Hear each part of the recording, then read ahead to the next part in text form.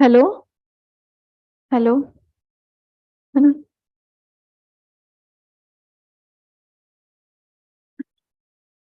Hello. हो गया। हाँ हाँ। हाँ। Hello. Hello. Hello. Hello. Hello.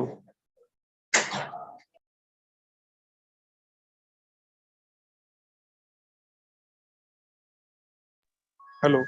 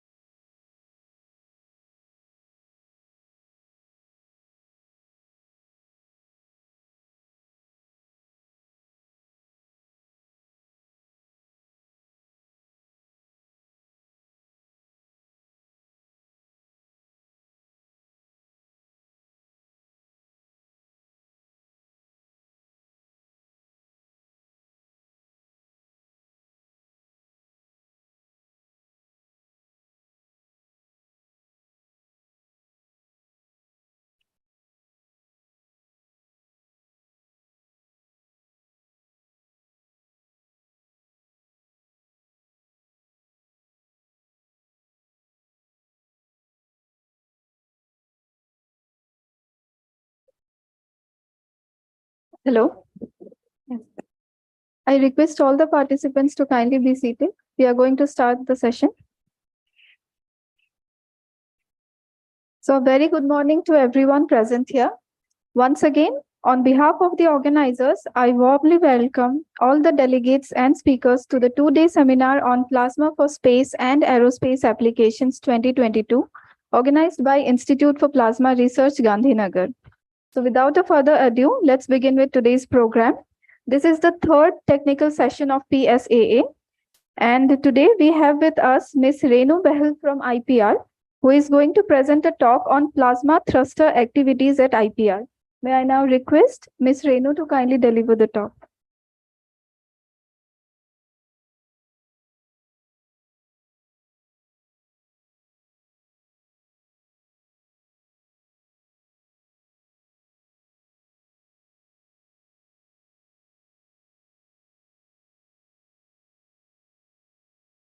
Good morning, everybody. I would like to thank the organizers to give me this chance to present our work on the plasma thruster activities at IPR.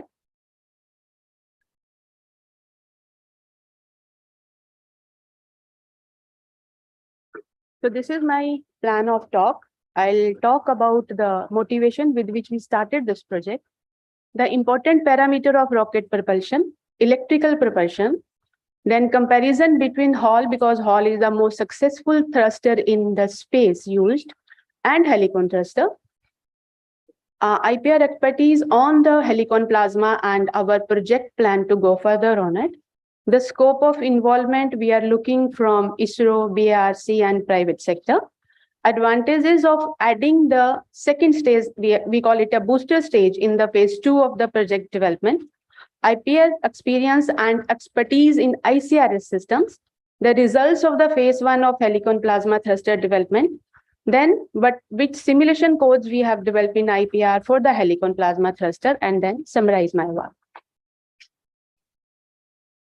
So basically, the Helicon thrusters are the most, they are supposed to be the candidate for the future deep space missions. Deep space mission, they require long mission periods, less fuel consumption, and heavy payload delivery. So with this intent in mind, IPR started the development of Helicon plasma thrusters about 5 years ago. 90 millinewton thrust we have already achieved in our thruster, and we are ready to go for the higher power thrust development. So just to relate the things, I'll start in the rocket propulsion. There are two most important parameters: thrust, which is the force which is imparted by the propellant, and the specific impulse, which you either define in the terms of speed, the impulse per unit of the propellant, either in speed or in time. So just to understand the specific impulse, if an engine is giving you 500 Newton of the thrust, running for 320 seconds and is burning for 50 pounds of propellant, then the specific impulse we say is 320 seconds, the time for which this propellant is used to produce a particular kind of the thrust. So lesser is ISP. So that much fuel you have to burn after that much time to create that kind of the thrust. So that is why the used chemical thrusters,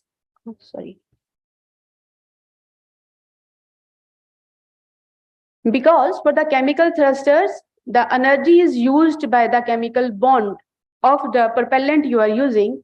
So ISP is limited to maximum 450 to 500 seconds and exhaust velocities to 4 to 5 kilometers. So if you want to use these thrusters for the deep space mission, the fuel weight that will become by itself enormous, and this will be impossible to use these thrusters for the deep space missions. So that means if we want to reduce the propellant mass, the specific impulse has to be increased. So how this specific impulse or the exhaust velocity, they matter on the fuel is, this is just by example is taken, a satellite of 3 ton in the GSO orbit for 15 years of lifetime requires a velocity increment of 750 milliseconds. If you have a 3 kilometer per second exhaust velocity, you will need 600 tons of the fuel for it. But if your exhaust velocity is 24 kilometer, then the fuel requirement reduces to 100 ton only. And cost wise also, this is the cost you can save on it. So why this is required is, and how can you do it? Once your payload is in the orbit, because now there is no gravity, so you don't need higher thrust at that time. You just periods, the mission period is only the what matters. Your thrust requirement is very less. All the thrusters which are working in the space right now, they are providing you few tens to few hundred milli of Newton of the thrust. And for deep space also, the requirement goes to few newtons only. So the electrical propulsion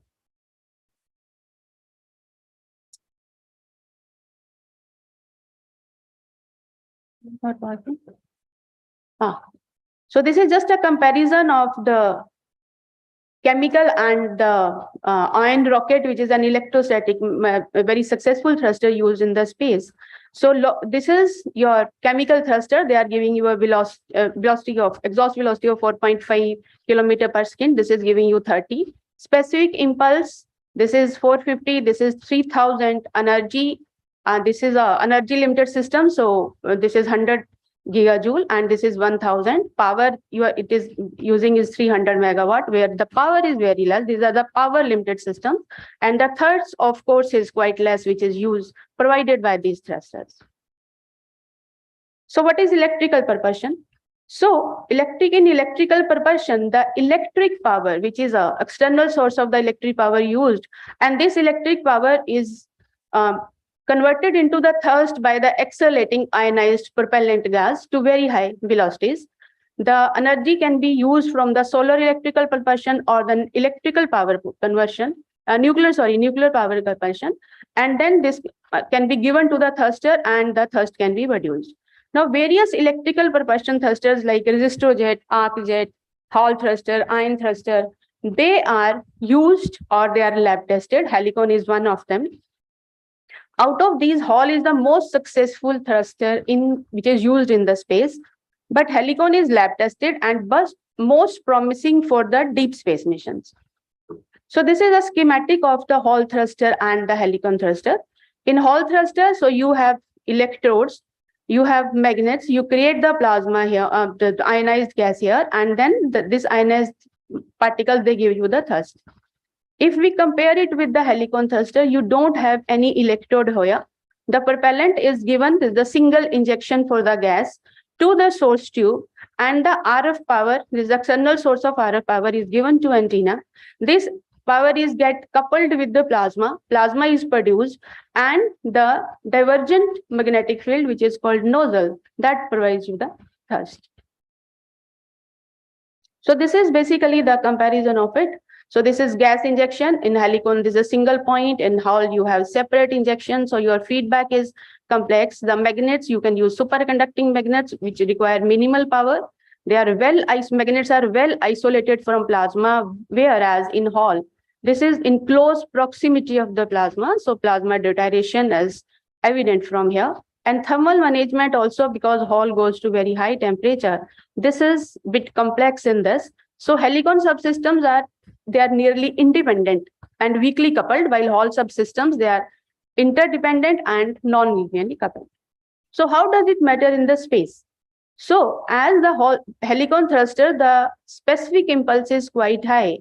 You save a lot on the cost, longer mission duration you can have, and the heavy payload delivery can be done with the same kind of with the same fuel because of the high SP.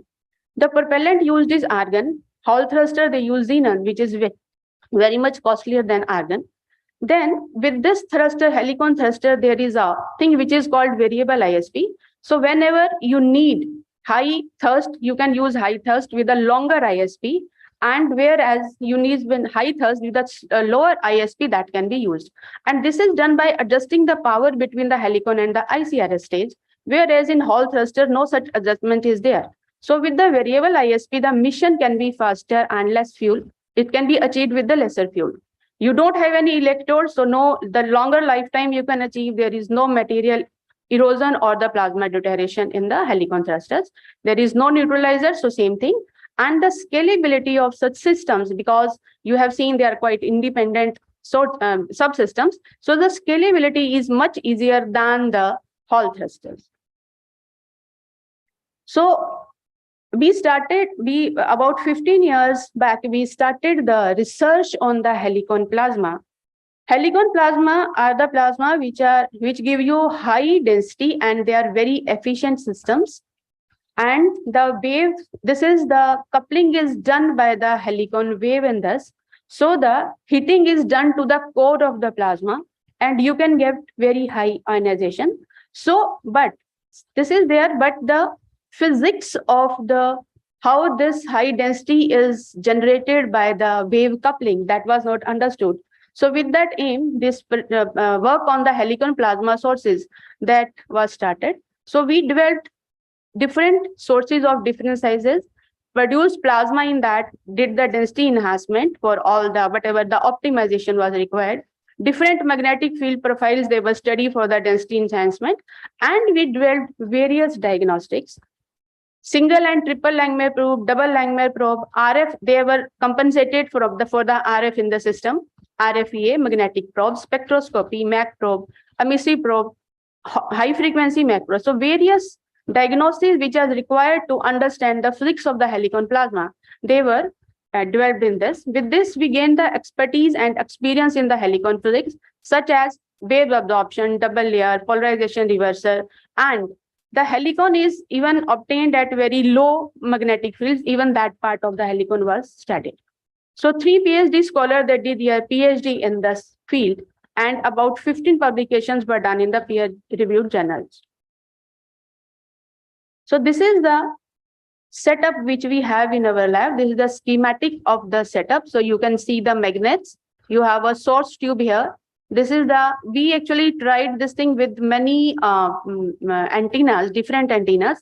The one shown here is the Helicon antenna, because we saw the maximum efficiency we got with this. And then you have RF generated matching network. And this is the exhaust chamber. So this is your source tube here. And this is the exhaust chamber. This is the diffusion pump which we use to create this. And this is the whole setup with the magnets and all the diagnostics and everything. And this is the peak of the Helicon antenna, which gives you M+1 mode for the coupling into the plasma. So after doing this, when the confidence that we understand the Helicon physics, about 5 years ago, we started a project on the Helicon plasma thruster. So in the phase 1, the RF power we used 100 watt to 5 kilowatt. We used conventional magnets, which were developed in-house and generated 1.5 to 2 kilogauss of the field. Operation was with Helicon mode. Gas used was argon. The thrust we aimed at 1 to 100 millinewton, and we have achieved 80 to 90 millinewton at 4 to 5 kilowatt power. In the phase 2, we want to enhance this, the Helicon power, and we also want to use ICRH power. Why this? I'll come to that.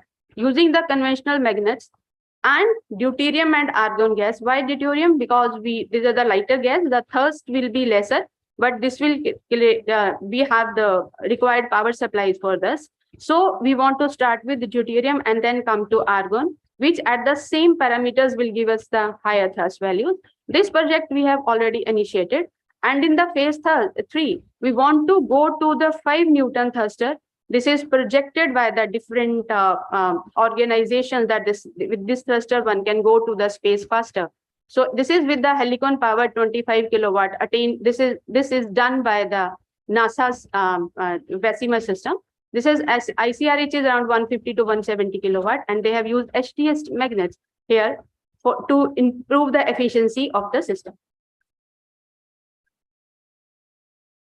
So we want the involvement of various organizations into this.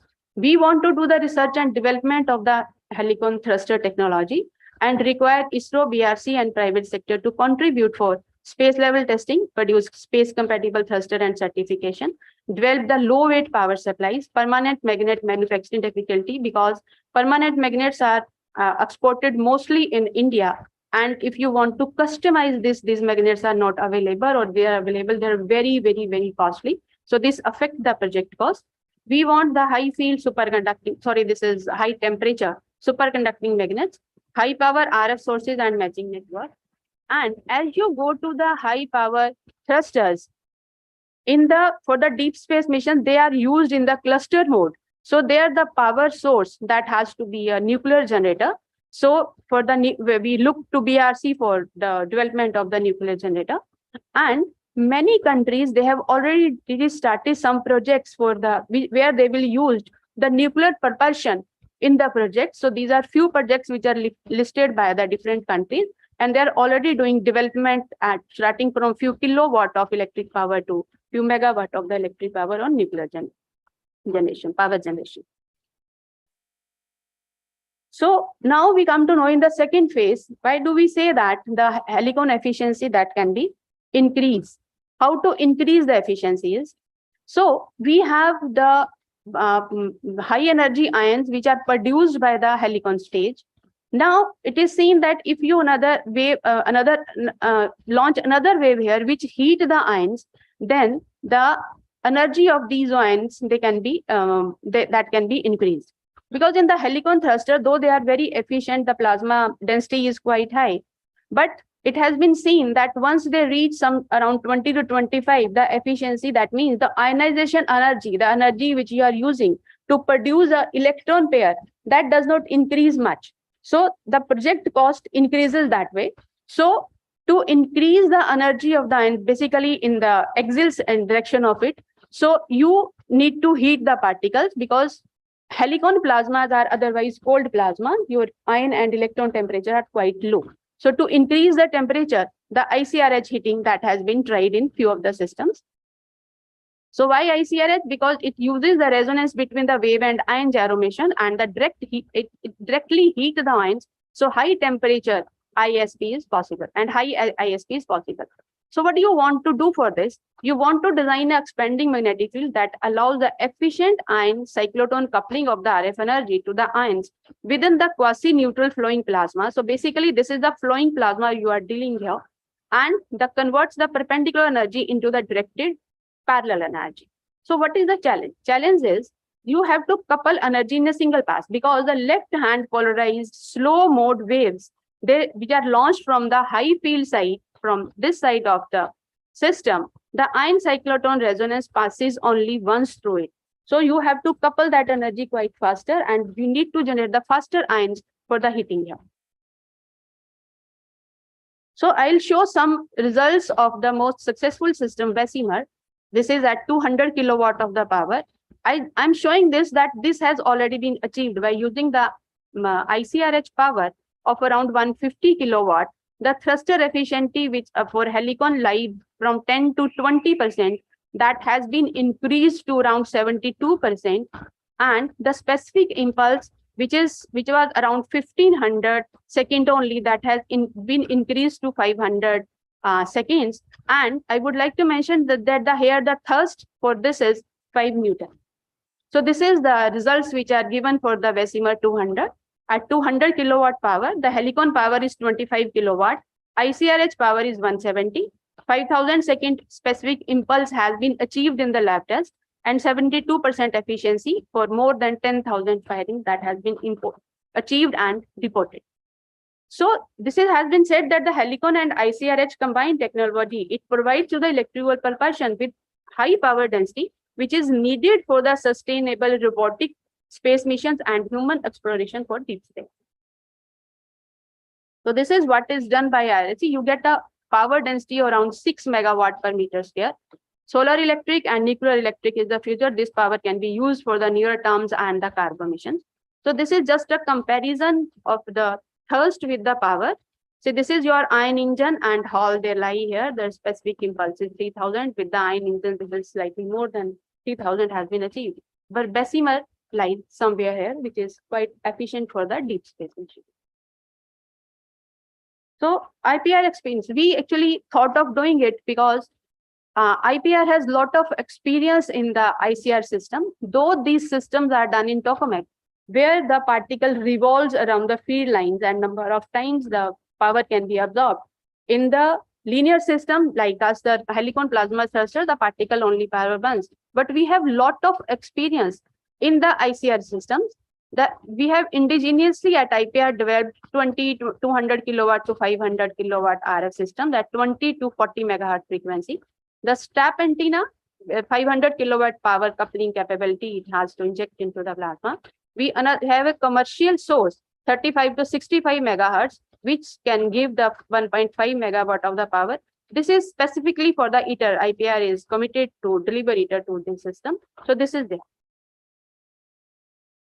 So this is, I'm just showing few results where the coupling experiment in the ohmic plasma in Aditya Tokamak, where RF power in ICRH 65 to 150 kilowatt has been coupled with the plasma. And this is a typical shot of 50 kilowatt RF power, which has been coupled with the plasma.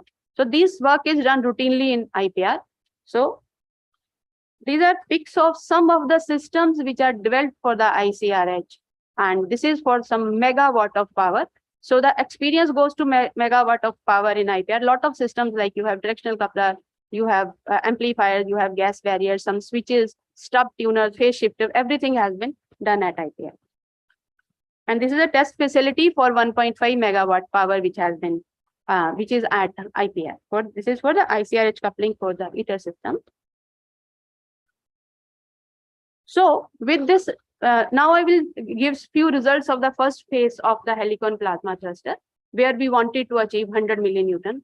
So this is the account how we progress through the with the time. So this is our prototype Helicon plasma system, for which we designed a very small chamber, 30 centimeter in dia, 1 meter, and there was a specific reason of choosing this vertical chamber. So this is the RF shielding which we had done. We have our source and the magnets here. And this is the calibration setup which we actually designed a compound pendulum to do the thrust measurements. And this is the calibration setup for that. So this is the compound pendulum which was developed for this. We had developed actually 2-3 pendulums.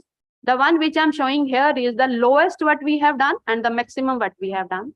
So this is the calibration curve for 0.5 millinewton calibration. We faced most difficulties here because the lower your thrust is, more are your errors. So we had to rework on this pendulum for quite a number of times to come to this level.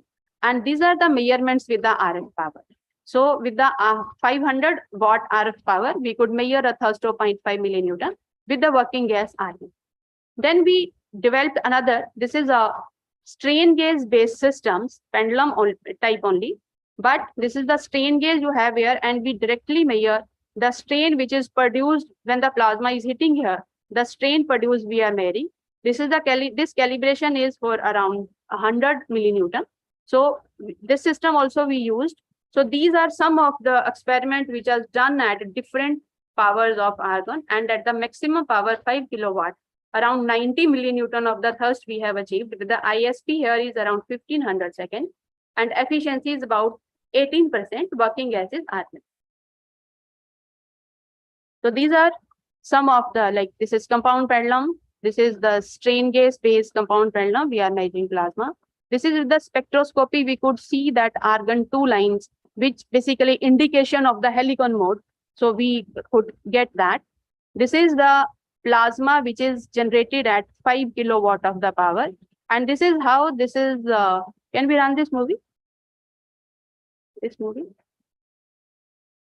This is evolution of the plasma from low power to high power.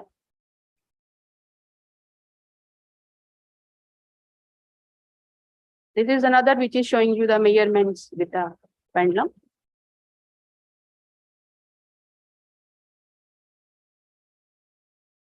So this is how the plasma is evolving from low power to high power. That is, we have achieved this into the lab. These are few of the diagnostics which we have developed for the density measurements. This is the cylindrical Langmuir, single probe Langmuir probe, and this is the triple Langmuir probe. This is the installation of the Langmuir. We didn't want to disturb the plasma much, so we had made a dog leg Langmuir probe for this. These are the density measurements. We could see a density of around 5 into 10 to the power 12 at 4 to 5 kilowatt power into that. And these are the graph with the power. These are then we wanted to actually, because this is a flowing plasma, we want to see the flow of the plasma. So we have developed up and down Mac probe, two types of the Mac probe, and para and perf Mac probe. This is the probe installed into the plasma. So right now we have done the measurements at 450 watt power only, and we have achieved around 5 kilometer of the velocity we could see in the plasma at this power only. The higher power, because of some RF interference, we are just working on that system, how to measure. So this is towards the development of high power thruster. We have just installed a bigger chamber to carry out the experiments at the higher power. So now this is the development of the simulation codes for the helicon plasma thruster at ITR. These are the, which I'm showing is the published work done by Ganesh and his colleague, Mr. Sani. So what they have done is, this is 1D code, this PIC, and this is Monte Carlo simulation. So this is your gas injection. These are the magnets that the plasma is produced with using the antenna. These are few gradients which they have used to see how the beam is propagating. So you can see the beam here, the ion beam, which is produced at the maximum density gradient it is shown. Then they have another work. This code is developed and they have published it also. Then they have another. This is for the bidirectional helicon plasma thruster as a space debris removal. So this is a bidirectional thrust, the simulation they have done for the symmetric as well as unsymmetric divergence on the magnetic field. So this is the beam generated for the symmetric system, and this is for the unsymmetric system with the maximum density gradient. And then they have even done the net ion thrust for the bidirectional plasma thruster. This is work they have published this year only. So they are measuring the thrust which is produced by the ion beam in this. So these are the, you can see this is for the maximum, this is for the 1D PIC only, the first part of their experiment. So this is the ion beam which is generated at the higher gradient, and this is at the lower gradient. So you can see that as the gradient is increasing, the ion beam is becoming big. So I'll just come to summarize this. What are the power requirement for the Bessemer type propulsion system? So with the helicon source, 10, 20 or 30 kilowatt maximum you need for the helicon source. The ICRS source, you can go up to 170. Your magnets, if you are using conventional magnets, the power consumption is around 15 kilowatt. And with the high temperature superconductor, this can be decreased to 2 to 3 kilowatt. RF power processing, including both the helicon and ICRS generator with impedance matching, requires 1 kilowatt. Vacuum system, 5 kilowatt. Cryocooler power supply, if you are using the HTS, this will need around 2 kilowatt. Propellant flow management, 1 kilowatt. Command and data handling, 1 kilowatt. So this makes the total power requirement to 45 to 230 kilowatt. So these systems, if we need to use in cluster, then one needs to use a nuclear generator for it. So that is just, I wanted to make that point here. So the summary of my talk is that with the helicon plasma thruster, we have achieved 90 millinewton, which is tested routinely in our lab at 5 kilowatt. And in the second phase of the plasma with ICRH, we have just initiated our work on this. Thank you.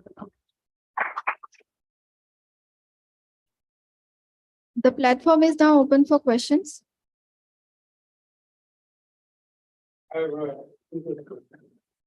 What is the No, sir. Actually, because the our plasma source is outside, and this is a silicon wafer which we are using for it. So the charging of the this is we have not seen there, and this is isolated. We are using a ceramic piece in between before this is the silicon chip. It falls on the pendulum. Sir, we have not seen any problem because of that in the measurements. So we have not actually done that yet, but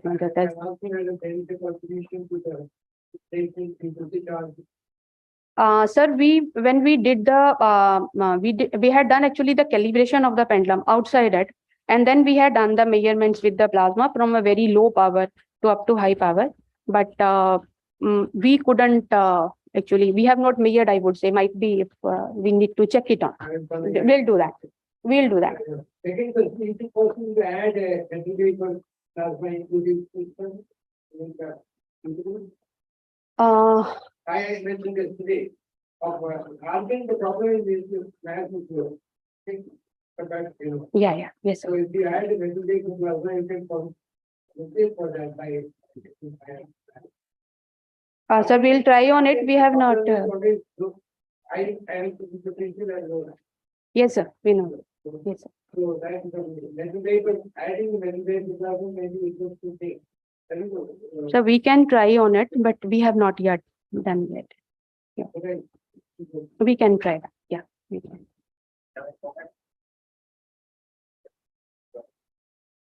Charging, plasma charging.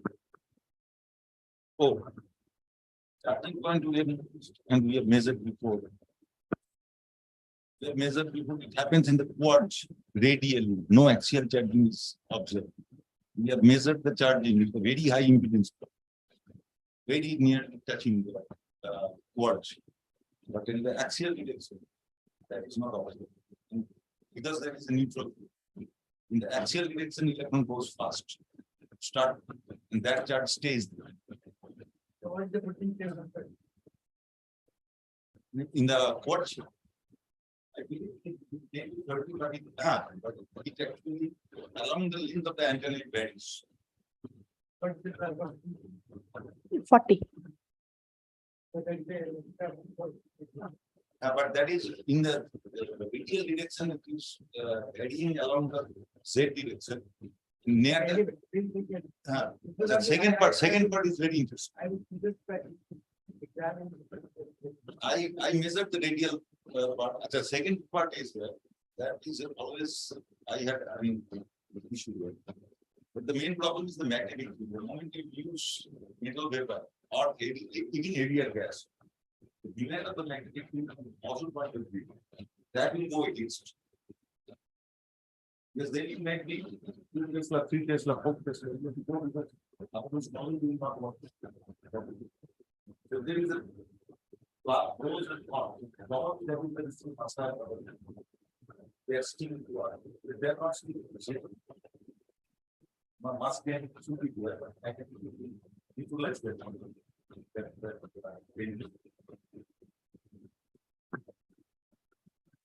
Any more questions?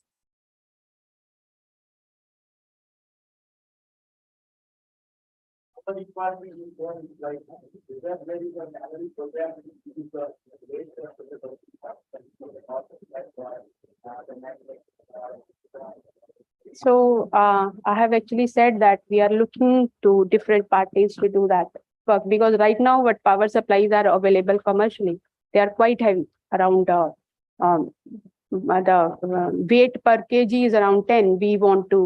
We are already looking to different parties. We ourselves, we have not started that work on.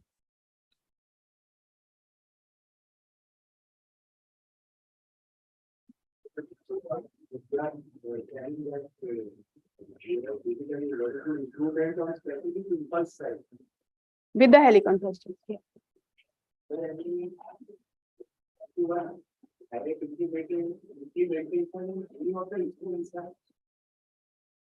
Direct implementation of what?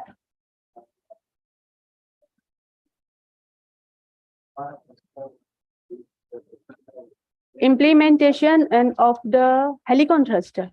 Not yet, not yet, not yet, not yet.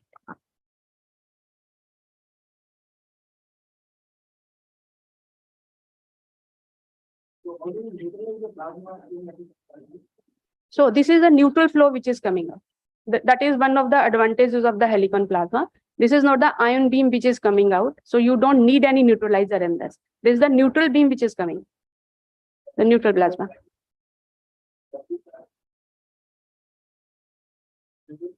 We have plans, not yet.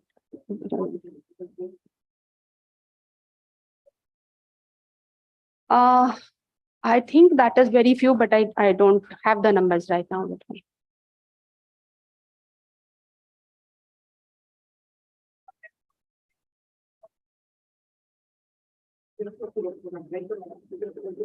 Around 65. 65.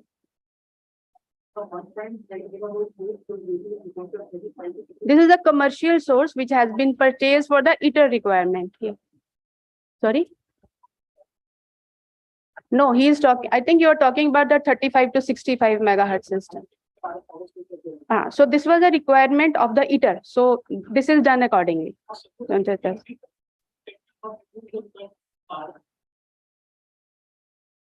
I'm not.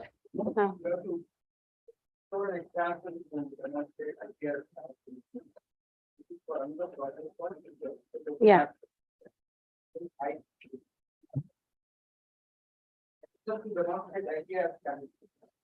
Actual power. Can you go to that slide? Ganesh, I think his second question, which is insistent, is that what happens if you change the frequency and go? So the Helican watts. Yeah. between ICRH and ECR. Ion cyclotron and electron cyclotron frequency. Helicon works there. Any frequency you can work. Then there is optimization. Higher the frequency, more will be less will be the skin depth, and the more will be the power loss at the antenna. That is one side. So you don't want to go to the higher frequency. Another point is that people have done experiment from roughly 300 kilohertz to 150 megahertz. But 1 kilohertz. So that means they have seen the whole range, and they have seen that there is nothing really production-wise. There is not enough advantage. So going out from 13 megahertz, which is the commercial, highly developed technology of generating RF, is not really meaningful. In fact, you are going in the other direction, you will be losing more power in the antenna because of the low spin depth and the high gain within gas. So don't go in the high side.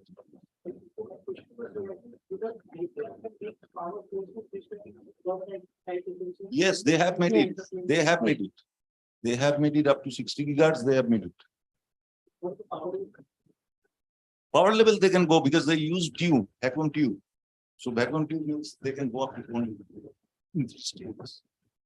1 to 200, but not the variable frequency because it's variability. That is what they purchase. Fixed frequency they can go up to 200 kilohertz. Anything less than 100. Anything less than 100. I have a related question to, I mean, the VHF plasma, sheath resonance mode, give actually comparable or even higher densities, not helicon. Okay, VHF plasma in the sheath resonance mode. But not as good as helicon. No, higher than helicon. Yes.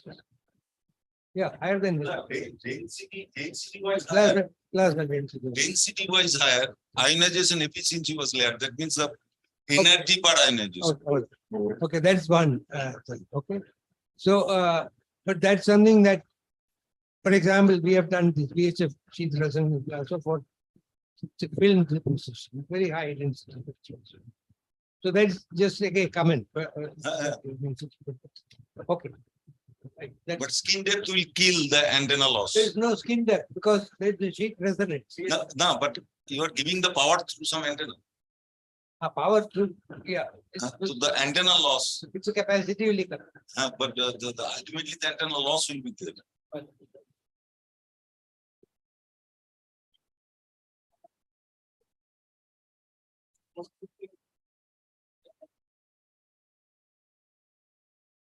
Sorry.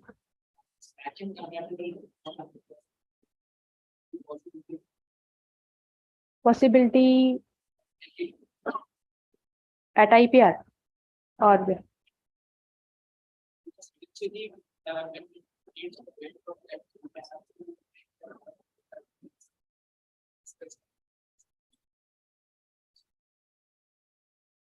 So I think because ISRO is doing many missions, such systems will be available and like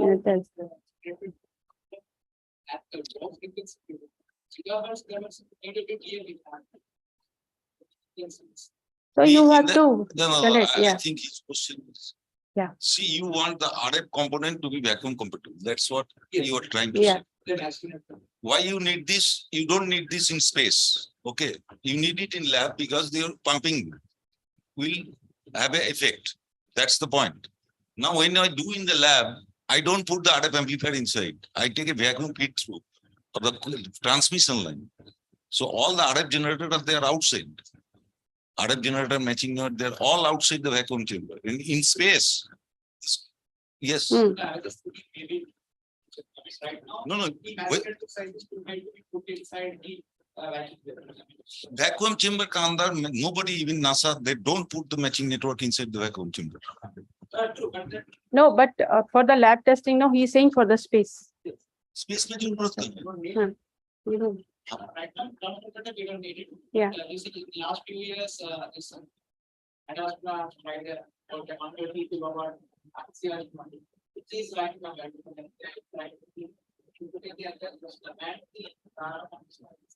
It's not This is difficult. for the testing they are NASA is doing. not doing that, and Yeah. it's not No, necessary. there is some company who is doing for them. There's a company who is doing, so basically they want to decrease the weight of the power supply. So mainly they are working on that. There is one company who is doing this for them. So I think they have reduced the weight of the power supply and they have kept those systems inside the vacuum vessel. So that is what I'm saying, like we are not yet looking into that, but might be with future, like we also will be looking.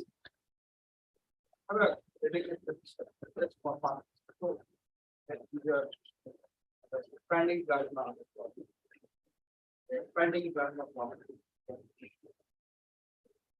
The thrust comes because eventually the ions are not magnetized. Right? The electrons are magnetized, and then you probably form some kind of a double layer, and then the ions will get accelerated, and then they get charge neutralized and hit the compound, the pendulum that you have.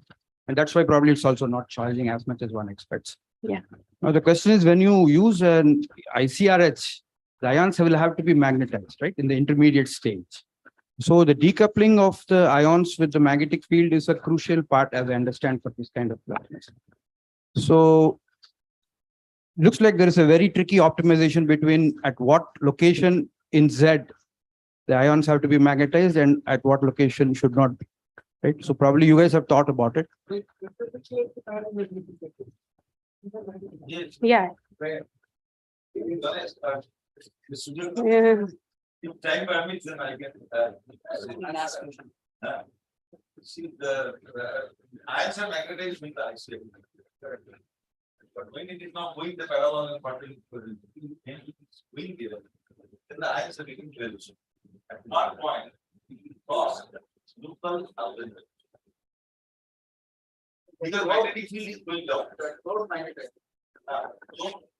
Magnetic field is going down, Alban velocity is going down, but the velocity which is acquired in the process parallel, at what point it is not.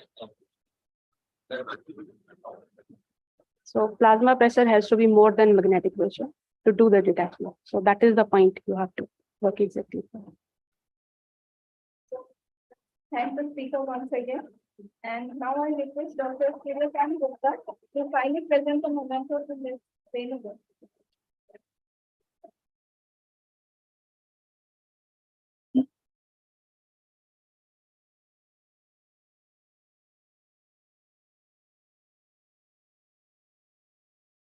The next speaker we have is Mr. Vishal Balakumar from Dhruva Space.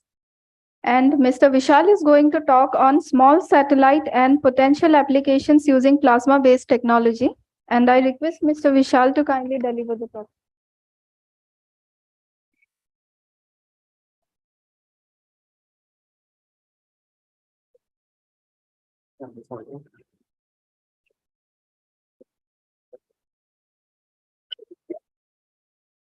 Hi, everyone. Good morning. Thank you, Dr. Gupta, for having us here. And I'm Vishal. I'm a mission specialist at Dhruva Space Private Limited. We are a startup based out of Hyderabad, and we pretty much build end-to-end space engineering solutions. So that's us, but I'll get into the talk right now. So broadly speaking, what I'm going to discuss is more on what are small satellites and possibly how we can use plasma-based technology to enhance the capabilities of small satellites. So the last day and a half, we've been listening to a lot of plasma focused technology. So I'm not necessarily going into the depths of it. I think it's been discussed by much more experienced people on that. So, yeah. So traditionally, what we are looking at is very heavy satellites that's been built by agencies and companies across the world, which go all the way up to a few tons and probably just short of a couple of tons. Now, what's happening is things are moving towards small satellites. So what are the benefits there? When we look at big satellites, the programs go, right from conceptualization to final end of mission rollout and closeout over a couple of decades. What are we looking at in terms of small satellites is much smaller realization time, possibly from 3 to 6 months, and worst case probably 36 months of realization, and putting it into space, and much smaller mission lifetimes in 3 to 5 years of nominal mission lifetimes and so on. So as compared to much larger satellites, which cost sometimes few $100 million, we are looking at making satellites in under $1 million, which can do not equivalent work, but substantial work that can still be pretty useful. Now, where does this need come from? So if you look at much bigger satellites, which are used for, say, low latency communication in low Earth orbits, or remote sensing in, again, low Earth orbits, the primary problem or issue that people come across is how much ground time access to a ground station that I have, or how often do I revisit a particular location for imaging. So this happens to be, in terms of Earth observation, defined as what's called a revisit time. So an Earth observation satellite in a low Earth orbit, say about 500 to 600 kilometers, takes a good number of days, say about a week or two, to have a particular come over a particular space on the ground with the same orientation there. Now, this is not particularly useful for changes that happen within hours or changes that happen within days. So this is where the need's coming from, where if we go for slightly smaller satellites in larger numbers, which are defined as constellation of satellites, when they work in tandem with each other, you reduce the temporal resolution, meaning the number of the time between first visit of a particular point on ground and the next visit is reduced as compared to a big satellite. And this can be realized at a much lower time space in a much smaller masses, which also means the launch costs are lower. But this is the scenario. Now, all of this is theoretical, but where are we seeing? Are people actually building things? So now what we're looking at is a steep rise in the number of satellites that's been launched over the last decade or the decade before it. And what we are looking at over the next 10, 15 years is anywhere between 20,000 to 45,000 satellites being planned across the world to be launched. This is in terms of either communication in terms of commercial use, or be it in terms of Earth observation, or more in terms of intelligence, surveillance, reconnaissance on national security side of things. Just a snapshot of small satellites alone. Here, what we're talking about are nanosatellites. The worst case mass is about 15 to 20 kilograms here. You can see there's a enormous rise in the last 5 years alone, where there were tens of satellites that were launched back in 2010s and so on, and we're looking at hundreds of satellites. And this number's growing tenfold in the next decade. So which is where it becomes very important in terms of enabling these satellites with critical technology, which currently possibly are used in bigger satellites and are not used in smaller satellites. I think before I get into those specific techs, one of the critical things when we go for much larger number of satellites, or even any satellite for that matter, which was discussed in some of the talks yesterday, is the primary failure of these satellites happen on the solar panel side of things. And if we are going to build more satellites, we're going to need more power, which essentially means building more panels. And considering that very few people on the planet are building space-grade solar panels, be it for small satellites all the way up to 300 kilograms, it's essential to understand and have the capability of how it's done. And currently, ISRO is building these panels for our national capacity and so on. And we have also been working on building things for our and our customers' use side of things. So very broadly put, extremely small satellites where under 10 kilograms, we use FR4 based substrates. That's on the right side. These are much simpler panels to realize. And the ones that were discussed yesterday is CFRP based substrate based panels. Now, these are places where we are trying to gain expertise on, ensure what we are building in terms of the parts, materials, and processes involved, qualify for use in space, have a reliable function in space. So this is one of the primary things that we are looking at. So in this aspect, I would like to just clear up on what we are working with IPR at. So early last year, we took up on developing CFRP-based substrates at our facility for certain customers of us. So we have developed these panels, we have built them and tested at IPR early this year to qualify the parts that you've chosen towards realizing, the materials themselves, which is the raw materials, and then converting them into necessary subsystems towards realizing these panels, and the processes themselves, right from fabrication of the substrates towards laying of the cells and how they are done, whether these combined processes will survive the space environment in terms of ensuring its reliable operation and successful mission operations during its lifetime. What's a good conclusion that we got with a lot of support from IPR and FCIPT is that the system that we had built, experience arcing at a much higher threshold voltage than our operating voltage, which was expected mostly because of the decades, or rather like 5-6 decades of work that's been happening across the world, across space agencies, towards realizing these specific parts and these specific configurations, which we have taken cognizance of in terms of how we chose to do things, how we built these things. So this is the first step towards realizing one of the critical technologies for the satellites, along with IPR support. But what we are also looking at, like I mentioned, if we take a step back and look at the technologies that I mentioned earlier in terms of realizing small satellites and how do we make them better. So panels, power, so that's been taken care of. But what we're looking at it. So the more satellites we build, be it extremely small ones being under 0.5 kilogram, which is the size of a snack box, and the largest that we are looking at is possibly the size of a refrigerator, which is about 300 kilograms. These are not looked at, like I mentioned, as single numbers. By constellations, meaning we're looking at 100, 150 satellites over multiple orbital planes, separated in multiple ascending nodes, and so on and so forth. So a couple of things in terms of what are the operational requirements when we look at these satellites, and especially how technology developed at IPR could help us. Rather, the work that's been done on the thruster side of things, how we want to identify what can be done with them towards increasing the capability of our satellites. The very first thing would be establishing the constellation itself. So India is very well known, how efficient PSLV is. A couple of years ago, about 108 satellites were launched in a single launch. A few weeks ago, about 36 satellites were launched in a single launch. But at the end of the day, they put you in a specific orbit, and the constellation has to, take care of the necessary Walker Delta, Walker Star, or any other configuration in terms of your orbital planes and separations and so on. That capability needs to be on the satellite.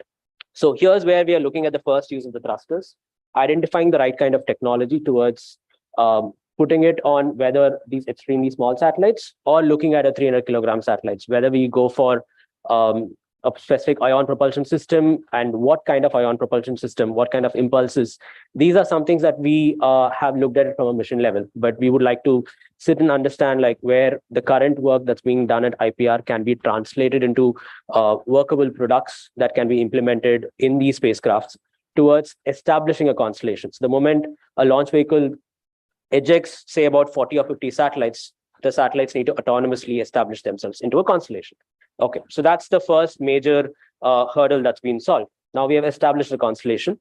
And once that happens, we have, as we all know, there's a good number of orbital perturbations, which decay your orbit, your inclination changes, your RAN changes. Basically, every other oscillating parameter keeps changing. And the relative positioning of these satellites becomes quite important in terms of doing the necessary function for these constellations. So that's where orbit maintenance comes into the picture. So once you put it in the necessary inclination or the altitude, you need to keep maintaining it. That's one aspect of it, from which it could be the same kind of propulsion system that could be used, or we identify a different propulsion system, which is again on board, which will support throughout its mission lifetime, be it 3 to 5 years or more, depending on the requirement, and do that. So that's one kind of a thruster that we're looking at. Now, the last two parts being attitude adjustments and end-of-life orbiting.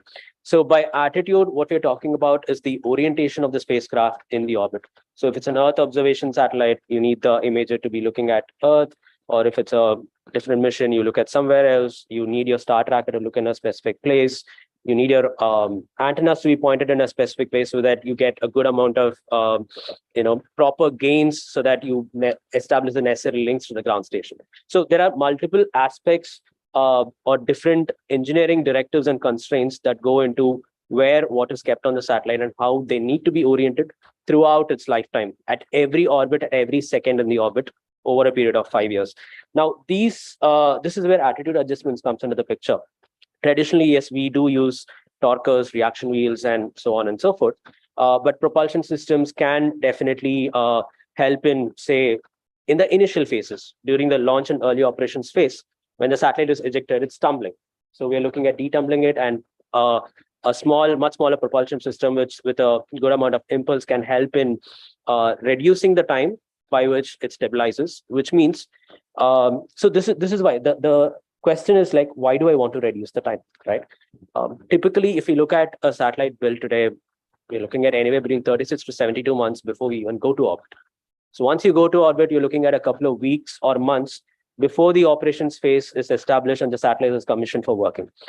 The sooner you reduce this LEOP, that is your launch and early operations phase, you can start giving valuable data to the ground, be it commercial side of things, or if you look at much smaller satellites on strategic side of things, rapid deployment of satellites and rapid data acquisition is of prime importance, is something that we have understood when we are discussing with the stakeholders across the country and sort of across the globe as well.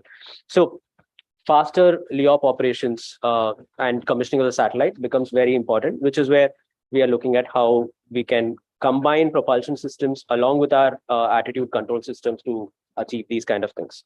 And finally, a very important part of any satellite mission's lifetime, which is not given of prime importance yet, would be its deorbiting or end of life commissioning. What are we going to do about it?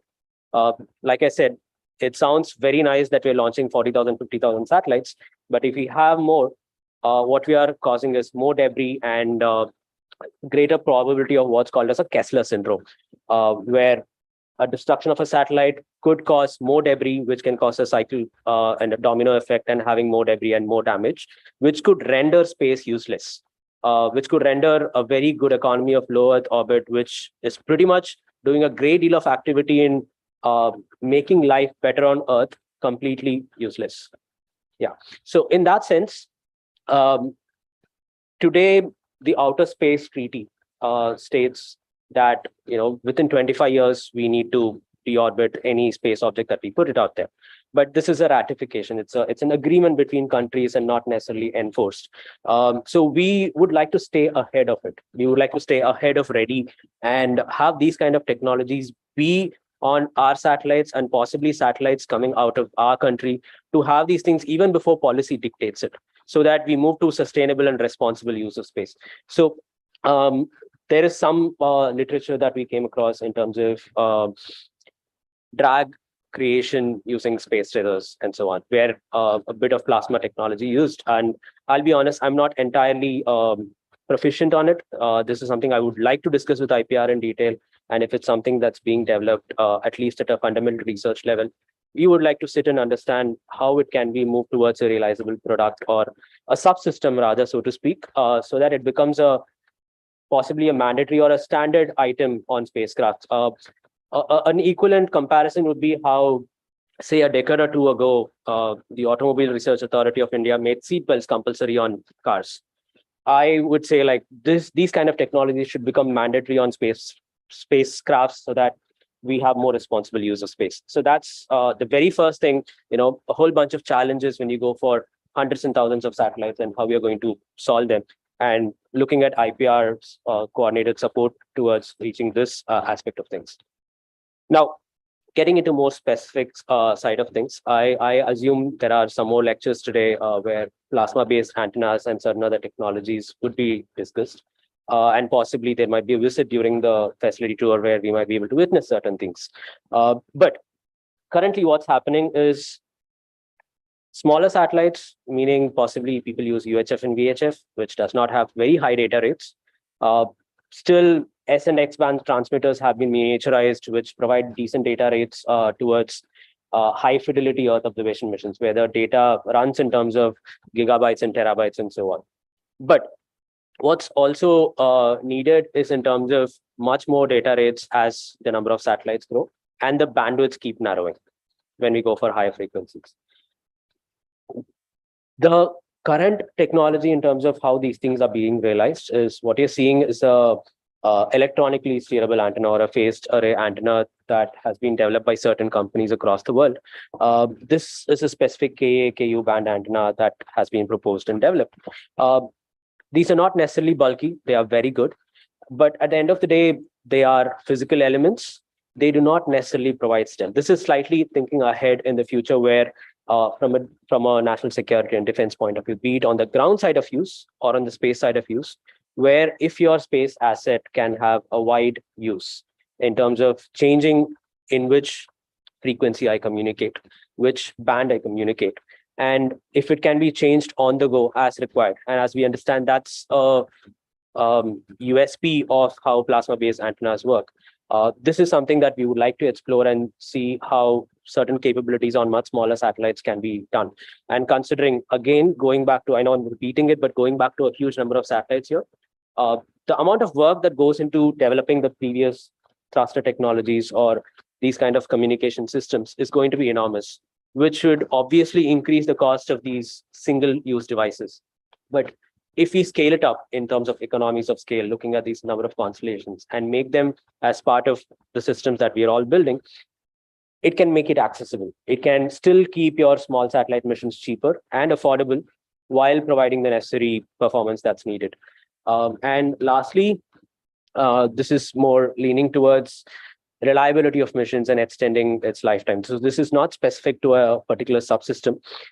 This specific area was detailed in, explained or discussed in detail yesterday in terms of what sort of radiation at different levels away from the Earth that we experience and that we need to take care of to ensure reliable mission operations.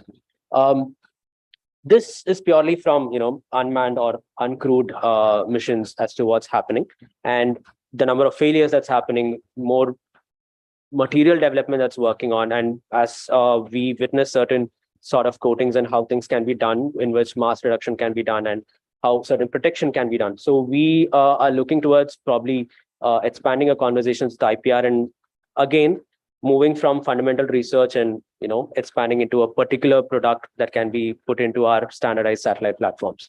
But as an extension to this, I would like to take your attention to this specific slide. Yes, we are currently, as a company, we are currently not working on human spaceflight missions, but India is gearing towards its first human spaceflight mission. And this is a very detailed study that was done on astronauts spending and cosmonauts spending time on the ISS, as to the amount of dosage that they've been experiencing over a period of time. As of today, from the US, a whole number of companies are working towards establishing their own private space stations. But further to that, exploration is being dreamt of over the next couple of decades towards lunar and Martian outposts and so on.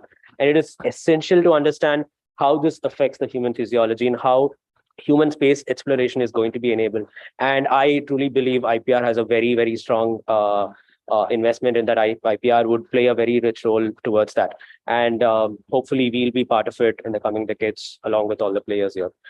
So that's basically it in terms of, wanted to give you a complete overview of, yes, we've been talking about technologies for the last day and a half, but why do we need it? And from an engineering point of view, from a social, governmental point of view, what are we doing about it, and where we can possibly look at collaboration with IPR is the whole point of the talk here. So that's basically it. That's me. That's you can reach out to me on this coordinates. And just as a point of note, we have our first satellite mission launching tomorrow. So we'd be happy if you could join us virtually, not related to this talk, but thank you. Thanks, everyone. Yeah. The platform is open for questions. In which aspect? Okay. So I don't have an exact number to give you as such, but what I can tell you is in terms of the systems that we build, we are always pretty much the whole system design goes towards multiple points of redundancies. We target all sorts of single points of failures and ensure they, even if they happen, there is contingencies for it. Very specifically on the solar panel side of things, which we have extensively worked over the last 2 years, we are looking at a product reliability of greater than 0.995, and that is some 0.995 is what we have achieved. That is what we are working towards. Yes, if that helps. So this one, so it's a small satellite with a UHF transceiver on it. So it acts as a store and forward platform. The larger purpose is for it to enable IoT communications from ground. So wireless sensor networks enabled with SATCOM capability can push the data to the satellite, and the satellite can relay the data to the ground stations. We've also built certain ground modules which have switchable communication capability. So it works all the way until 5G, and if 5G or any of the GSM is unavailable, it switches to SATCOM, which we built on a Qualcomm-based IC. And once it switches to SATCOM, it can push the data to our Thybolde satellites, which can relay the data to the ground. A real-time application would be it in terms of aquaculture, agriculture, or logistics, say, or AIS, ADSB applications where you do not really have any ground-based network existing. Near real-time access to this data is vital, and the first mission we are looking at as a technology demonstration. We have actually opened it towards amateur community as well, so that they can relay the data and test it. But ideally, this expands into a n number of satellite constellation, which can enable wireless sensor networking, or more simpler terms, IoT M2M machine-to-machine communication from ground. So yes, sir. This is currently in UHF band, sir. Yes, sir. Thanks. I have one question. Okay. Yes, sir. So I understand that you have a bunch of small satellites. They can come up with the when you maneuver these satellites using small one they are paying and once they are in they are ready to In short, yes, sir. Yeah. so once the company puts off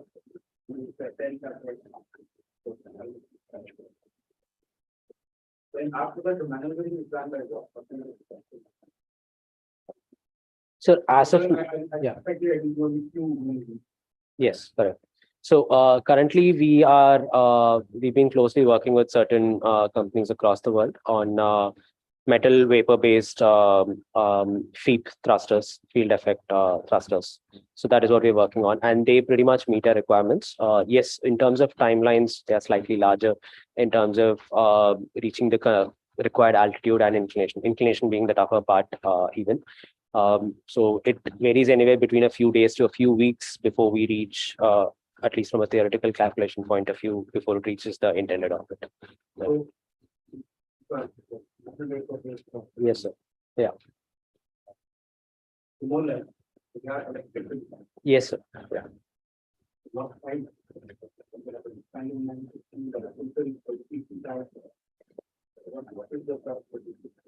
trying to understand that there's an interesting idea that you can have a simple plasma.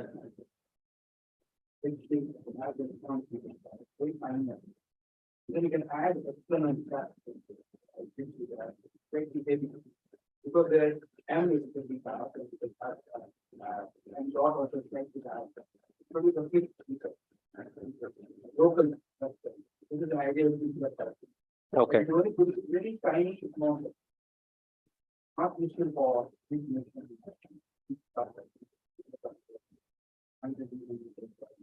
You will get it. It won't be usable. Yeah. But tiny object steering could be a good idea. It's totally different than what we saw here. I want to know what are the numbers.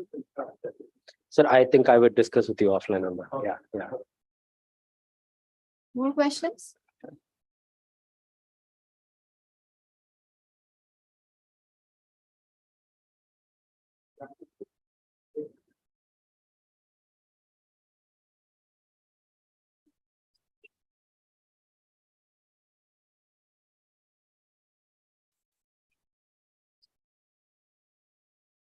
So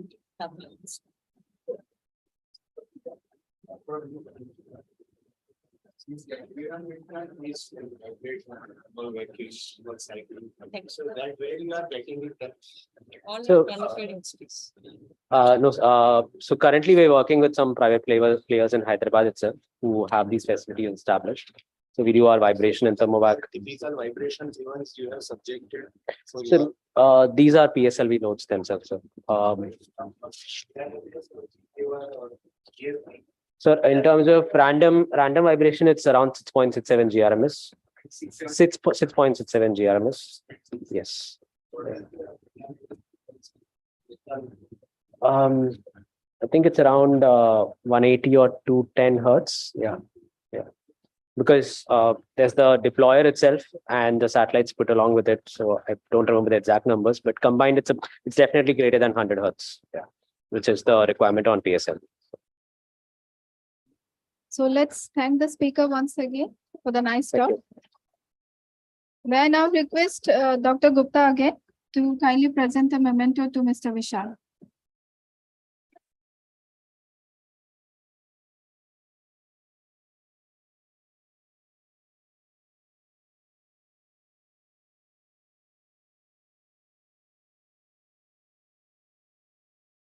Now I request everyone to kindly proceed for the tea break and gather at the seminar hall after 15 minutes. There is an announcement that an exhibition related to space startups and MSME has been arranged outside the seminar hall. So all are requested to visit the same. Thank you.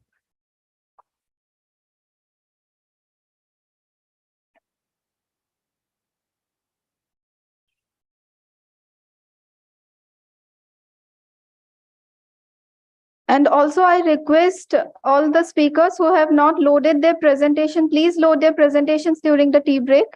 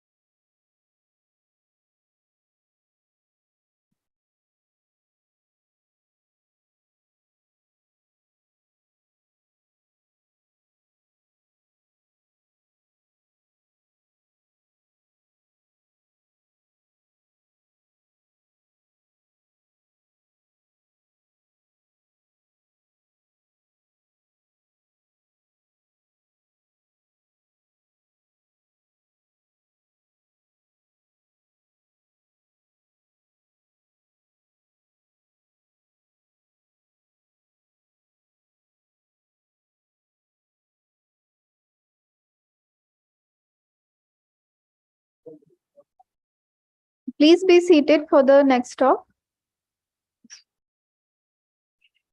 So the next speaker we have is Mr. Rajan Babu from IPR.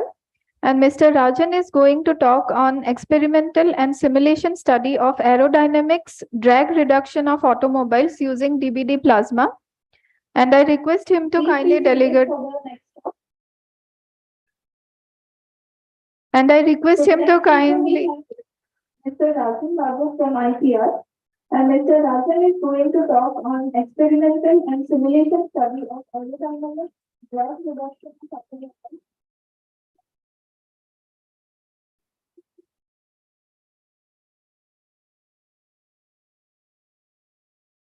So I request him to kindly deliver the talk.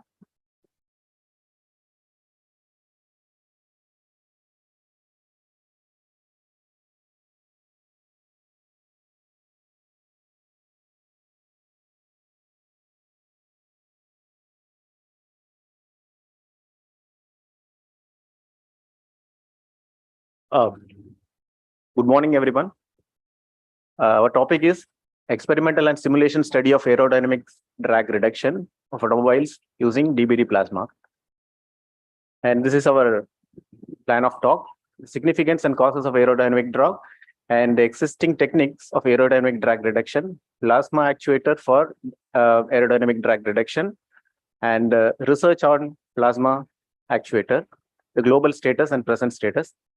And then the plasma actuator studies, R&D studies in IPR, how we progressed with, and then experimental results and CFD simulation and its results. So the aerodynamic drag is in vehicles is a very important topic which has to be reduced. Okay, and particularly in a HCV, that heavy commercial vehicles, the aerodynamic drag reduction is challenging because of its boxy nature design in order to accommodate more cargo or more passengers. But we have some more independence in the design of car and other vehicles. But however, it is still important to work on the reduction of drag. And over 20% of fuel consumption in HCVs are because of aerodynamic drag. And by improving the coefficient of drag coefficient, the vehicle by 5%, you can improve the fuel efficiency by 2.5 to 3.5%. And then our fuel consumption is very high actually because of our country is very big. And 70% of the total consumption of the fuel is on road and transport, which is around 44 metric million ton. And the rate of consumption is expected to grow up to 1,000 metric million ton by 2030. Various studies are showing that our consumption keeps increasing with time. And such large scale fuel consumption needs development techniques to bring down the aerodynamic drag, and it is becoming increasingly essential. The reduction of fuel consumption, thereby enhancing the fuel economy. This is one part, but there's another important part is that by reducing the fuel consumption, we are making a healthy environment. And these are the causes of drag. That there are two types of drag. One is viscous drag and the pressure drag.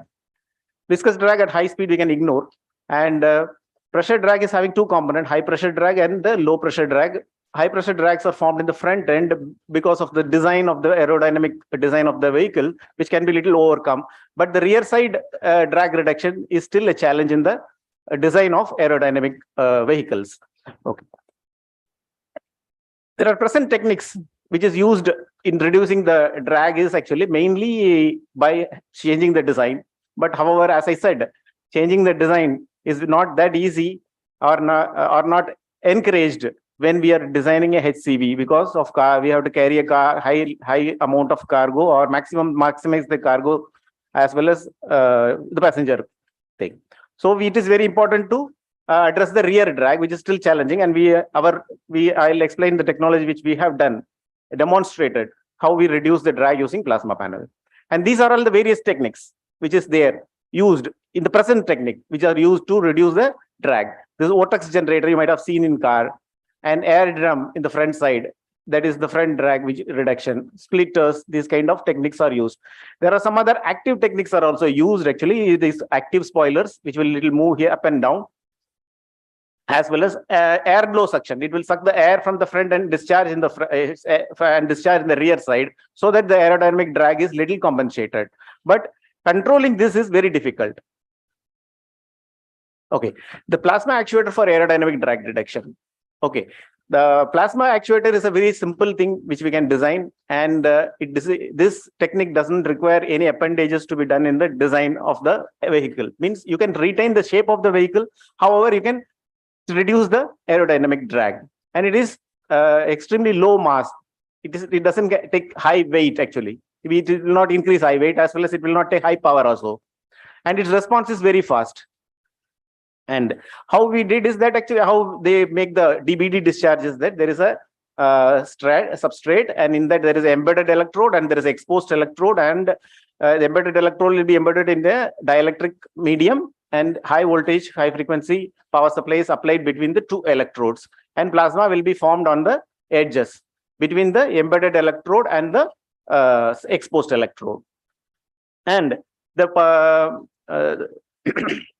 what will happen is that it will ionize the surface, and that because of the ionization, it will transmit the power. It will transfer the power to the some force to the neutral material, and a flow of this kind, which we call it as ionic wind. A ionic wind kind of thing will get created in the surface of the plasma. And this is the global status. There are various patents published by attained by various car companies like Honda Motors, General Motors, Sandia, Mazda Motors. They have done patent, and they are claimed that by keeping the panels at different locations, they can overcome the drag.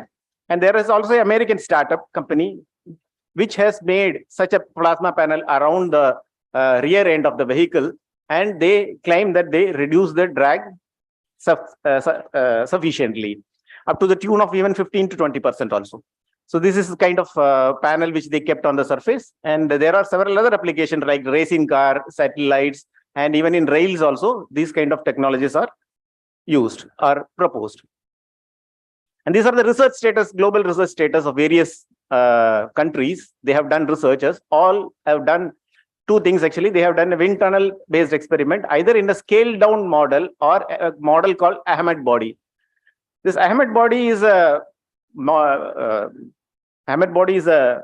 standardized model, automobile model, because every automobile will have a different designs.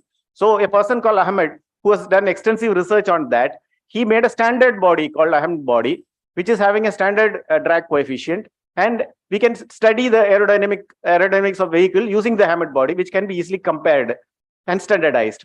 Okay, so the global research status tells that the maximum reduction of up to 20% is achieved in a 1:6 scale down model in a tractor trailer combination at a speed of 36 km/h. Speeds are maximum limited by the design of wind tunnel, generally how the experiments are done.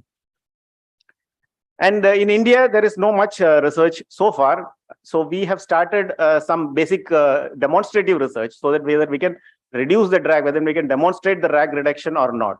So what we have done is that we have made a wind tunnel and its velocity measurement, flow visualization system, and its associated power supply to power the plasma actuator. We have made our own Ahmed body and drag measurement system to accurately measure the drag, and data acquisition and monitoring system. Next.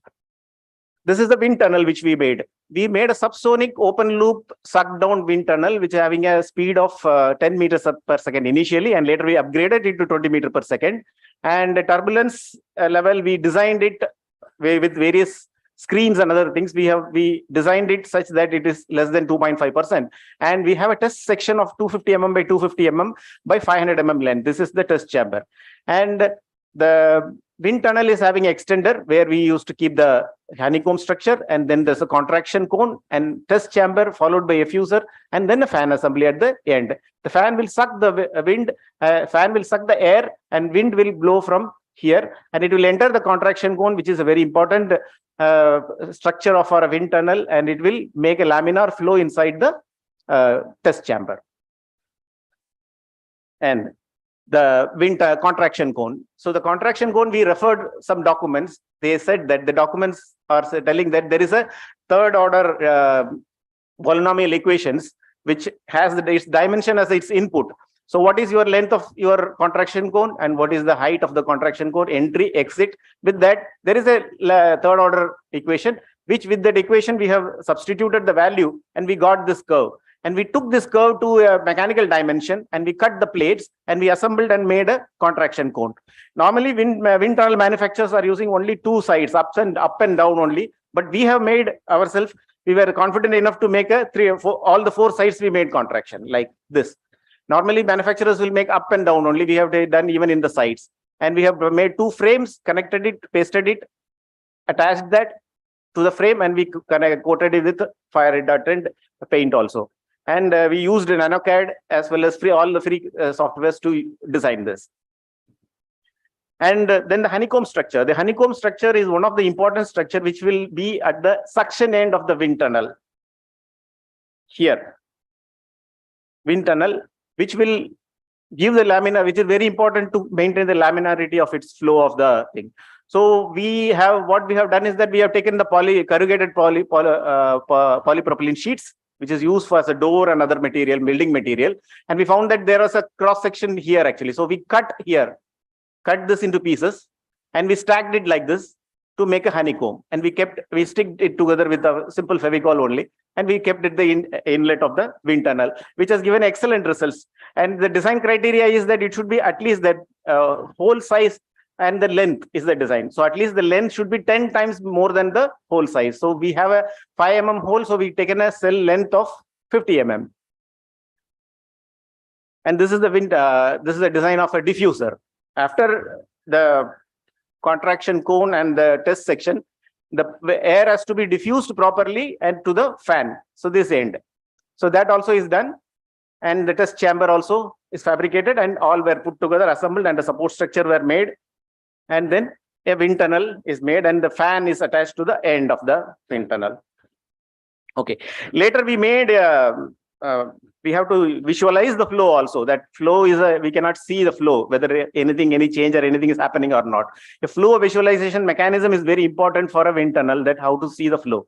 So what we did is that, so we made a special smoke generator using paraffin sawdust based smoke generator in combination of smoke injection nozzles like this.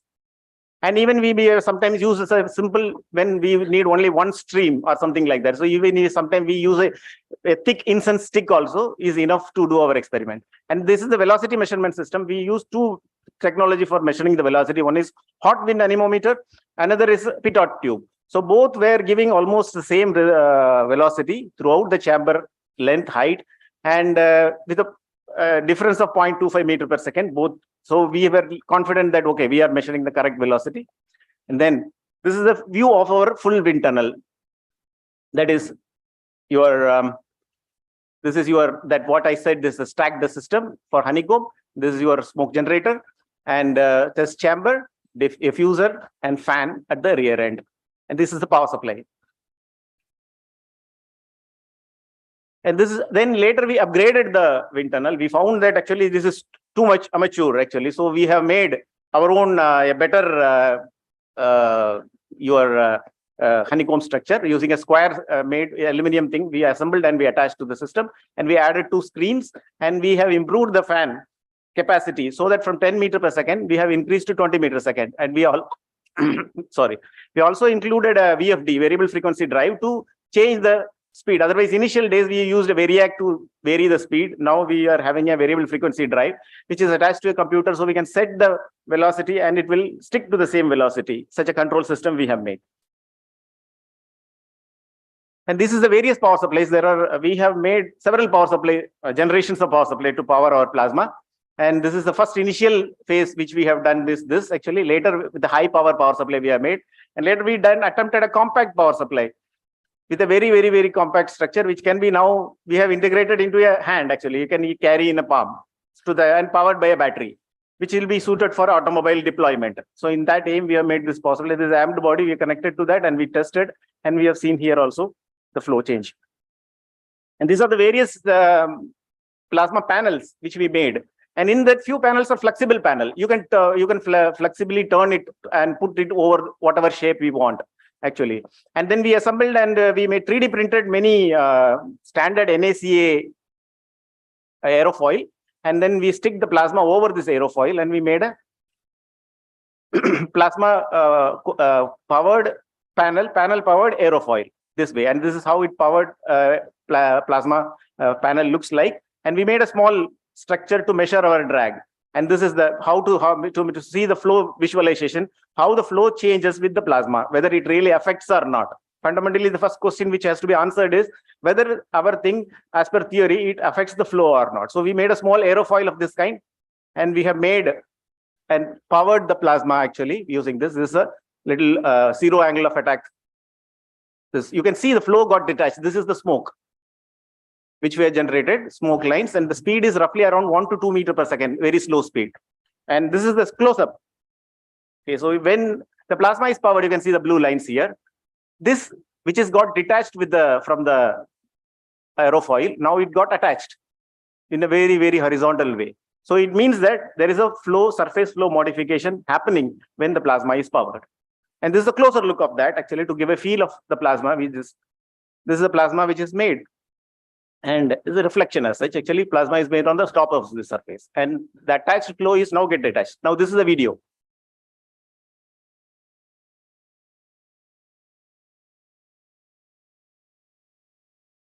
When the plasma is turned on, the flow which was detached is now got attached.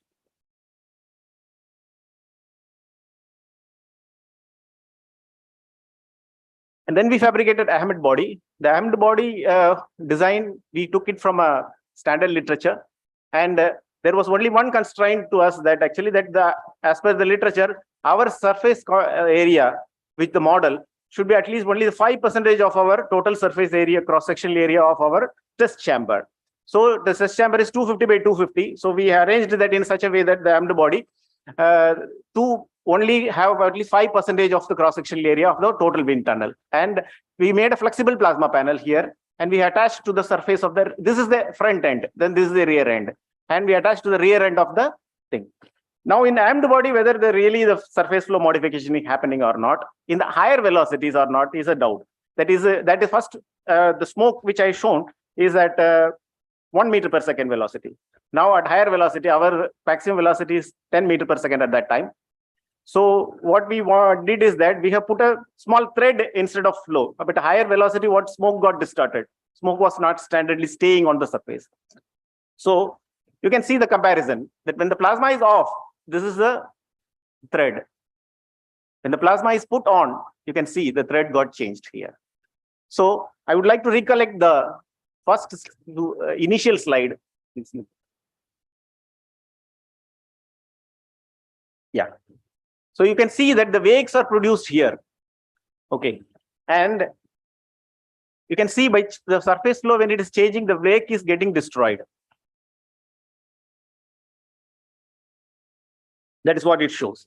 And we have made at very high speed, actually, that we have done at 8.5 meter per second. And we have made multi-thread also. The multi-thread also has shown a deviation. I can show you with the video also.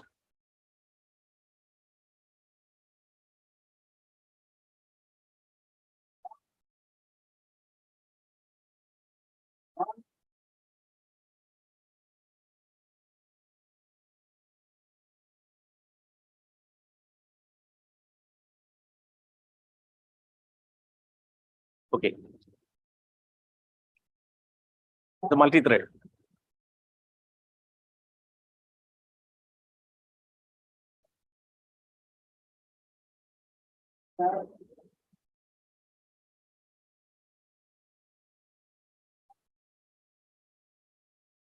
Okay. So now we have established that flow modification happens at lower speed, flow modification happens at the higher speed, and we have selected a proper model for measuring it, the Ahmed body, and we pasted it. Now we have to measure the drag. So for drag measurement also, we have made a device system that we put the Ahmed body in over a platform, and the platform is extended to the load cell, and the load cell is now amplified and then measured through a computer. Such a system we made, and we put that in the horizontal and calibrated for the real load, and it was very accurately calibrated.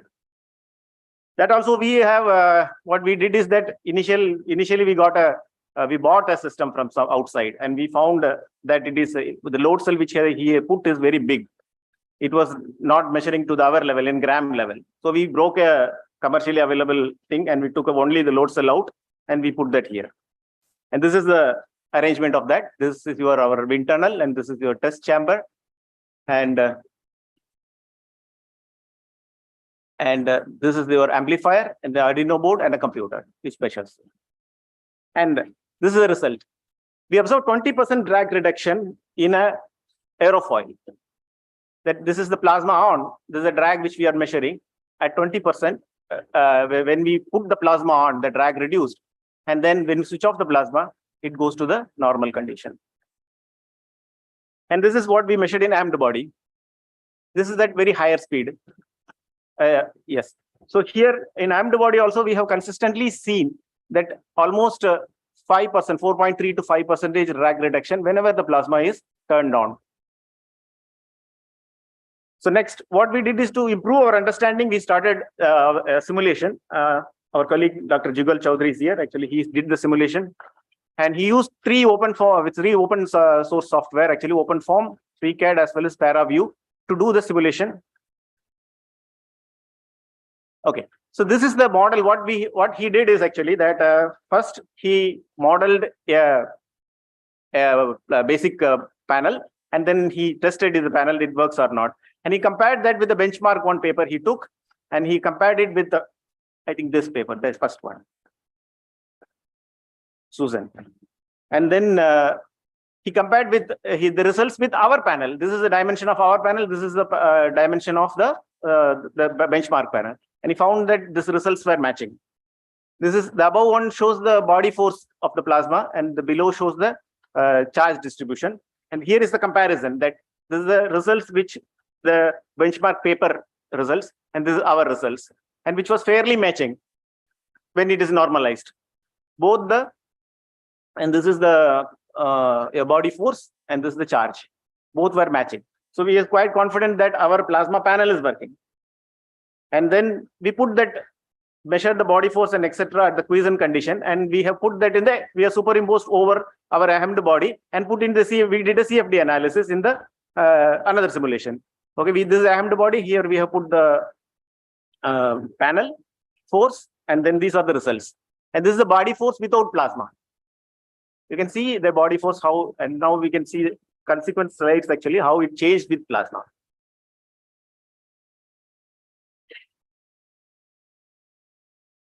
At various times, how it changed. And this is with plasma. You can see the pockets which were there without the plasma got disappeared here now.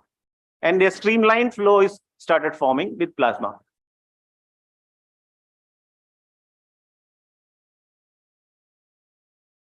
And this is the similar contour of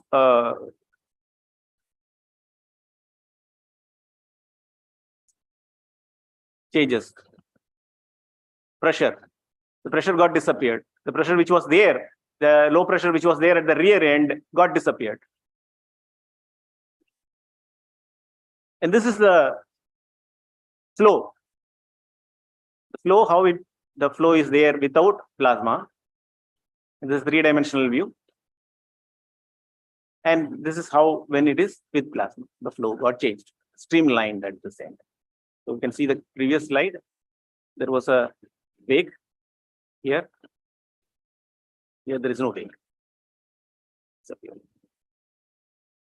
And this one is a simulation results. The video. Can you play the top one? Please.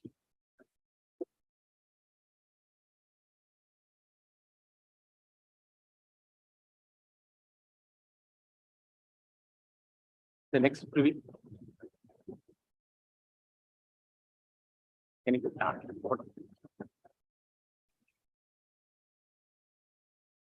The wake got shifted away.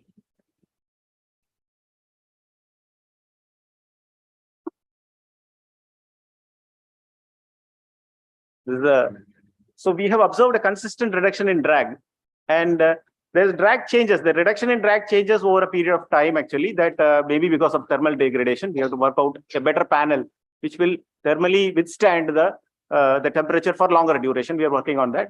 And drag reduction improves with higher voltages. With very, very high voltages, what happens? It destroys the panel. So we have achieved a level that it will sustainably work for minutes, maybe through 2 minutes, 3 minutes. We put on up to 5 minutes time. And not with the variation in the frequency also. Literature tells that there is no much change of results in variation of frequency. We have fixed 15 kilohertz, and people are even working at 5 kilohertz also. We are getting results. And we did our simulation in open form software. Single dBdB is benchmarked with the published results, and satisfactory comparison is achieved. And dBd plasma simulation lab relevant parameters to see the dBd plasma and the force, body force of the Ahmed body is also done. And the turbulence got reduced when the plasma is get on. And now we are planning to do experiments in the scaled up models. Thank you. Question? Thank you, sir. Yeah. Yeah. So basically, so the separation is plasma without plasma. Body, so you said that if there is a plasma, then there is no surface. Flow into any parallel. You can improve the angle of attack from some dirt, even by 3 degrees or so. Yeah. So will people are doing the various, like they are making a cavity, flow like minimizing separate and use the plasma. So what is the physics behind this? So that is because when we generate a plasma, what happens? So that is something very good. So what will happen? There is a ionization happens at the plasma line. Okay, so it gives some force to the neutral body above that, and it pulls that down. Okay, so in one of the slides, we call that as ionic wind. Even in quiescent condition, ordinary condition also, there a wind is getting generated. On one slide, we can see how we measured first.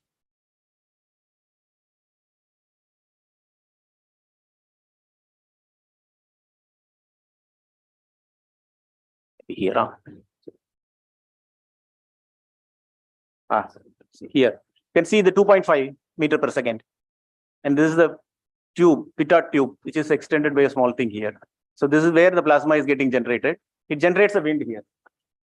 It attracts the neutral particles from the top and then pulls down. Yeah.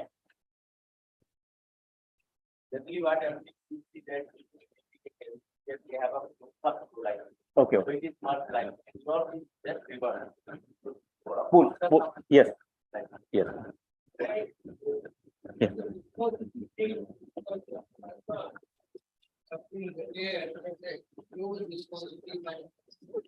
Yes, sir. This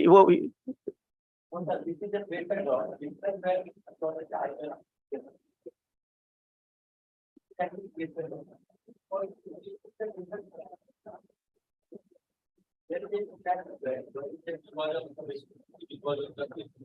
So discuss where you are We are neglecting this.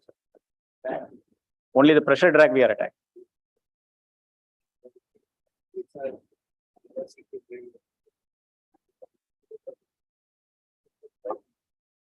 Actually, what happened?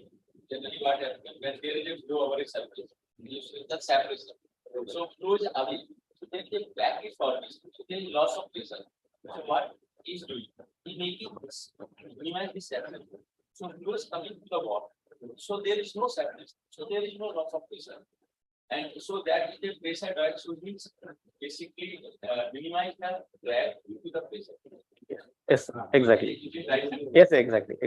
I think this is very, very good job. Yes, sir. Thank you so much. So our team members are there actually. I'll convey this to our team members, your feedback.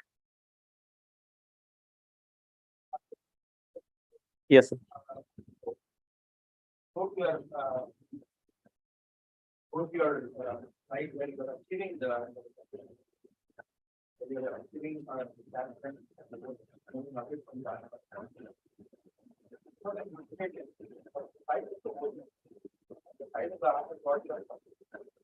Okay. Okay. So our have a medical behind. Okay. Okay. And you know that it's an all open body. Okay. The detachment. So the vehicle which follows that our vehicle. Okay. That will be very Okay.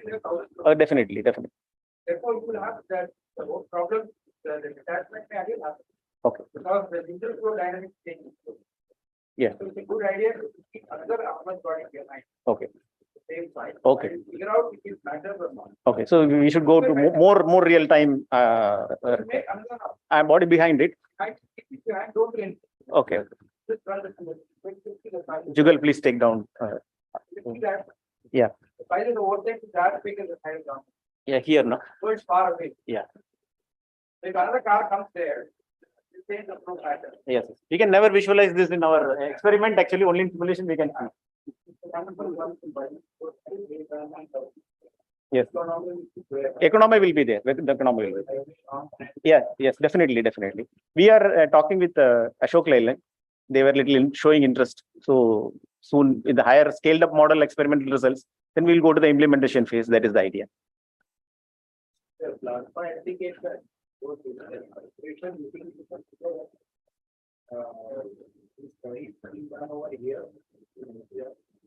I don't know. Maybe FAPT.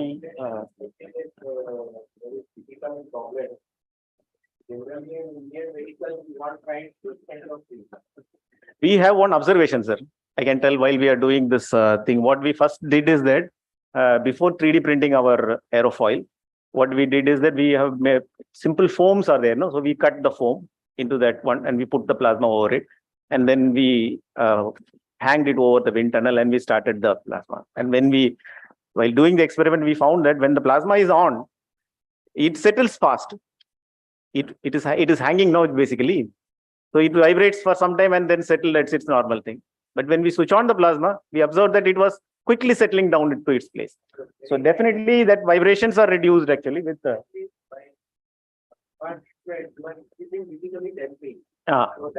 Yes. So that was the interpretation, but we didn't explore it further because our aim was a little different. Yes. Ma'am, it requires if atmospheric in atmospheric condition we can use. In space we cannot use it because it requires air. Yes, yes, it can be used. Yes, initial stages it can be explored. Economy can be improved. Yes, they in application side they are talked actually in literature. It's used in the space. Yeah, here. Space.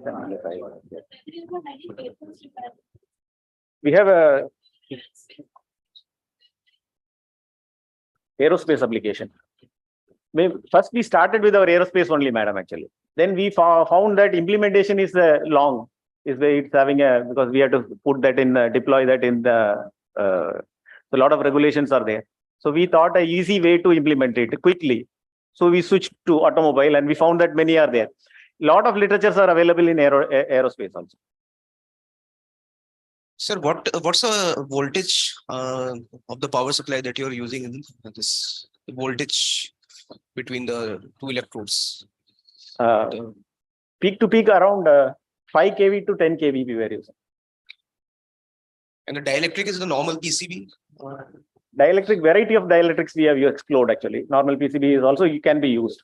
But ultimately, finally, you have to cool down it fast for longer duration. Okay. So that is the thing.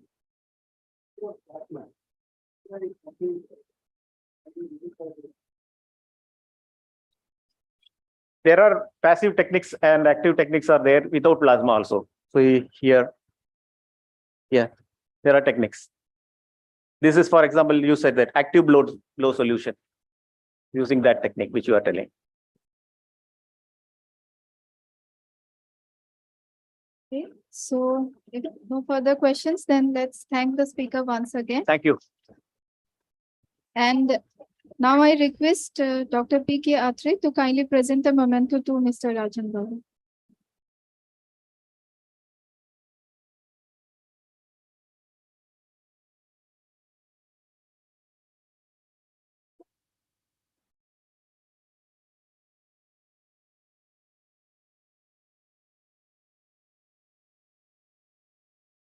Our next speaker is Mr. N. Rajesh from Bellatrix Aerospace.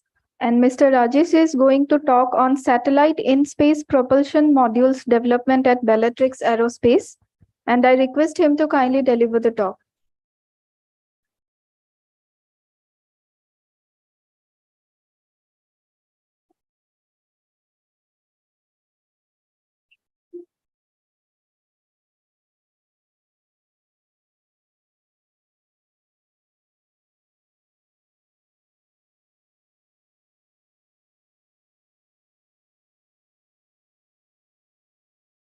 Good morning, all. This is Rajesh from Bellatrix. On behalf of Bellatrix, I'm here to talk about in-space propulsion tech, which is whatever the technology which we are developing at Bellatrix Aerospace that we will discuss and we'll talk about in this.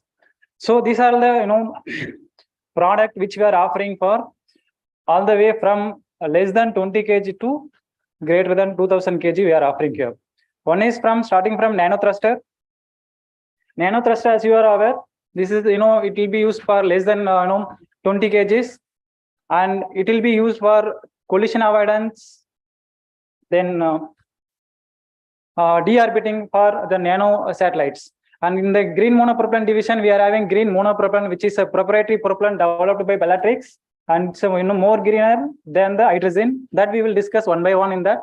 And electric propulsion, particularly, we are discussing here. I mean, we are working on Hall effect thruster as well as the microwave plasma thrusters. This microwave plasma thruster, yesterday Sandboxer was mentioning about the Bellatrix.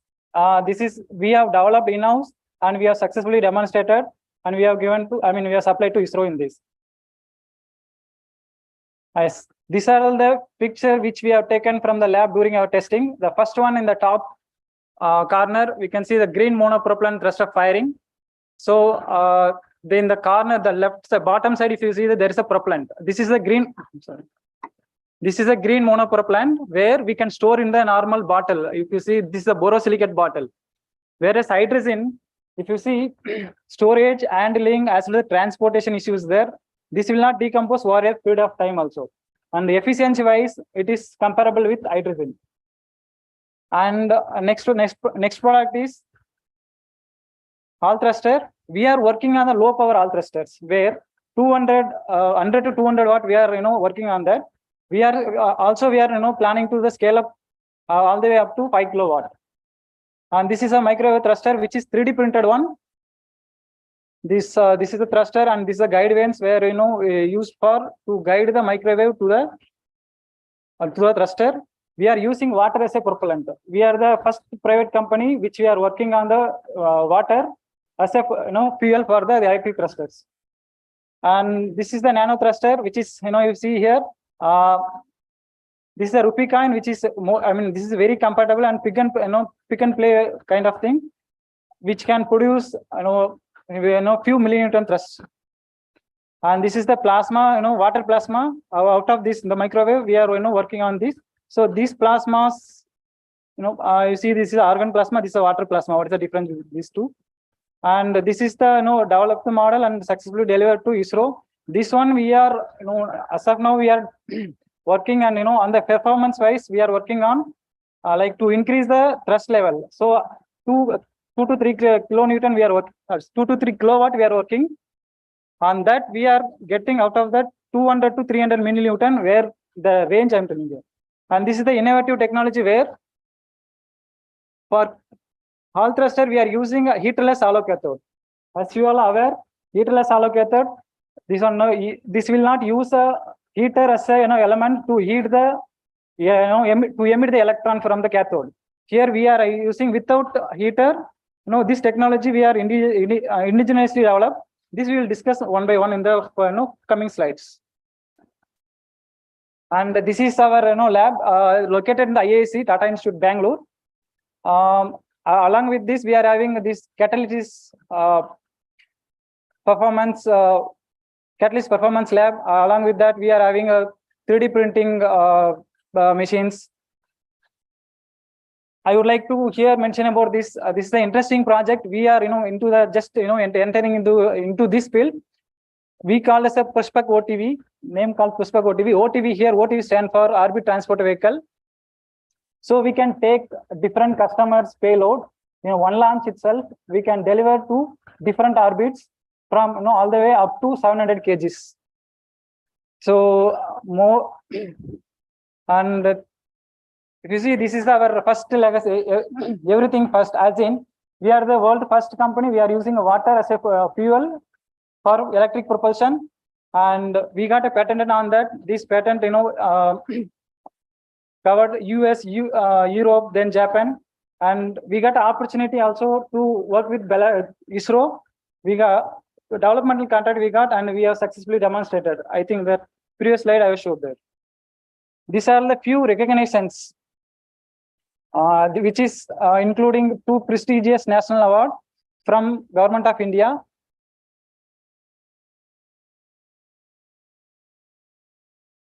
So here, in this platform, I would like to discuss about more on to the electric propulsion. One is all thruster and the microwave plasma, where we are working in the plasma aspect. In this, particularly, I am working with the all thruster. I'll discuss, my rest of the talk will cover all thruster only. In the microwave plasma thruster, it is, we are going to launch in a space 2024 Q2. So we are working on all thruster, which is the small, to cover small and micro satellite base. These are the few advantages, which we are having in the all thruster. One is, mature technology. I think here, we can use it for low power. We can, scale down to all the way to 50 watt, 10 watt also developed by Singapore companies there. And we can get more ISP, high thrust, low cost, best constellation engines for, since it is having a covering the more delta V, so we can use it for a best constellation engines. So I would like to talk about more onto the how this, this and all in the laboratory model, how we are going to, qualify this into a space where we are facing a issue as in. So once you launch into a space, this is a non-repairability. So it has to be, if you have to, it has to work in the long life. The 15 years here, I mentioned the 15 years to access and maintenance, but without physical interference. That's a major, criticality in this. And once it launched in the space, one side will be a sun. It is having a temperature of more than 160 degree, and the other side will be a minus side. So it has to withstand this temperature range profile. And this again the pressure also. Pressure, if you see, is a -6 to -14 millibar once it is goes in. These are the criticality we are facing when in launching to the space, and radiation as well. This design, everything will comes under the criticality. So what we are doing currently in Bellatrix, in the all thruster, we are giving fully packed as in thruster, PPCU along with the tanks. In this thruster, we are working now. One is anode, and as yesterday Sandbox will explain about the thruster, how it is working on the how this electron being transported, how it is generating a thruster thrust. And here we are working with the heaterless hollow cathode. In the forthcoming slide, I'll explain how it is working. So feed system concern, we are having a xenon tank, electronic pressure regulator, and flow restrictor. These are the things. In the power supply side, we are indigenously developing the power supply, which we are using the advanced topologies to minimize the switching losses. And so yeah, this is we are going to qualify before 2023 Q2. So this is our the developed model. So which is having which is giving this will be taking to demonstration model. So which is giving 11 millinewton for mass flow rate of 0.85 mg per second, where the plume angle through a diagnostic we measure that which is coming 30 degree, which is an half angle divergence. Specific impulse when you are comparing, it is giving 1320 seconds. In this anode efficiency, we are as of now we are achieving 35%. We are aiming to reach to 40, more than 40%, where we are lagging as in terms of simulation. We need to cover how these magnetic electron being trapped into the magnetic field, how it is getting divergent to the different angle, how these ions hitting the wall and giving the erosion. These things needs to be studied more. Then only we can very well able to take it in the 42, more than 40%. This is what in the research area also, this is the biggest topic is going on. Here we would like to collaborate with IPR on this regard for to study these profiles. Yeah, in this heaterless hollow cathode. So this is a heater type and this is a heaterless. In this heaterless, we are having this, we'll be giving a separate PPCU, power processing control unit for heater. This will help us to heat this insert. This is LAB6 to insert more than 1600 to 1700 degrees Celsius to emit the electron to bring it outside. But in the heater type, we do not have the heater here, and also the power model also will not be there. So we can reduce the weight as well. This is an instant ignition than this. If you see, heater has to be, we have to some starting procedure is there. There is a delay always. But in this, it's a instant ignition where we'll directly break down the gas and get the electron outside. So this is the lab model which we have developed. So this is the this is our lab where we are, this is the anode plate and this is the cathode which we have, developed here, and this is the firing photos. This is some of the tests carried in the inside the lab. This is a characterization which explains how we are characterizing based on the mass flow rate. With respect to that, how the keeper voltage is varying, anode voltage is varying. So yeah, basically we are working in a 1 to 3 ampere of current where we can use it for 200 to 200 watt Hall thrusters. Yes, I think yesterday Mukesh sir has covered most of the topic in this. So we are also working on this on the diagnostic part to evolve more dynamics of plasma. In this, we are having these are the probes we are having, and yes. So these are all the models which are working. I mean, already we have developed, and this one, the first one is the MEC probe, and this is the Langmuir probe, which is we are having also this electronics along with the Faraday probe. I think yesterday since sir has covered, so I'll not be explaining more on this. Yes, here only, as I mentioned before also, this PIC simulation, we wanted to more focus on this to increase the performance of the thruster as well as the life of the thruster. Most of the company nowadays, what they are doing, they are shifting towards a magnetic shielding thruster, where they are the profile, the magnetic profile, the ionization zone is inside and the acceleration zone they are shifting to outside. It's like the shielding, so that though the erosion will be less, and the performance wise there will be a little degradation. That if you are doing through simulation, some sort of simulation, will that also we can able to come out with some good solution out of that. And PPCU and PMS per se, we are having we have developed the PPCU which is having efficiency more than 90%. Yeah, we are using advanced topologies to minimize the switching losses. Also, we are facing the EMI EMC issues daily basis, and we are working on that. And the propellant management side, we are developing this one, the Xenon storage tank for high pressure, and how we are going to take it into the low pressure side. So for 65 bar, I need to take it to the thruster level to 2 bar only. So it will be like large reduction of pressure. There will be a lot of criticality inside is there that we are working on one by one. And yes,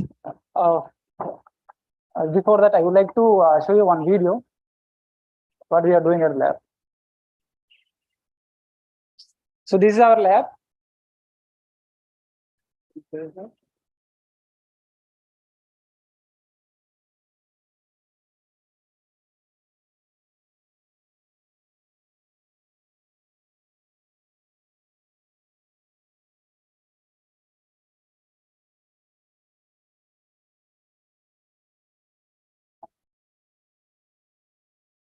So this is our lab located in IISc. So here you do all electric and central propulsion. This is the characterization. And this is the green monopropellant. Here you can see that with the bare hand we can able to touch the propellant, whereas hydrogen it is difficult. This is a monopropellant thruster firing.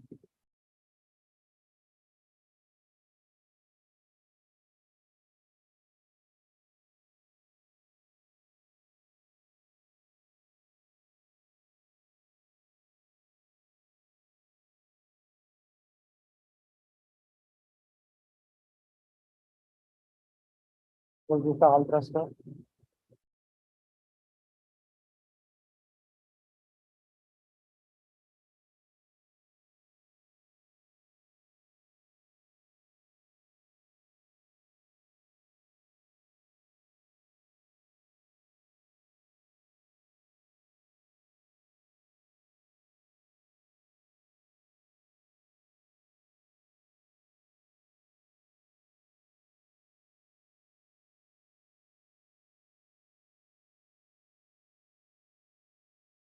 Thank you. Thank you for the opportunity. Thank you.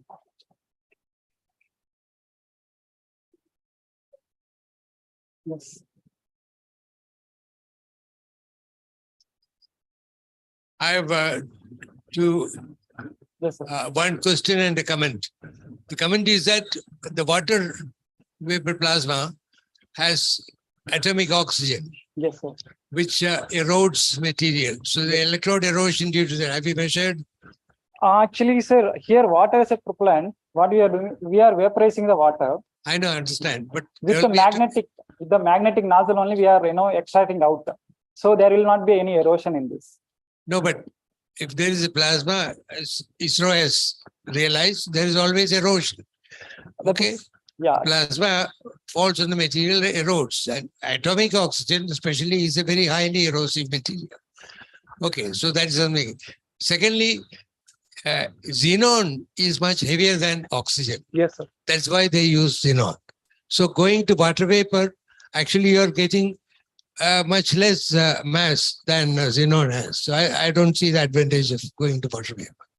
Actually, in the water vapor, what we are, there is a ISP issue. If you see the electric propulsion, this is having a high thrust to power ratio, where in the microwave based plasma thruster. In this, if you are having, water as a propellant, it will be vapor only we are using. Since it is neutralized, the plume which is coming out from the thruster is neutralized, there will not be any erosion. But when comparing the xenon, we are having highly ionized ions that only we are ejecting out. That leads to erosion in that the wall. That's a lineup we used to call. It's a hall thruster, there is always ion beam. Yeah, ion beam. Okay, so whether it's water or xenon, the exhaust is always direct ion beam.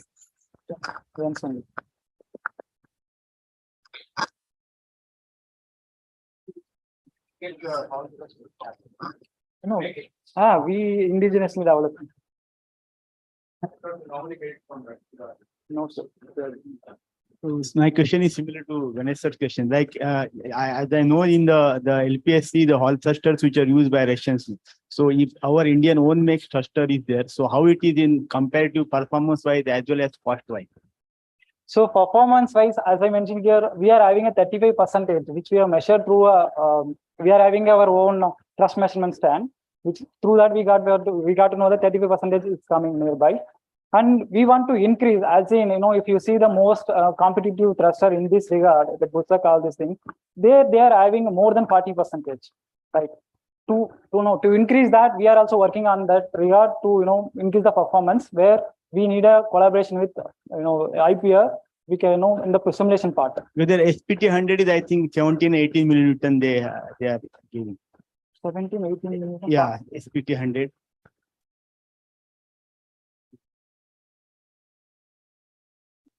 Okay. 200 watt. 200 watt. Yeah, 200 watts. That is.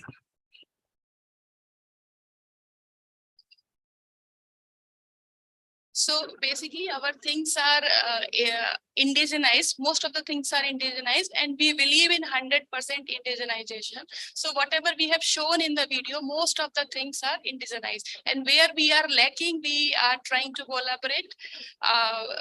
As he has shown, we have already done with this developmental contract with ISRO.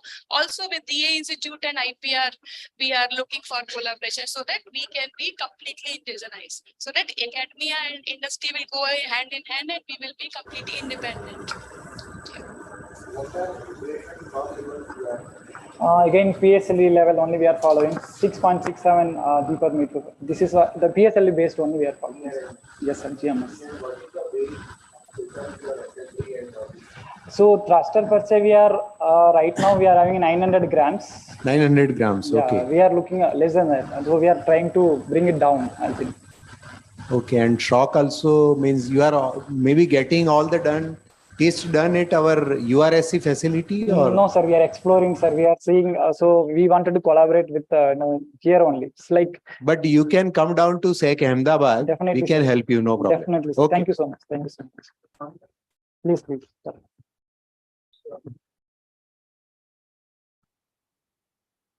This microwave plasma thruster, right? You said you made a 3D printed Yeah. model. So somebody must have designed it, right? Before getting into 3D printing. You must have had a 3D model to get it printed. Yeah. That means you should know what goes into it, the dimensions, which in turn means that you should know how the whole thing works. Yes, sir. So do you understand how a microwave plasma thruster works? Sir, I'm not exactly into the plasma background there. So I was in the hardware part where we are working on the heater type. How externally we can connect the heater. There only I work. But deep physics. No, just what's the basic mechanism? How does So it is like, we are having a water molecules, say outside we will be pumping that, and microwave will be fed into the other side. It's like the microwave heating the water, vapors, and it is, the water vapor becomes plasma, and we are ejecting through the magnetic nozzle. there will be collisional? It will be a collisional plasma. Meaning, Yeah, RF breakdown. Yes. RF breakdown. and the plasma is getting out of the magnetic field. Yes. Yes. And the magnetic field is actually chosen so that electrons stay and the ions go away. No. It's a neutralized plasma. So you don't neutralize it outside. No.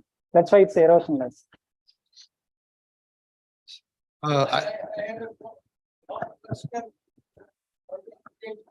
Yes.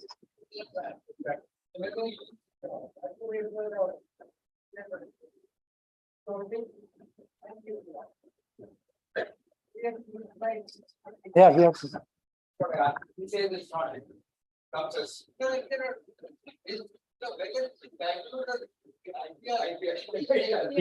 On space. And you are not having this problem because you are doing that. Yeah. But when you go to supply, that whatever you have tested, you can do that. Yes, sir. There must be a neutralizer. Yeah, I'll check it out, sir. I'll check it out. Yep.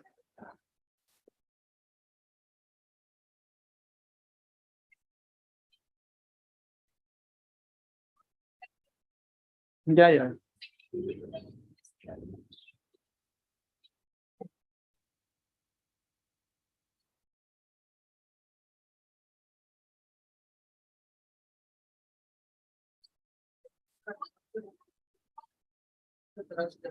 This is 200 to 300 million. If this is based on the power levels. It's not all thruster, sir.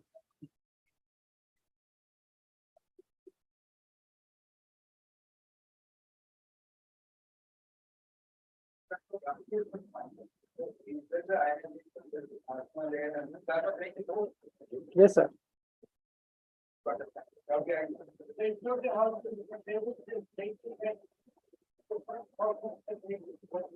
Oh, no, all thruster. No, sir. First, water as a fuel. No, sir. Yeah. Yeah, we can say. Yes, no. In space, we have not. We are going to demonstrate in the next. Yes, sir. Yes, sir. This is the plasma which you are seeing here. This is what we have. That must have been done maybe like in the presence of ISRO. Yes, sir. Okay, and it is through only. Yes, sir. Actually, that's a very good things. I would say. This we have successfully delivered to LPC. No, I'm sorry. I'm not a flat. Okay. Yeah, we are. Yes, sir. We are based out of IISc. So there we are getting plasma. Yes, sir. That I'm not exactly sure, sir. Where is the plasma in that? Microwave plasma thruster. There, top right. No. This is all thruster. Oh, this one. Yeah, this is actually thruster. So this is a thruster, 3D printed one. Oh, okay. So yes, sir. It's a nozzle. Yes, sir. No, actually, this is taken the photo from the top view. If you see here, it is this is a nozzle. Actually, it is pulling outside. Here you see this is the photo which we have taken that from top view. That's why it's looking like this.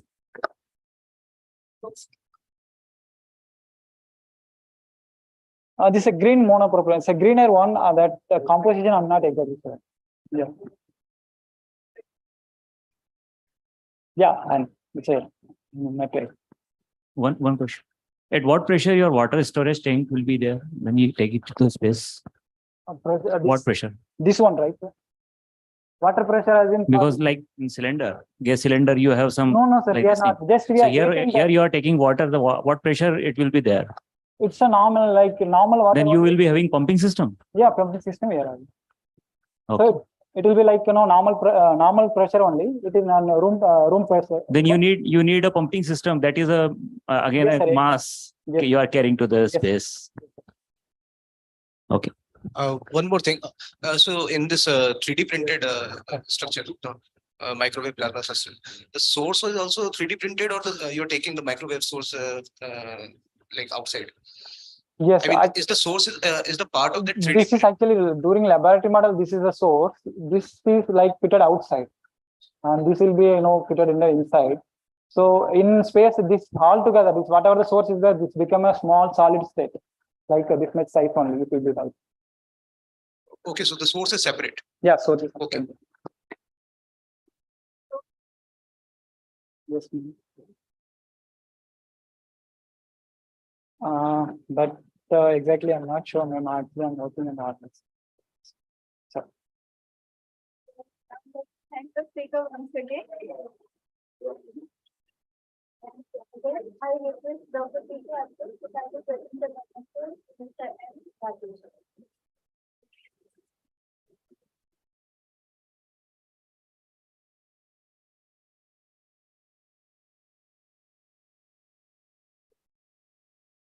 So with this, the third technical session is completed, and now we are going to start the fourth technical session right away. And we have with us Mr. A. Arunachalam from New Space India Limited, and Mr. Arunachalam is going to talk on business opportunities in the space sector, and I request him to kindly deliver the talk.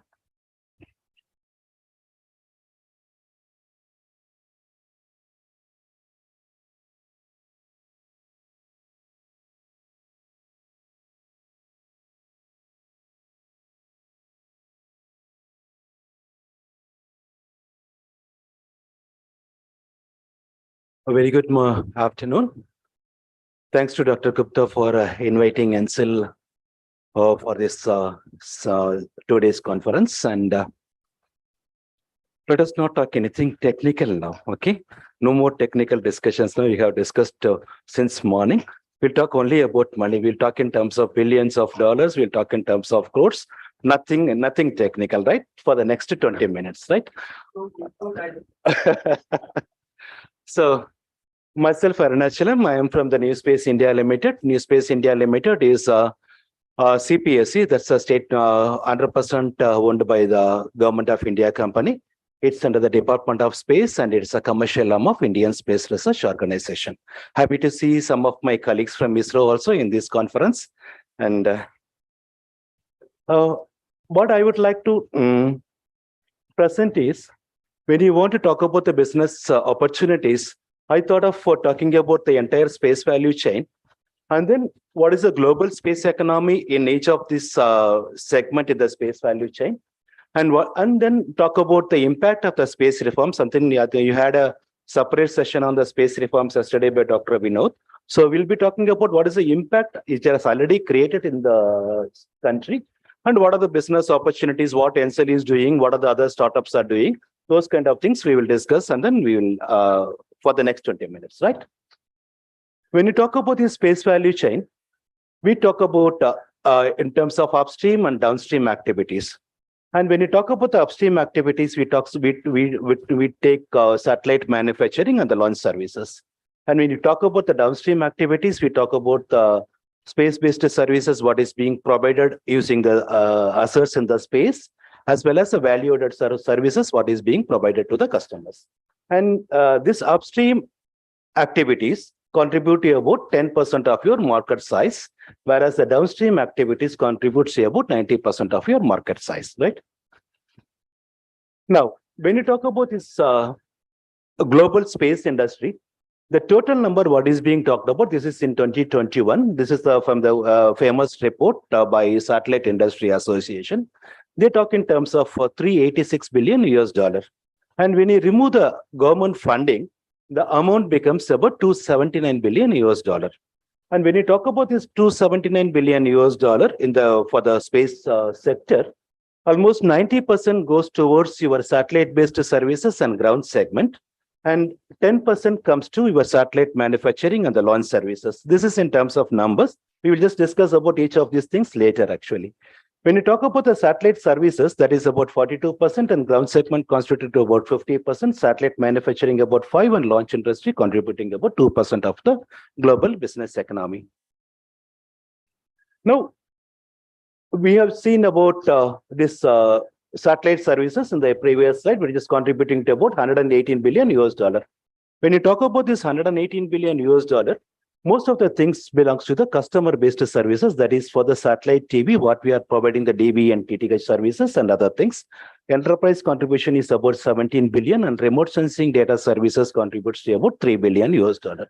What is interesting to note here is, as on today, DTH and TV remain to be the prime users of this one, but there are some challenges which is coming from OTT. So the DTH market is slightly going down because of the increase in the OTT application, OTT and as well as IPTV services. Now, what is also important is that because of the increase in the OTT, there will be an increase in the broadband demand. So while many of the things will be provided to your terrestrial network, there will be the demand from the satellite-based services also for the broadband communications. So this is with respect to the satellite services. So majority of the market lies in the satellite services, what we provide using the space assets, mainly from the satellite-based communication and then from the remote sensing. When you talk about the satellite manufacturing, it contributes to about 14 billion US dollar, right? When you hear, there is a paradigm shift. What is happening? I think in the Durva slide, they have presented about the rise in the number of satellites over the period of time. And there are also mega constellations coming up, not only for the remote sensing, even for the satellite communications also coming up. And then one of the 4 important mega communication satellite communications, what you see here is Starlink is one, OneWeb is another, Amazon Kuiper is the next, and then Telesat is the 4th one. So these 4 players are they are just making, you can call it as a disruption to the geo-based communication. They are targeting the LEO-based communication that is these people are working out on that. So small satellite constellation is transforming the economics. We have also talked about, he has mentioned about the Durva presentation, mentioned about the small satellite constellations in 2 slides he has presented it. And satellites are basically designed with the modularity. That is an advantage when you go for the small satellite as well. And then the line assembly production will optimize the standardization. When you talk about the next segment, this thing that is about the launch and the ground segment industry. Launch industry is primarily dominated by the US, which takes about 36%. Non-US players contributes to about 64%. And the other segment, what is very important is the ground segment. Here, there is about 50% of the revenue lies in the ground segment, wherein we talk about the customer equipment, what is there. When you want to use a broadband, we need to have the small antennas on your houses, so satellite TV dishes and other things.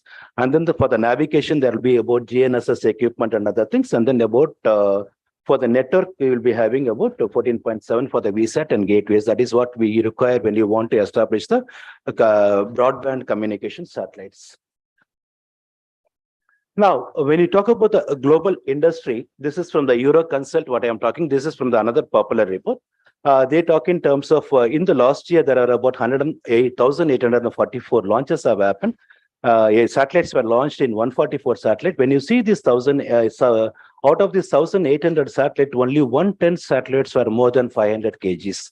Remaining all are small satellites. That's what the increase in constellation we are talking about. This is a satellite constellation which we are talking about. One is a OneWeb constellation, wherein India is our India's Bharati Airtel is having a 50% share. We talk about the Starlink constellation, which is from the US. Kuiper constellation is from the Amazon, and then they're having a constellation from Telesat. That is, all these are from the LEO-based LEO constellations for providing the broadband connectivity. Now, this is one side with respect to the communication. Then other side is with respect to the Earth observation data. When you talk about the Earth observation data, basically when it started our experiment, probably SAC may be aware doing the experiment using the helicopter done by Dr. Pesharati, studying the coconut root wheel disease at Kerala using the CER flame. That was the initial experiment when we started our remote sensing experiment. Subsequently, we moved on to IRS-1A, the first operational satellite after our Bhaskara 1 and Bhaskara 2. And those days, we were even using the Landsat data. So those days, number of satellites were very, very less, remote sensing satellite. And when ISRO launched IRS-1C satellite with the 5.8 meter data, that was the only satellite which was providing the high resolution data, 5.8 meter globally. There are no other satellite was providing the 5.8 meter data. So there was a huge demand for the IRS satellite in 1990s and 2000, and even for the Cartosat 1 data. But currently that is not the case. There are many players across the world. Many players are providing the different types of data, right from your high resolution data, microwave data, as well as your coarse and medium resolution data. And there are many agencies and many forums providing the data at free of cost. The one is your Landsat US, providing the remote sensing data from the Landsat series of satellite. Second thing is Sentinel series of satellite from the European Space Agency. These are all promoted by the global forum like Geo and Geos. They are promoting the free and open data series, right? So there are plenty of data sets available for the users to consume. So data is no more the fascination. What is fascination is application. What we need to do with the data is a theme now. And then we will just discuss about this value-added service and the insights in the data analytics. This is what is very important when you talk about the remote sensing side. So applications drives the demand. Data is not the market thing, but there is a market for certain data, which we will see in the next slides. Here, as you see here, there is still the demand for the very high resolution as well as for the microwave data. When you talk about the very high resolution, we talk in terms of sub-meter data and even for the stereo data. For example, now Cartosat 3 is providing 30 centimeter data, which is the highest resolution provided by the globally across this thing. But the only thing is we are having only one satellite, but so the revisit will be a problem. In remote sensing, when you talk about revisit also is important. Revisit, I think term was also used by our Dhruva, that is the temporal resolution. We call it as how frequently you can come over the same area. So that is, so to overcome that, we need to have the more number of satellites in space. One good example is a planet. Out of 105 satellites, what we launched on board PSLV, 80 satellites belongs to Planet, constellation Dove satellites, we call it as. They are providing a daily revisit over the entire globe at 3.8 meter resolution, right? So that is the data what they are offering on a daily basis. So temporal resolution is also important when it comes to remote sensing. And then there is a demand for your high resolution data, particularly for certain applications, which we will discuss later, and also for the microwave data. This is where the commercial rise with respect to the data, but for the applications, you have for the entire domain. And then there is a shift also from the user side. Earlier, they used to program the satellite. We used to program the satellite, download the satellite data, and then give it to the users. But now they would like to have it on the cloud, download the data by themselves. So that is a total demand now, total trend, change in the trend now. And now, what is the trend? What is happening in the satellite industry in the coming decade? Here, now the satellite industry is entering a new era now. Satellite broadband mega constellations, we have talked about the 4 constellations what we have discussed here. And then Satcom industry is shifting from broadcast to broadband. When I talk about the broadcast to broadband, I'm talking about the moving from DTH and TV to your high throughput satellites, right? And then navigation satellite, there are many constellations are already available in the market. So the navigation satellites are only a replenishment market. Now we'll be replacing the satellite. Ours is a regional constellation. What India is providing is IRNSS satellites. The Navi services called as Navic services. They are regional constellation, and the constellation is already in place. And then we are just going to replenish the satellites whenever the life of the satellite is getting over. And there are plans to expand it, but that will be another discussion altogether. So UO analytics enable the new analytics services, what we talk about. And then we have talked about the LEO-based broadband connectivity. So the geo players are adopting a wait and watch approach. So there is some uncertainty in demand for the geo-based communication satellites. And UO operators focus on collection capability, increasing the collection capability, including your temporal resolution. In the launch industry, what is a trend is happening is, of course, there is a certain uncertainty with respect to the launches in the geo orbit, but there is an increase in demand for the small satellite constellation. And this constellation are going to reshuffle the market shares. There are many players across the globe working on building this small satellite launch vehicle. ISRO is also building the next launch of SSLV will be towards this end of this year, or maybe in the first quarter of next year. And then there are about many companies across the world are working on these small satellite launch vehicles. India is also, there are many startups working on the small satellite launch vehicles. And you have seen one of the suborbital launch recently by one of our startup in the India, Skyroot. Now there will be another players also, they'll be coming into that and then working on this kind of small satellite launch vehicles, right? And then one more point is what is important for the US to dominate is the cost efficiency. They would be able to bring down the cost by adopting this reusability concept. So this is what ISRO is also working on now. You'll be able to listen to this in the subsequent times that what ISRO is planning towards this reusability concepts, right? Now, coming back to the in Indian sector, primarily driven by the ISRO all along. And there are many industries are participating. Number of startups in the countries have increased. And primarily the Indian space program was driven by the space application. In order to meet the space application, because we have started the space application way back in 1970s, especially from Space Application Center Ahmedabad, as well as that remote sensing center at Hyderabad. They started using the Landsat data for various applications. With that, then we designed our own payloads, and then we moved on to the building our own infrastructure, then the launch vehicles, and then the capacity. We have the capacity building institute, one at Ahmedabad, one is at Dehradun, other one is at Trivandrum, providing the capacity building programs. And then there are even offices at Space Application Center as well as at NRSC for the capacity building activities. Now, we have created the space ecosystem in the country over the period of time. There are about 500 industries who are working earlier with us, but they were on the vendor-to-vendor mode. So over the period of time, there were less demand. Even ISRO was not having that much of launches in the initial stages. But now the demands are increasing. Now we are also there. The industries also matured. They also would like to have come into the risk sharing more. So the space reforms have been created in the country. These space reforms were created in June 2020. When these space reforms are created, what was initially told is you would have seen the excellent presentation from both from Bellatrix and Dhruva Space.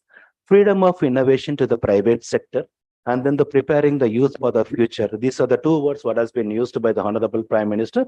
Other thing is the role of government as an enabler. Now ISRO act as an enabler for all these startups for promoting their activities in the space sector. Even you can see our SAC colleague has offered.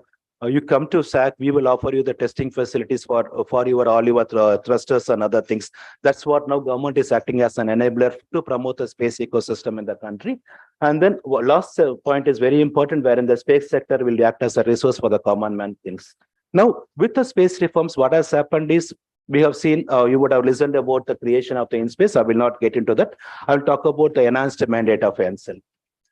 And this is an impact what has been reflected in the Indian economy report, which was published by the government of India. One is the creation of the IN-SPACE. Second thing is empowering the New Space India Limited. Third thing is what is being in anvil is a forward-looking, well-defined policy that is going to come very shortly. And the number of startups in the countries have increased over the period of time. Currently, there are about more than 100 startups in the country working in this, 100 startups registered as a space startups in the country. There are other startups, they are also doing the space activities, but they are registered as a startups, not as a space startups. Registered as a space startups are about 100.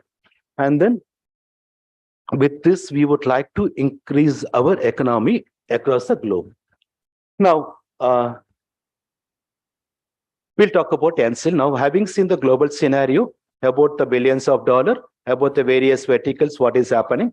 Now we will discuss about NCL. NCL, as I told, it's created by the cabinet mandate, primarily to increase the ISRO industry interface, as well as to carry out the commercialization of ISRO's products and services. We are the commercial arm of ISRO. And our paid up capital is 5,600 crore, which is a very, very huge number when you see the other companies. They'll be of the order of 10 crores or 20 crores. Our paid up capital is about 5,600 crores. And post space reforms, the mandate of NCL has been enhanced. Earlier, the satellites were built on supply-driven mode. Currently, we are building on demand-driven mode. So that means that we'll be building and launching the satellite only after ascertaining certain demand for using the space assets, using the assets in space.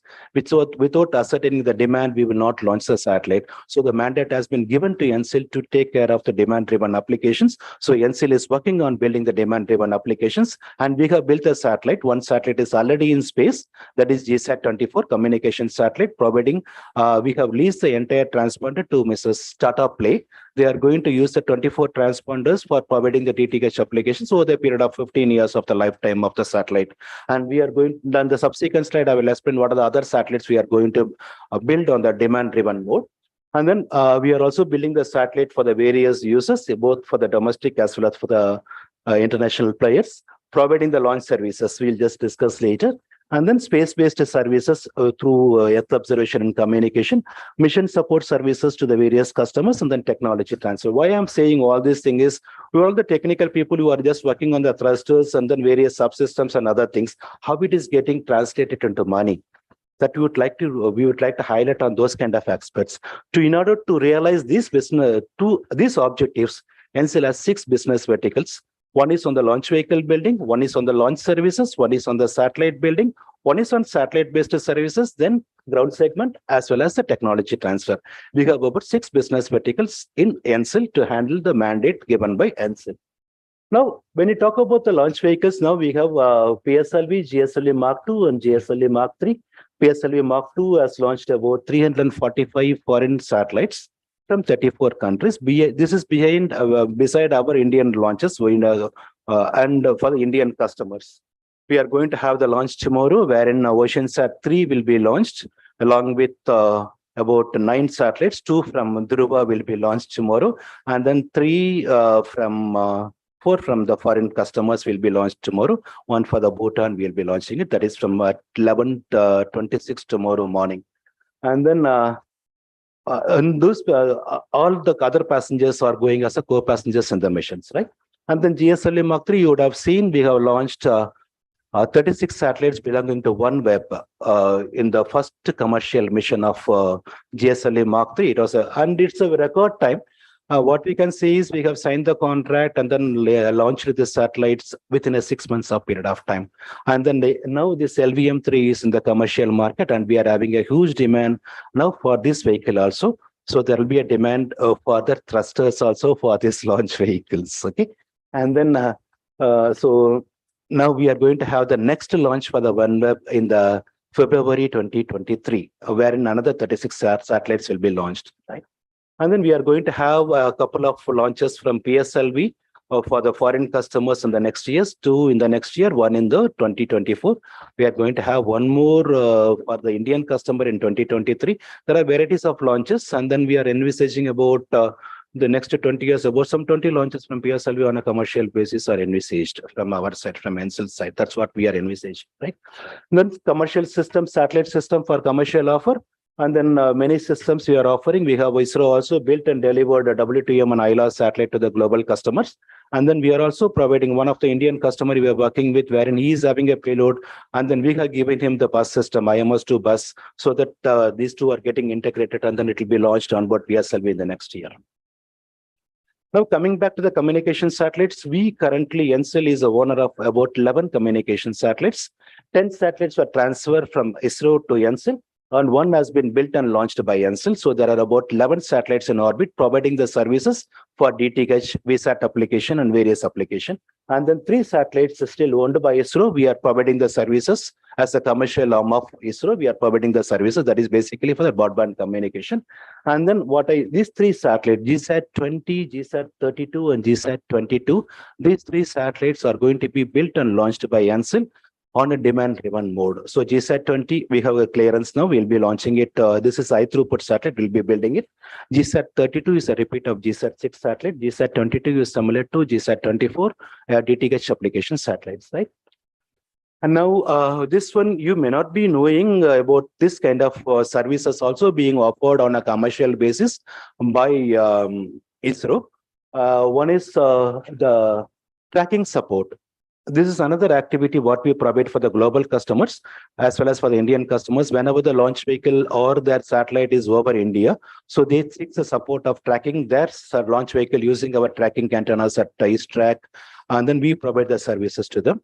And then when Amazonia 1 was launched on PSLV, they have also asked for providing the layup support for positioning the satellite in orbit. So we have provided the support from ISTRAC stations as well as from the Antarctica station. We have a station at Antarctica polar region. So using those stations, we have provided those kind of services. We can provide the services in all the bands, whatever you're thinking about, for the various customers from the ISTRAC and as well as from the MCF facility. Now coming back to the remote sensing services, we have 4 series of services. And then if I get into this, I will not be leaving because this is my domain actually. I'll just skip this slide. Basically, what I would like to highlight is all these data sets are available from ISRO. And then you can do n number of applications using this kind of data sets, whether it is in whether it is in urban or it is for the forestry, water resources, agriculture, you name any domain, application is up to your imagination. Like for example, now one of the startup company has used the remote data for the crop insurance applications. So now he is successful in doing that application. Now he is building his own constellation of satellite. So that is how that from the application, now he is getting into the building the satellite. Now he is also talking to us for the launching the satellite as well as the ground segment. So we promote the entrepreneurs in the India to use the support from the ISRO through Janssen for realizing their dreams. And then we are also working with various companies for launching the satellites, and as well as thrusters of Dhruva also tested, right? So now this is in this one, thrusters also will be tested, right? Thrusters are not thrusters. Deployers will be tested. Deployers will be tested in this mission also. They have built a deployers also, satellite dispensers, right?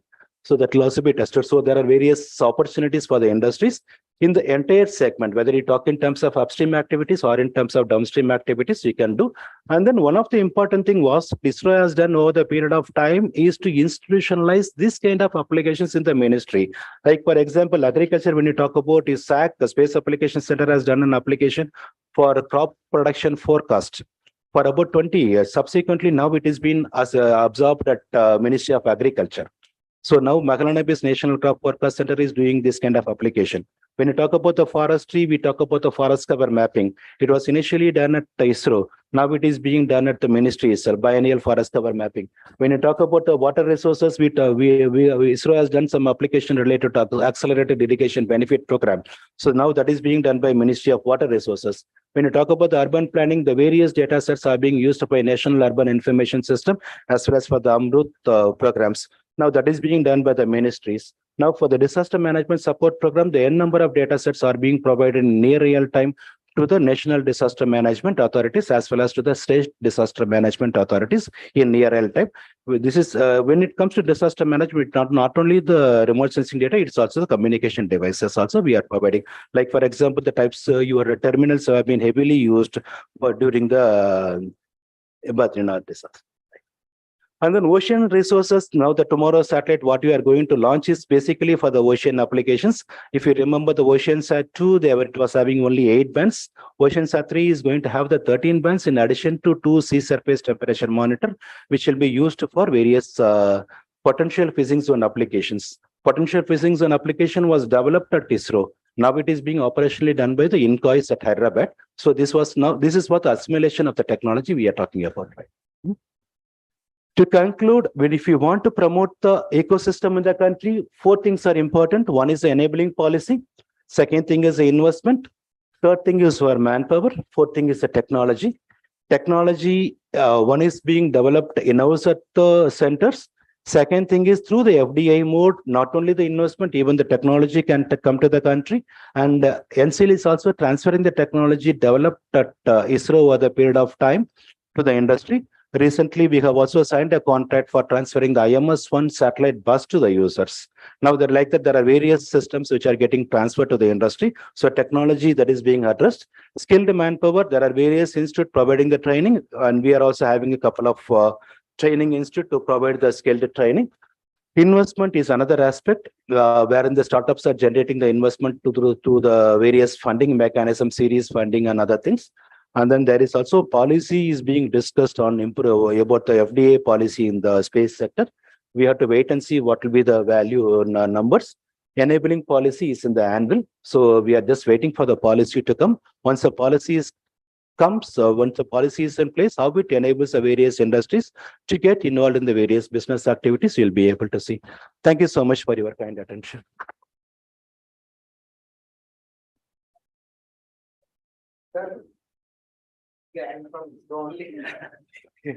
And I should not have asked you.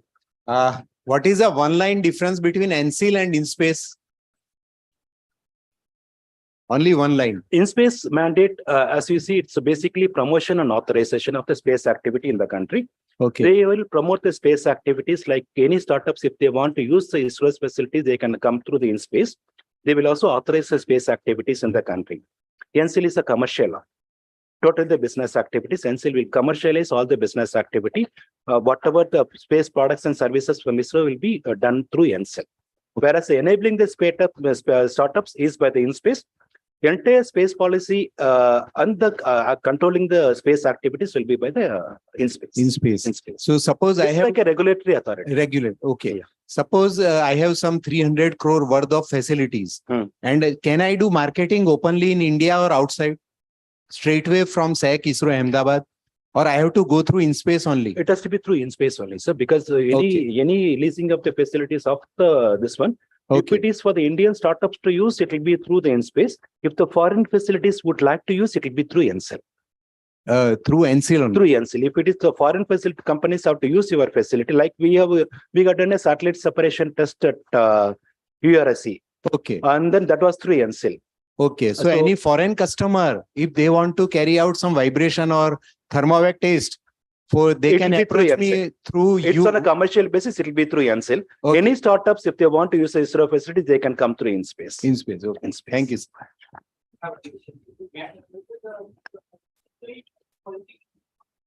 It will be through the ISRO's mechanism. One thing I forgot to tell you, we have signed a contract with HAM for building the 5 numbers of service. And then that is the SAM and LNT consortium. And we are going to have the next question will be to productionize the marketing, GSM marketing, because there is a demand commercially. So that will also be through the industry. So for the quality control mechanism, we'll be following, we'll be taking the help from the quality control mechanism will be our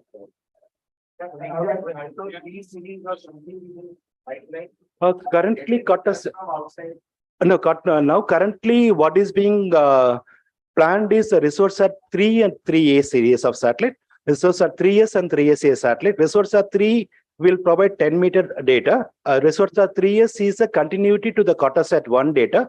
Cartosat 1 was providing 2.5 meter data, stereo data. Resource at 3S is going to provide 1.25 meter stereo data. So in Cartosat 1, we are getting 8 meter vertical accuracy. In Cartosat, resource at 3S will be getting 4 meter vertical accuracy. So that is being planned now. Then RESAT 1B, the continuation to RESAT 1A in C-band is being planned. Then next one is the INSAT 3DS series is planned. These are the things what is being planned. There is a mechanism, PC SAMS mechanism, Planning Committee on Space Applications and Management Council. They are taking care of these activities. Follow-on mission will be from private industry, and you may be taking help from ISRO. These follow-on missions are being built by ISRO only. These missions are built by ISRO only. And now, when it comes to PSLV production, they are going to that, though we have contracted with HAL, HAL will in turn talk to the vendor who have been suppliers of the various subsystems authorized by ISRO over the period of time. They cannot choose at this thing. So to maintain the quality. Exactly. So now let's thank the speaker once again. And I request Dr. Mukesh Ranjan to kindly present the memento to Mr. A. Arunachalam.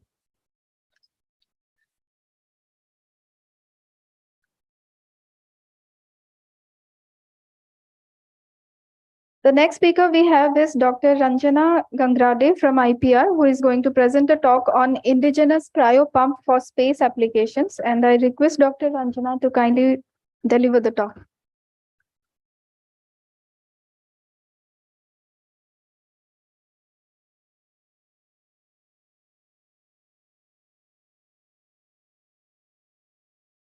Good afternoon, everybody. In today's talk, I'll be discussing about the indigenous development of the cryopump for space application.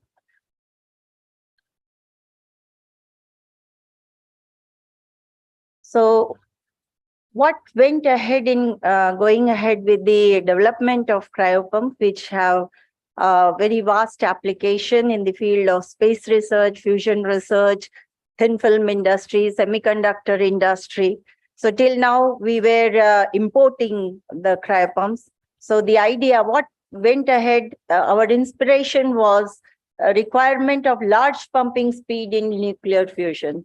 So as we all of you know that India is a part 2 eater for developing a fusion reactor. And we learned that this reactor requires large pumping speed because the volume of the vessels is very large. In the case of ITER, it is about 800 meter cube. And the cryostat of it is about 30 meter in height, 30 meter in dia. So such large volumes are to be pumped and they require very large pumping speed. So there was a limitation in getting such large pumping speeds with the commercial pumps. So the key issues in the fusion machine were that it requires ultra high vacuum. It requires, very large pumping speeds and should handle very high gas loads. And also, since you cannot, if there is any fault, it will be, the maintenance will be requiring a lot of money. So it should have 100% reliability, maintainability of pump over a long operation time. And other things were related to tritium compatibility, etc. And the commercial pumps are having limited pumping speed, and most of them have moving parts, so we cannot install them near to the fusion machine as it has a very high magnetic field. So all this went ahead, and then we learned that no commercial solution is available. So we went ahead with the development of the cryopump, mainly for fusion reactor, but then eventually it found application in space research as well. So what's the scenario in India? Mostly we are importing these cryopumps from various companies, and so huge cost and limited availability depending on range of pumping speed. So our vision was to go ahead with the development of the cryopump within the country. And apart from our own application for fusion research, wherein we require pumping of hydrogen and helium, we went ahead also with the LN2 operated cryopumps, and we have a patent on it. So coming to when we had the concept of going ahead with the development of the cryopump, the various technologies involved in it were like we need to have a cryopump development so that there is a good heat transfer and we can obtain uniform temperature. Then sorbent development, we need to have a good sorbent so that it absorbs a large quantity of gases and also dissolves it during regeneration. The cryoadhesive development, because we had to adhere the sorbent to the metal plate. Sorbent these all have to be characterized. So sorbent characterization is required, adhesive characterization is required. Then other physics studies and engineering studies related to the concept that flow and thermal analysis, transmission probability analysis, and all engineering studies with respect to structural thermal, and then a setup to find out the pumping speed, etc. So why we went ahead with the advantage of cryosorption is condensation also helps in pumping. We can condense the gases, but if you see the graph, helium and hydrogen, you require very low temperatures for condensation. In fact, helium cannot be pumped by condensation. Hydrogen requires about 3.3 to 4 Kelvin. So going to such low temperatures is a costly affair, and we learned that through the literature that yes, if we have a porous material coated on a cooled surface, then it helps in adsorption, and it helps in pumping at a relatively higher temperature. So if we coat a cold surface, say a cryo panel at 4 Kelvin with say charcoal, then that helps in doing the helium pumping at about 4 Kelvin. So, and also hydrogen at around 20 Kelvin, which is not possible with condensation. For that, we require very low temperatures. So the other advantage is that when we coat with the porous material, we increase the surface area. 1 meter square, if we coat with charcoal, we get a lot of surface area through its pores. And an example I have given here that 1 tablespoon can give you a surface area for gases as big as a soccer field.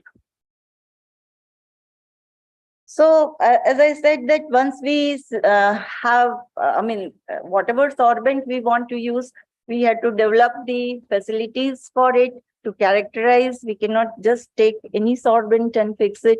So we had developed the various characterization facilities to study the adsorption isotherms at 77 K. This is commercial unit.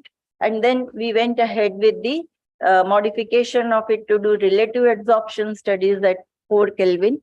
So this we carried out through the BRFST program at IISc Bangalore. And we could do the characterization of a large number of sorbent.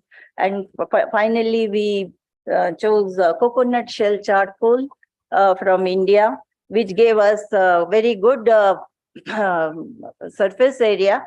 In fact, we tried, the largest surface area was available through carbon cloth, but then when we had put it on the cold surface, that area was not sufficient to, give us enough pumping capacity. So we selected coconut shell charcoal. Then we had developed a facility, degassing measurement facility, to see as to how much the gases get evolved and what is the effective way of regeneration. So vacuum regeneration, we could lose 27% of the gases. So apart from increasing the temperature, the vacuum, creation of vacuum also led to liberate most of the gases. Then we went ahead with developing a facility for outgassing measurement. Now, outgassing is a very key parameter when we use any material in vacuum. So we went ahead with the throughput method of outgassing rate measurement for various materials.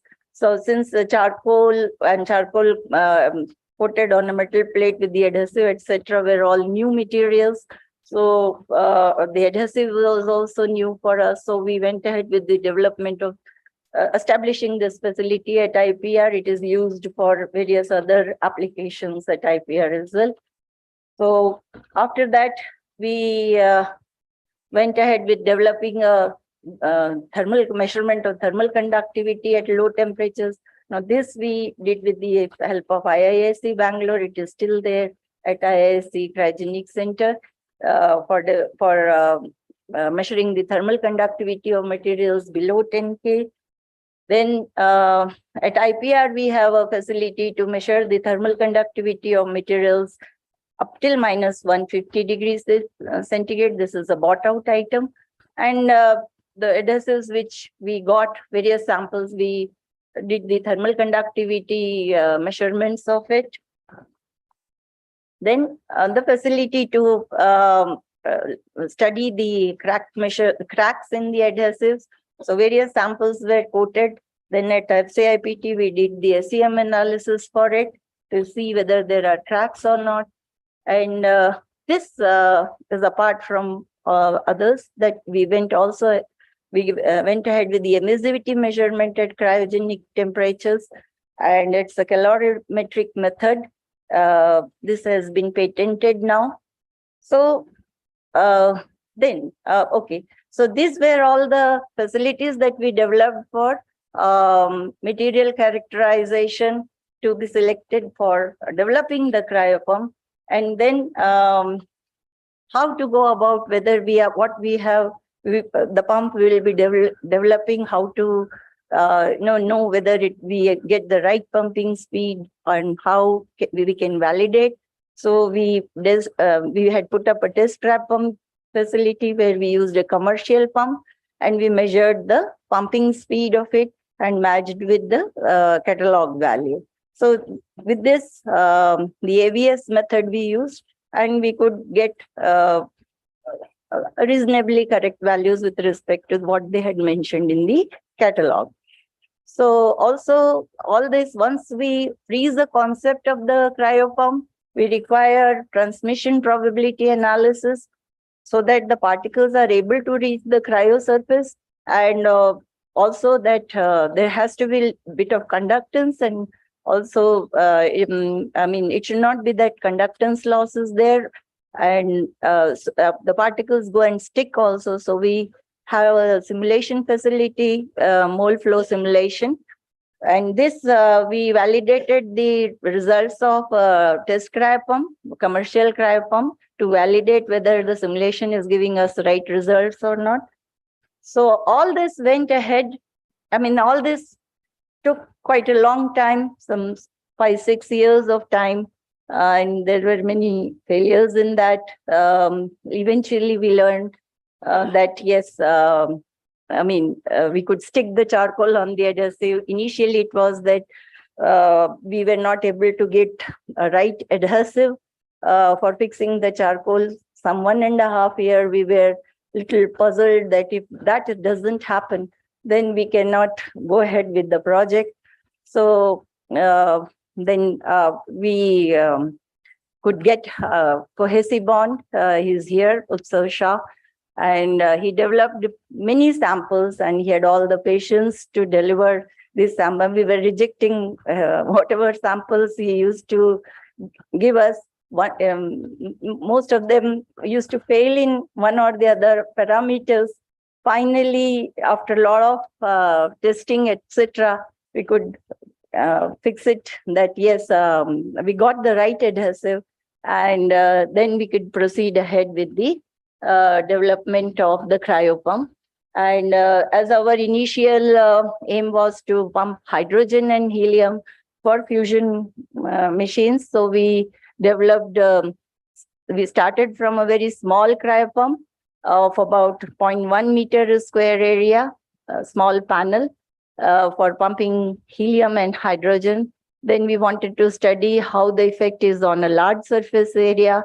So we took a larger panel, and then with more number of panels arranged in a circular array, we could get pumping speed of about 30,000 liters for helium and 70,000 for hydrogen. So this was, in short, a story about the developing the cryopump for fusion machines. Then development of LN2 cooled sorption pumps. where we stand is we do not have any commercially available product on it. So we learned that these cryosorption cryopumps can pump nitrogen at liquid nitrogen temperature, whereas the commercial pumps go to very low temperatures, 20 Kelvin or so for pumping these. And going every Kelvin below to the cryogenic temperatures requires money. So this was the cheaper solution, that if we can develop a liquid nitrogen based pumps, we can handle large water vapor and nitrogen. And rest of the hydrogen, etc., one can pump using the commercial turbo pumps. So where it has application in large vacuum vessels of fusion of space research, wherein a lot of water vapor is to be pumped. And also in the fusion machines, wherein we have a very large volume vacuum vessels. So in this respect, an MOU was signed with SAC ISRO. The team came first and they had an inspection about our liquid helium pumps, etc. And then SAC signed an MOU with IPR, and under that MOU, IPR delivered 3 cryopumps to SAC. And now one more we are going ahead, and that is about 1250 opening cryopump. So these are some images as how we went ahead with the development of cryopump. These are all copper-based panels, because in fusion we were using hydroformed panels, because there the requirement was they will be flowing 80 K helium gas and etc. But here, since neutrons, etc., were not a problem, so we went ahead with the copper panels. And all the facilities, right from coating of it, all was done at IPR, testing of it, thorough testing of it was done. And first we had developed 300 opening cryopump, and a patent is filed on it. So the advantage is here that it is based on the cryo head is replaced by liquid nitrogen path, and this doesn't require any electricity to operate. Once you bring the vacuum to -3 level using a rotary pump and just fill in the bath, one doesn't require any more electrical power to operate it. So I mean, that's the advantage, and it has no moving parts. So maintenance is negligible. Only that when some leak or something happens, which can be solved once in a while. And if over a long time charcoal gets deteriorated, then one can replace these. These all can be disassembled. Ease of assembly is taken care, and you can replace it. Even this charcoal can be removed and recoated. So maintenance is maintenance friendly and long operation and requiring no electrical power. So all this went in patent filing of it. We have a patent on it, and then we developed a 400 opening cryopump for SAC ISRO, 3 of them, and these were the specifications for what they required. It was up to, their requirement was it should be able to pump water vapor about 15,000 liters per second, and air, and all thorough testing of it was done at IPR. We have given it a brand name, Agastya, a gas trapping yantra. And why we have given it is there is a story in the mythology that when there was a fight between the demons and the gods, these demons have hidden in the ocean, and the gods went to Rishi Agastya asking his help. So he drank the water of all the oceans, and the gods could find the demons. So and finally win the war. So our pump gives a very good pumping speed for water vapor compared to the commercial pumps. So we gave it the name Agastya. The acronym also fits, and it fits in the story as well. So the brand name is Agastya. Now we call all the pumps we develop with the opening required as Agastya 400, 500, etc.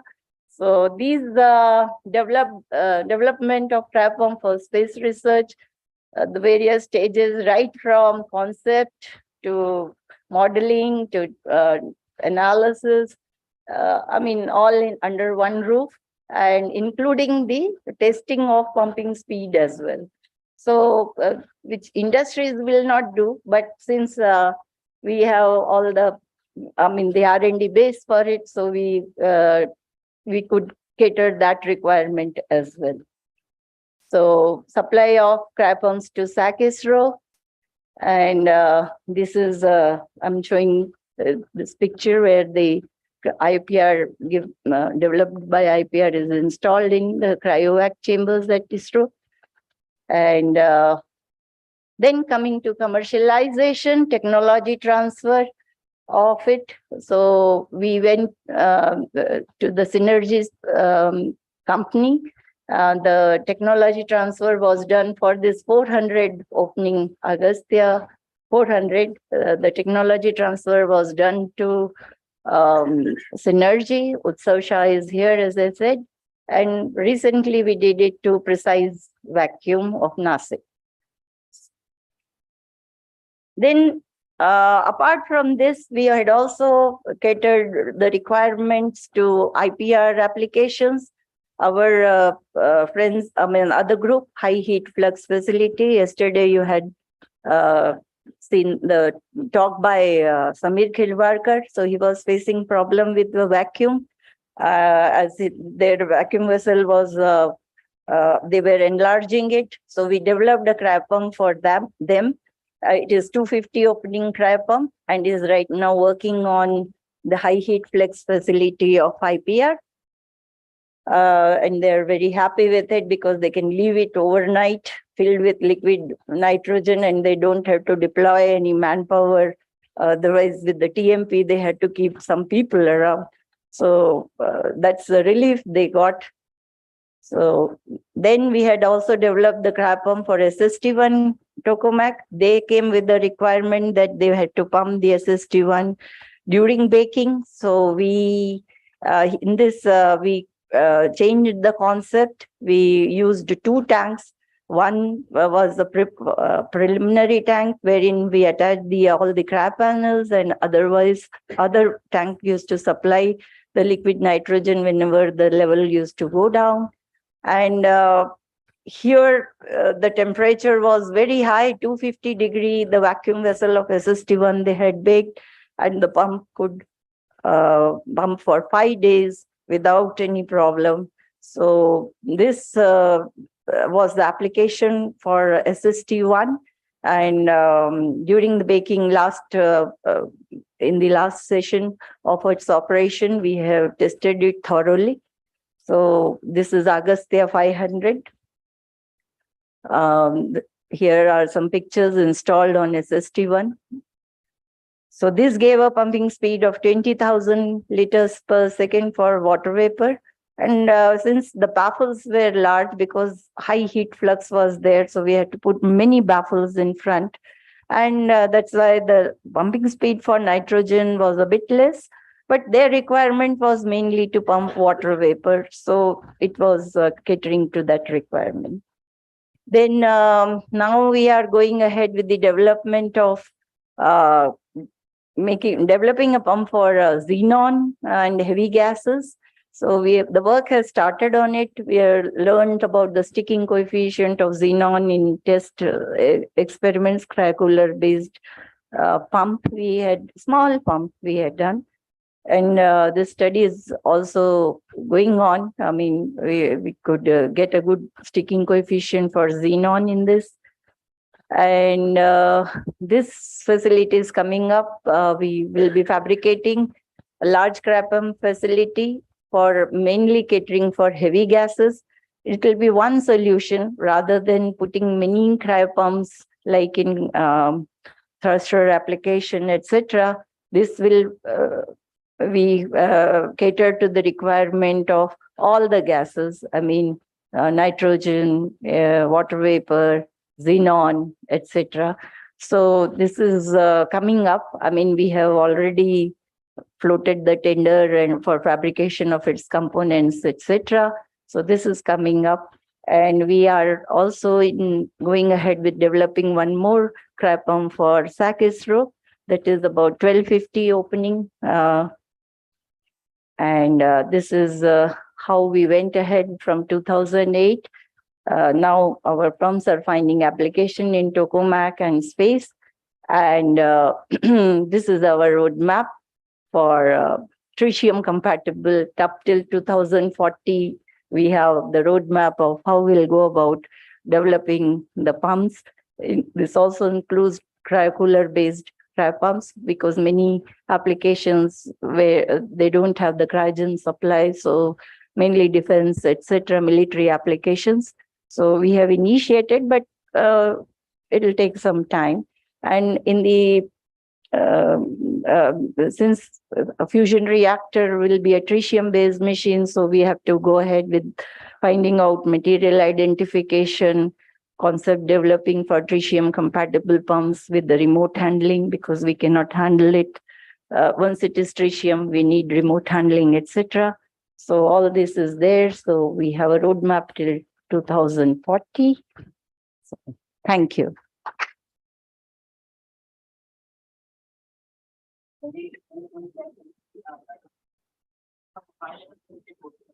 Yes.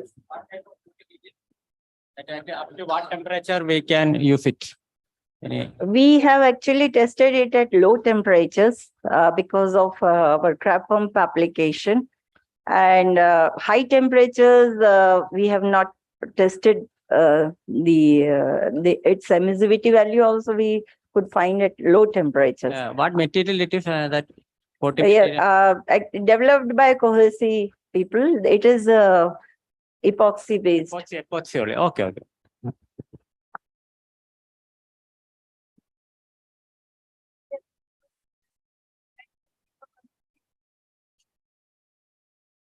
I request Dr. Mukesh Ranjan to kindly present them again to Dr. Ranjana.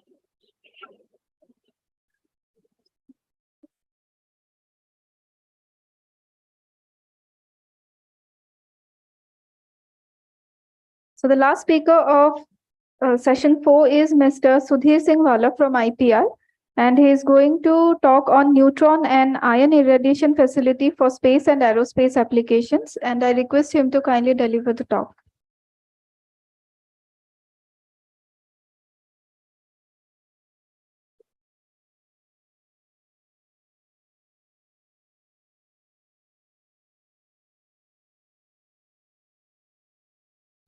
Good afternoon, all. And first of all, thank you, organizer, for giving me opportunity to present my facility here. Okay, so the title of my presentation is a neutron and ion irradiation facility for space and aerospace application. So we have a neutron and ion irradiation facility at IPR. So in my team, we are 4 members. So myself, Sudhir Singh Wala, and the HL Swami. He is taking care of a nuclear simulation and the data analysis. Mr. Ratnesh Kumar, he is the electrical engineer. He is taking care of the operation of the neutron generator. And Mr. Mitul Abhangi, he is taking care of the neutron diagnostic and the measurements. And one PhD student, Abhishek Saxena, he is currently working on the production of the medical isotopes. So this is the overview of my presentation. So in my presentation, I will talk about the type of neutron source and the neutron source available at IPR and the experimental facility of the 14 AV neutron generator at the IPR and the diagnostic which we have used in our system for neutron as well as gamma and the other radiation monitor. And we have already also developed the 2.45 gigahertz based the low ion energy radiation system. Then the how this all systems applicable to the neutron source and the space and the aerospace. So, and mainly I'll talk about the neutron radiography and then some experiment which we have already carried out for these with using the neutron generator. So there are mainly 4 types of neutron sources. One is a radioisotopic neutron sources. So in the radioisotopic neutron sources produced by these mostly by the N alpha or the N gamma or the sum of are the spontaneous fission source. So the N alpha is particularly the americium beryllium. Here it is listed the N gamma, and the spontaneous fission source is the californium 252. And the next is a fusion neutron source. There are so many fusion reaction, but commonly used is a DD and the DT reaction. So by DD reaction, we produce the 2.4 MeV neutrons, and by the DT reaction, we produce the 14 MeV neutrons. And the next is a spallation neutron source. So in the spallation neutron source, the proton is accelerated up to the high energy in the GeV range, and it is bombarded onto the heavy, high dense material like tungsten, lead, and it's produced the neutrons with a very high energy, and particularly it is a pulse neutron source. And the next is a fission neutron source used as a in our nuclear reactor. So before starting to explain my system, I want to give small introduction about the nuclear fusion. So nuclear fusion is a type of a nuclear reaction where 2 light nuclei collide together and form a single heavier nucleus and release energy. So basically, there are 2 mostly common fusion reaction used in worldwide. Though one is a DD reaction and one is a DT reaction. By in DD reaction, the product is a 1 neutron and 1 He3 particle. The energy of this neutron is a 2.45 MeV. And in DT reaction, the deuterium and tritium radioisotope collide together and produce 1 neutron and the 1 alpha particle. And the Q value of this reaction is a 17.6 MeV. In this, the energy of the neutron is a 14.1 MeV, and the energy of this alpha particle is a 3.5 MeV. So in IPR, so we have 2 types of neutron source. One is a accelerator based neutron source, and one we have is a americium beryllium neutron source. In accelerator based neutron source, we produce the deuterium plasma by using the ion source. Then we extract the deuterium beam from the ion source and transport through the low energy beam transport up to the acceleration column. Here up to the LEBT, the ion beam energy is 40 keV. Then we use the electrostatic acceleration. So we accelerate further up to the 300 keV, because for the DT reaction, we need minimum energy is 110 keV. Okay, then after the acceleration, we have a medium energy beam transport system, which transport the beam up to the tritium target. So when this accelerated deuterium beam bombarded onto the tritium target, so DT reaction occur and it produce the 14 MeV neutron. So these are the main parameter of our accelerator based neutron generator. So here we produce the neutron yield up to 10 to the in order of 10 to the power 12 neutron per second. And we have also this radioisotopic based neutron source, americium beryllium, and the maximum the yield of this neutron source is 10 to the power in order of 10 to the power 7 neutron per second. So this is the experimental setup of our 14 MeV accelerator based neutron source. Here we use the 2.45 gigahertz ECR ion source to produce the deuterium plasma. Then we extract the deuterium beam. So we have a magnetic solenoid lens to focus the beam into the dipole magnet.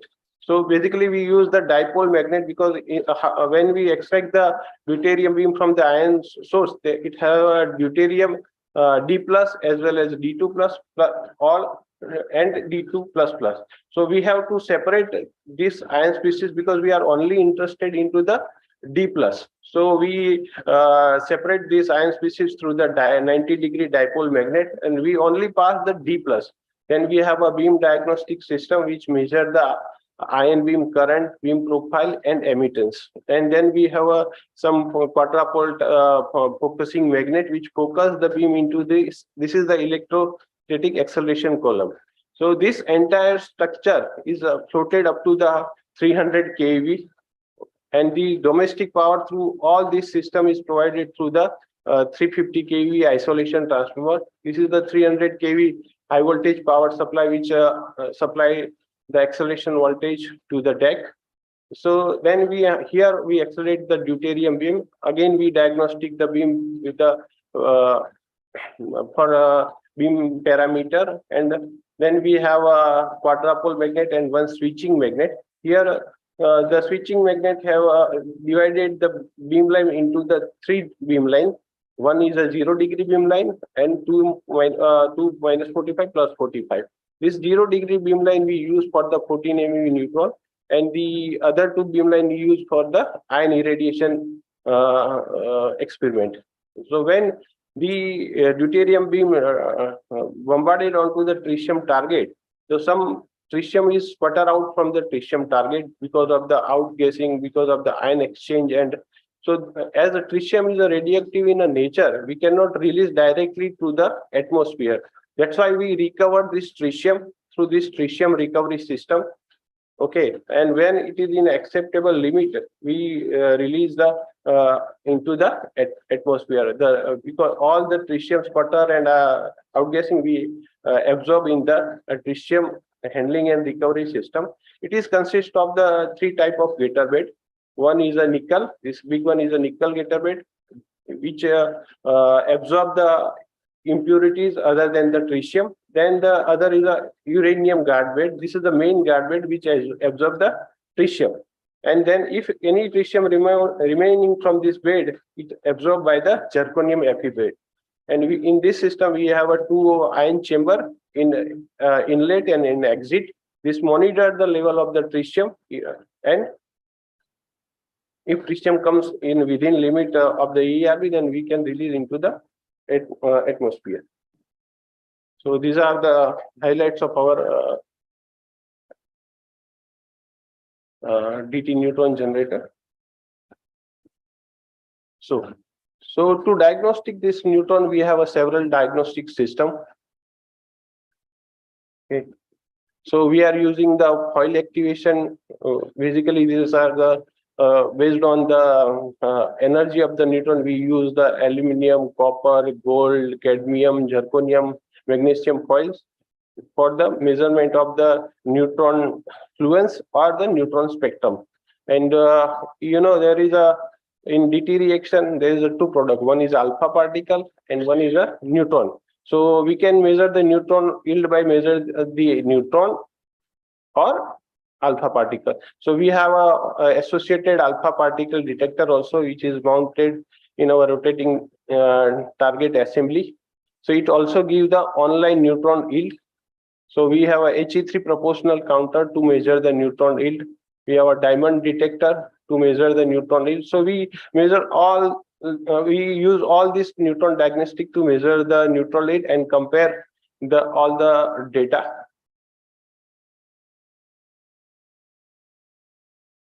As our is a radiation laboratory, so we use also the various kind of a radiation monitor in our laboratory. This is the gamma dosimeter, which measure the background, which measure the gamma dose in our lab.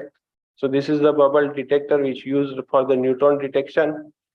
This is the isotope identifier. If there is an unknown any radiation source, we can identify through the isotope identifier. This is the airborne tritium monitor, which measures the tritium in air. So because before we entering into our neutron generator hall, we measure the level of tritium. Is there any tritium release in the atmosphere? And these are some personal dosing monitor to measure the neutron and gamma and the gamma area monitor. Okay. So I already told you we are using this foil activation to measure the neutron's fluence. Okay, so when we activated the foil through by the neutron irradiation, then we do the gamma spectroscopy of this irradiated foil through this high purity germanium HPG detector. So these are the key parameter of this detector. The crystal diameter is 63.8 mm, and the relative efficiency is 54%. So in addition, we have also developed the 2.45 gigahertz based ECR ion source for the production of the deuterium beam. So this is the schematic of the low energy ion irradiation system. This is our indigenously developed 2.45 gigahertz ECR ion source. And we have a 3 electrode extraction system. So we produce the deuterium and hydrogen plasma here, and we extract the deuterium beam. This is a solenoid. And then we have developed some beam diagnostic. We have developed the 10 kilowatt pneumatic control, the Faraday cup, and the slit wire based emittance scanner. And we extract the 10 milliampere deuterium ion beam from the ECR ion source, and the emittance is less than 0.25 mm millirad. And we have also did the plasma parameter measurement with the spectroscopy method by our spectroscopy group. So these are the typical results of the plasma density and electron temperature measurement. So as Dr. Gupta, yesterday Dr. Gupta talked about the ECR ion source. This is indigenously developed in our lab. So with some minor modification, we modify this 2.45 gigahertz source and integrated with the PIC system, and we have achieved very good results because they need a very low density plasma towards their samples. They are using the solar panel as a sample. So we measure this density and temperature with this detachable spherical Langmuir probe, and it is successfully integrated with the SPIC system. So now come to the how this all this facility we can use for the application of neutron for space and aerospace. So these are the typical listed application. The first is a neutron radiography or neutron imaging for the quality assurance, material research, prototype failure analysis, and many other area of the manufacturing. And the second, we can do the radiation hardness testing of the electronics related to space application, testing of the radiation shielding material for the space equipment, ion irradiation and damage studies for the space grade material. So nowadays, this neutron radiography is very popular for the non-destructive testing. So neutron radiography gives the visible information about the object and structure. Here you can see the typical schematic of the neutron radiography system. Here is the neutron source. So, and the sample. So we pass the neutron beam to the sample, and it gives the internal data of the system. So here people are using the film as well as CCD as a detector. So we can record these pictures on the films, and by also we can record through the CCD. So mainly this is neutron radiography is used for the aircraft and spacecraft. Have many components such as a turbine blade, ejection mechanism, explosive signal transfer mechanism, payloads, etc. And because of before the development of some new material, it is thoroughly tested through this neutron radiography system. So how the neutron radiography system is different than the X-ray radiography? Because both the radiography is a very important according to the application. The difference between the neutron radiation and the X-ray, the rate of the attenuation of the neutron does not increase with the density in the same way as it is with the increase. Here you can see the pictures of the X-ray and the neutron radiography. Here, this is a bullet. If you do the X-ray radiography, you can see the how the shape of the bullet, and if you do the neutron radiography, you can see the internal material of this bullet used and the structure of the in the bullets. So that's why the neutron radiography is very important for the non-destructive testing, also for the space application. So IPR has also capability to design the moderator facility. We have designed one a moderator assembly to enhance the thermal neutrons. So these are we use a different kind of material to design this moderator assembly. This is by using the HDP, high density polyethylene, beryllium, lead, cadmium, according to their neutron properties. So we also did some simulation study for the neutron radiography. Here we use the three kind of cylinder. One is a solid cylinder of B4C, the second cylinder with the cavity of the air, and the third cylinder is the B4C cavity contain the water. And we did the simulation, and these are the result of this neutron radiography. So we also design develop these moderator facility for the neutron and neutron impact on the electronics. So these are the typical experimental setup for the testing of the electronics component, and these are the neutron energy spectrum after after using the moderating assembly. As I told you, we already did some experiment with neutron radiography in collaboration with the VSCC ISRO Trivandrum. So this is the neutron radiography setup. So here radiography image of the sample were recorded on the X-ray. At that time, we have a very compact neutron source that we use for the neutron radiography. Nowadays, we have the yield of this neutron source is 10 to the power 10, but now we have a accelerator-based neutron source, and the yield of this accelerator is 10 to the power 12 neutron per second. And we also did some experimental in situ experimental measurement of the neutron radiation impact on the structural and electrical properties of alumina. So we do the in situ measurement. We basically this requirement from the ITER India. So they did they put the samples with some aluminum contacts, and we irradiate with the neutron, and they measure the change in the insulation resistance. This is when the neutron irradiation is off, when the neutron irradiation is on. This is a typical XRD pattern. And we also did some experiment for the neutron irradiation effect on the semiconductor devices. So we use different ICs and sensors, and that experiment we did with our americium beryllium source. And these are the typical characteristic of the ICs 741, the optocoupler, and these are the other samples we irradiated with the neutron. These are the results. And we also did the deuterium ion barium irradiation on this DIBS CCO superconducting tape.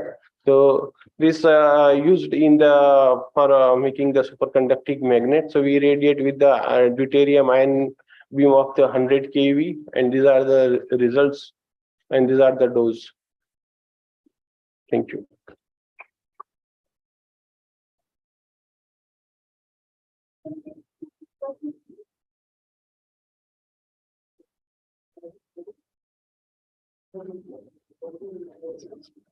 volt radiation facility. That 14 is fixed or it can be variable. This is the product because when we did the DT reaction, the one neutron is produced, and the energy of this neutron is a 14.1 MeV. So we can thermalize this neutron by using the moderator assembly. Yeah. Yeah. I have two questions. One is the rate of number of neutrons, the rate of it. How does it compare with a typical research reactor? Number of neutrons. Second question is, have you done studies of neutron irradiation in metals or a metal block? Not yet. Not yet. But are you? Yeah, this device is not for the damage study, because we have the yield of neutron source is 10 to the power 12. If you want to do the damage study, the yield is around 10 to the power 15 or 10 to the power 18. So this for is a good DPA. Okay, so this facility won't be. This is not for the material damage study. Yeah, thank you. Whether this facility has been used to measure the secondary electron units or the ion induced secondary electron unit for various space grade materials. Secondary electron from where? For various space grade materials. Okay. When ion hit the surface, Mhm. every electron released from the material. Whether this kind of experiments have been done. We didn't do yet, but we can try.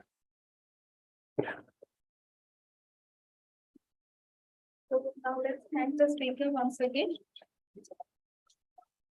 And I request Dr. Mukesh Ranjan to kindly present the memento to Mr. Sudhir.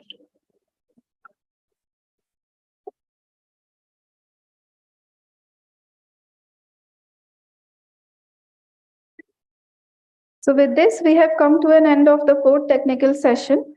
And now there are few announcements that the panel discussion will be at FCIPT only after the last session. And the participants are requested to collect the certificates from the registration desk during the lunchtime. And now I request everyone to kindly proceed for the lunch. Again, I request the speakers of the last session to please load their presentations. Thank you. Again.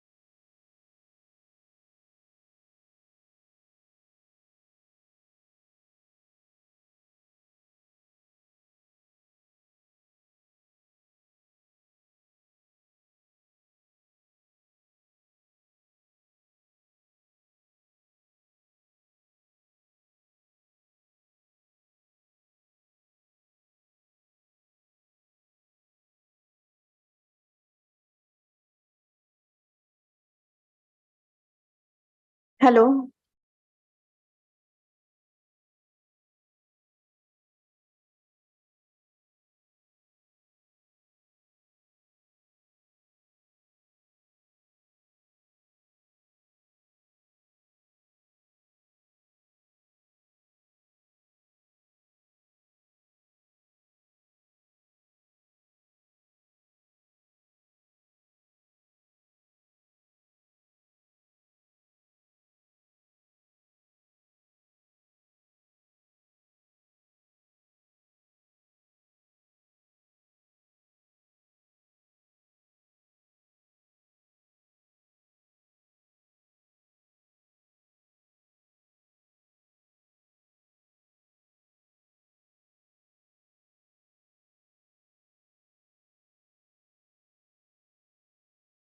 Hello.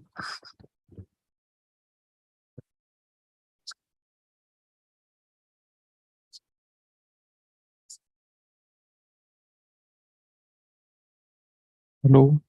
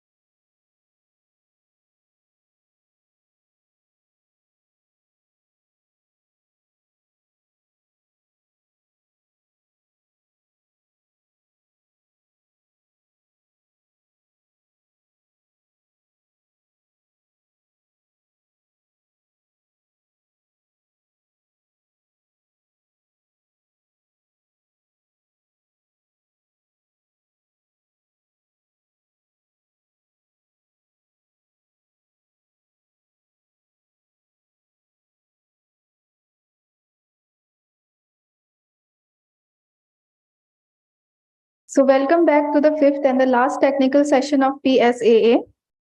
We have with us the first speaker, Dr. Ramkrishna Rani from IPR, who is going to talk on plasma-based surface engineering for space applications. And now I request Dr. Rani to kindly deliver the talk.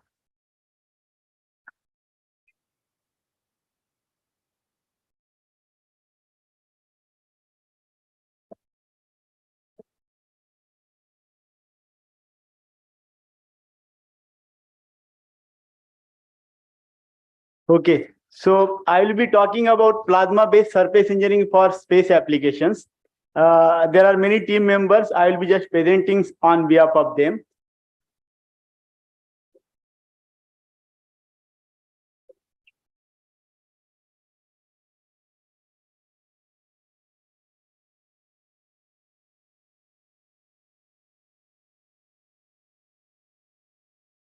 Okay, so outline of my talk will be, I will just, in the one slide, I will just describe about the plasma surface engineering, how plasma can help in surface engineering. Then the plasma nitriding, which already we have already seen in last few presentations, how plasma nitriding is useful for the spacecraft components. Then plasma-based PVD coatings, few of the studies which we have started, and we have done some feasibility studies to show the proof of concepts.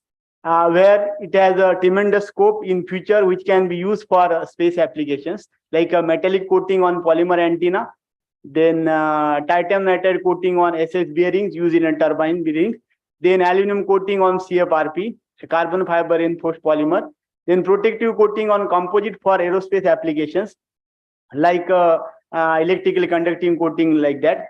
Then the possibility of thermal control coatings for space applications, which is a presently people are trying to develop that type of coatings, and then I will conclude.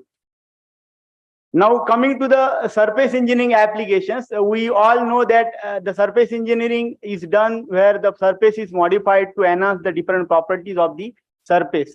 Like we can enhance the properties like hardness, corrosion resistance, wear resistance, thermal conductivity, electric conductivity, and many more. So presently there are many techniques which are used, but plasma is also taking a major role in doing a surface engineering. So when plasma is used for doing a surface engineering, we call this a plasma surface engineering. So basically I can divide broadly this surface engineering in two categories, which we do with plasma. Like external coatings, where we do a coating on the surface by using a plasma assisted physical vapor deposition, mostly magnetron sputtering, or plasma enhanced CVD, PECVD. And another treatment, which is a popular treatment, which is a diffuse treatment, in which the coated layer, or I can say that the metal with the surface is converted into another layer, like plasma nitriding. This is a diffuse layer. So one is the above the surface treatment, another below the surface treatment by using a plasma. So how plasma can do both the treatments? Another, the emerging technology also people are doing, like they are doing a duplex treatment, the diffuse layer as well as a overlay coating. So this diffuse treatment consists of plasma nitriding and ion implantations, and this overlay coating consists of magnetron sputting and PECVD like coating. Now, how plasma can do a surface engineering? I have just shown two examples where atmospheric pressure plasma as well as low pressure plasma both are used for doing a surface engineering. I will be covering only the low pressure plasma. Low pressure plasma is comparatively easy to form and do a surface modifications, as well as for temperature sensitive components. Mostly the low temperature plasma are preferred, not the high temperature processing is preferred for surface modification like polymer and all these things. So in low pressure plasma category, plasma nitriding and plasma coating. So plasma nitriding, we generally, plasma nitriding and this sputter deposition coating we do at low pressure plasma, similar to our tube-light plasma, which we call as the non-thermal plasma, where the temperature of electrons is high compared to a gas temperature, and the obviously pressure is less than the atmospheric pressure. So first, coming to the, just I'll quickly go through slide. This is the first plasma nitriding. As I told, this is the below the surface treatment, where another technique is a plasma based ion implantation, where the ions can be accelerated by using a voltage, and they can be implanted with some depth at the required depth.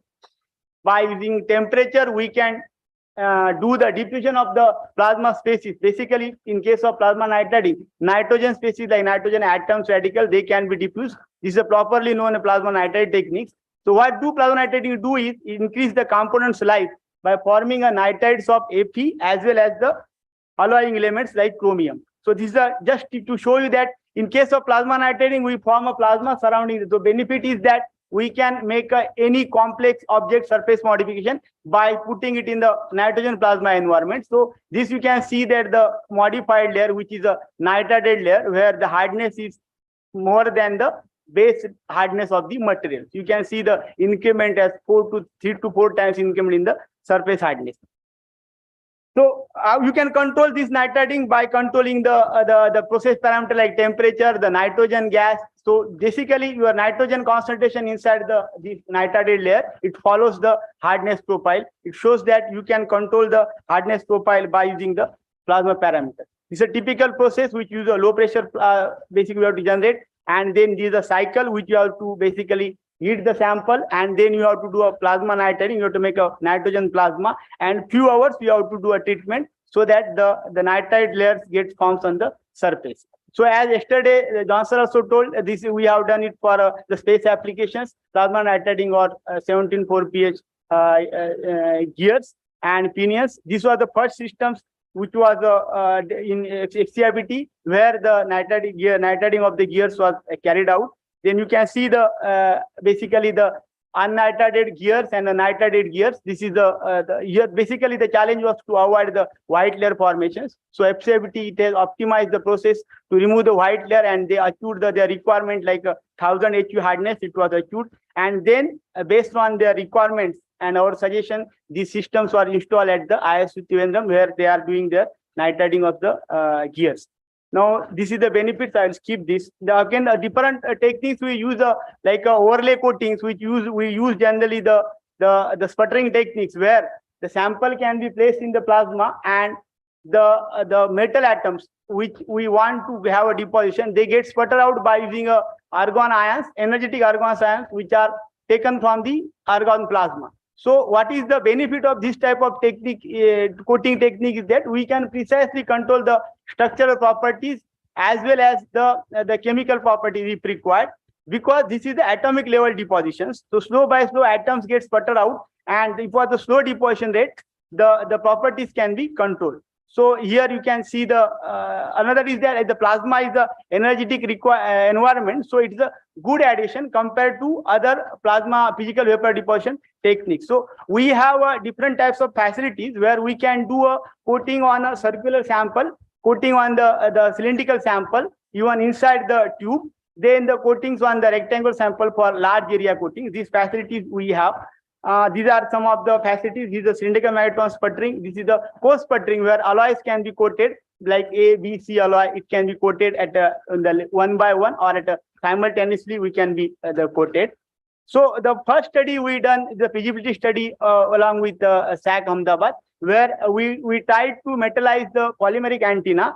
We know that these antenna, they are used for the communication purpose. If the polymeric antenna is used, it has the benefit that this can lightweight as well as the transportation, and it will be easy. So we tried to develop the copper coatings on this Lexan antenna.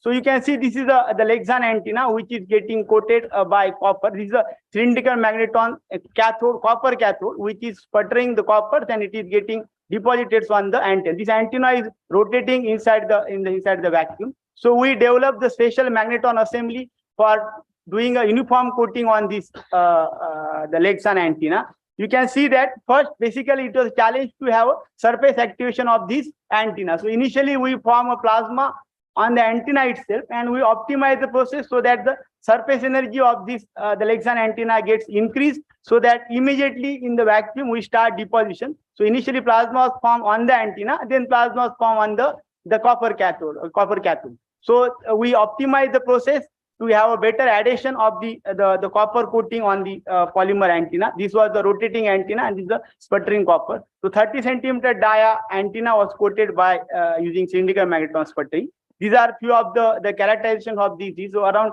10 micron thick coating was done. This XRT shows the copper, and this is the surface morphology of copper grains. Then this was tested at SAC for the thermal cycling test. There was no peeling of the coatings, as well as the low power testing by using a VNA was done at SAC Ahmedabad. So reflectivity of this coated antenna was around 97%. So that was the feasibility study. It has the scope that we can do it at the higher magnitude, as well as we can do other testings like how the antenna this metallized antenna can perform in the atmosphere, the space atmospheric conditions. Then another projects we completed is with the LPSC Trivandrum. There they provided us the bearings. We were supposed to do a titanium nitride coating on inner races of the bearing. So we were supposed to do a coating on this inner races of this piece and outer races of this piece. In this groove, we were supposed to do a titanium nitride coatings. Of this requirement was a 1 micron and coefficient friction of 0.1, coefficient friction of 0.1. So we performed the titanium nitride coating on these inner grooves of 1 micron thick, and the coefficient frictions which was observed was 0.07 to 0.2, depending upon the lubrication conditions. So we were facing the problems of adhesion. We optimized the adhesion of this coating, and then the bearings were supplied to LPSC. Now coming to the another applications like CFRP, which is basically right now the ISRO people are trying to do maximize the uses of CFRP instead of by replacing the metallic component to reduce the weights in the payload components. So we tried to do different types of metallic coating like aluminum coating of CFRP. So on the plate sample, we are able to achieve the aluminum coatings. This was basically we were trying to see whether we can achieve the reflectivity as close to the pure aluminum or mirror. So we could achieve around 70% reflectivity in the visible light by using aluminum coating on the polymeric surface. So scope, or I can say the opportunity to do this work, is the development of lightweight polymeric mirror in the scope if we optimize the process properly for the aluminum coating on CFR.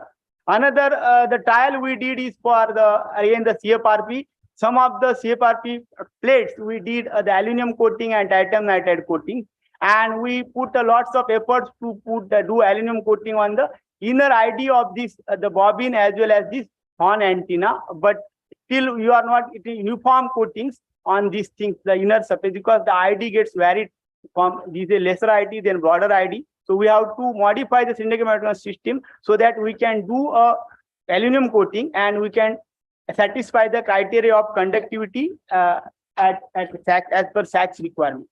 Now coming to the applications for aerospace, we have done some feasibility study by using these CFRP composites material, where there are basically wherever the CFRP composite material is used, the major issue may be the improving the conductivity of CFRP composites and ability to resist the fire event of the CFRP material. So there are some zones with the lightning strike zone occurs on the aircraft. So this is the zone where is the maximum possibility of lightning strike occurs, and this is where there are the fire events of the CFRP. Now, if we use CFRP to reduce the weight of this aircraft, at the same time we have to see the other properties like the electrical conductivity and its the ability to do fire resistivity. So we did some feasibility study to do the multi-layer coatings of titanium nitride, copper and TN. Why not only copper? Because TN is stable at temperature around 600 degrees Celsius, and it is also electrically conducting. So we did this coating, multi-layer coatings on this composite material, and that the laboratory level we have tested the lightning strike. This was the lightning strike was around given at 660 kilojoule. So the current was around 150 ampere at and it was tested for 10 seconds. So this was this gives indication that this is the backside of the composites. This is backside of the uncoated composite. There is a complete damage. This was not damaged. Obviously, we may have to increase the thickness of the coating. So what is the benefit of presently the copper and aluminum meshes are used on the aircraft to discharge the striking event. Whenever there is a high current, the discharging or striking lightning, it can be discharged to the metallic mesh. But if we instead of mesh, if we use this coating on the CFRP itself, it can sufficiently reduce the weight as well as it will replace the mesh. So here you can see that the weight loss in case of uncoated and the coated sample, even stability of the material is around 600 degrees Celsius. It was stable, and the loss of the material was less in case of coated. Another feasibility study we have done is to see the CFRP to see the improving the resistivity, fire resistivity of the polymer composite. This is TN, even though it is a conducting, it is a ceramic category. So if you do a thin ceramic coatings on this the CFRP composites, it has a possibility that it can increase the fire resistivity of in case of the fire event, and if it is used in the aircraft, in case of fire event, this can increase the ability to resist fire in case of a fire event. So this also has given around 8 to 10% increase in decomposition temperature and 6% increase in mass loss rate. In this case also one has to optimize the thickness of this ceramic layer. Now, this was all the feasibility study which we have performed.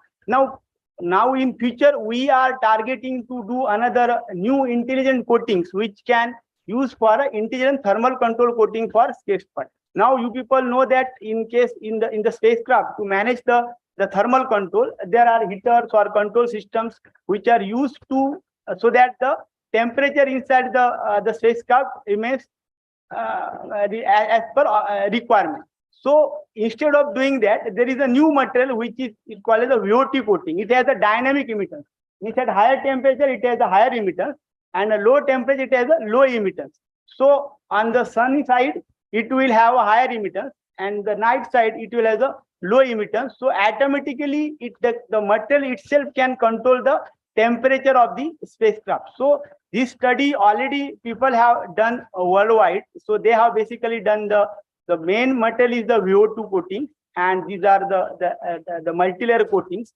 So it can be acted as a smart radiation device which can control temperature of the satellite intelligently. Means you don't have to use a additional electrical power supply heater to control the temperature of the spacecraft. And the benefit is it is a lightweight, and it has the property which it has as per surrounding environment, the emittance passively adapts to the external temperature. So you can see that as per the date and throughout the day and night time, the emissivity temperature and temperature of the that coating, and hence the spacecraft is controlled.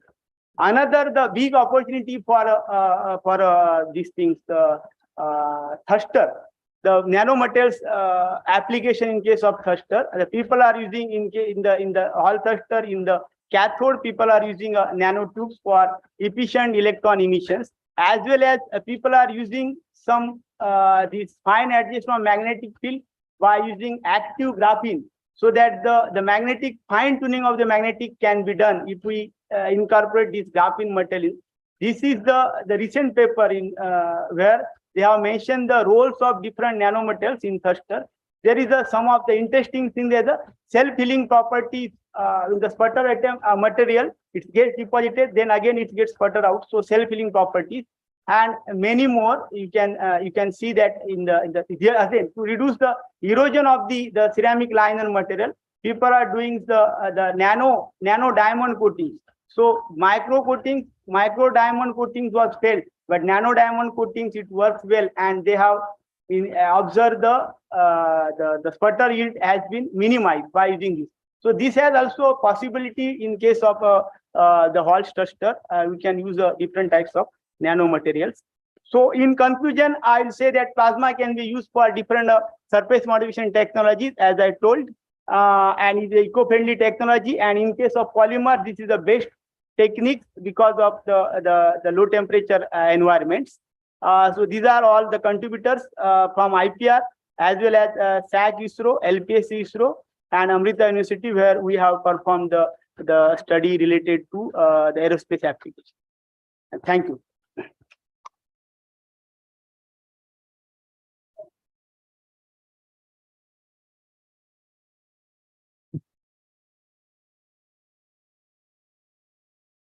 Sir, in case of this aluminum coating on CFRP horn structure, yeah. So did you measure the uniformity of coatings?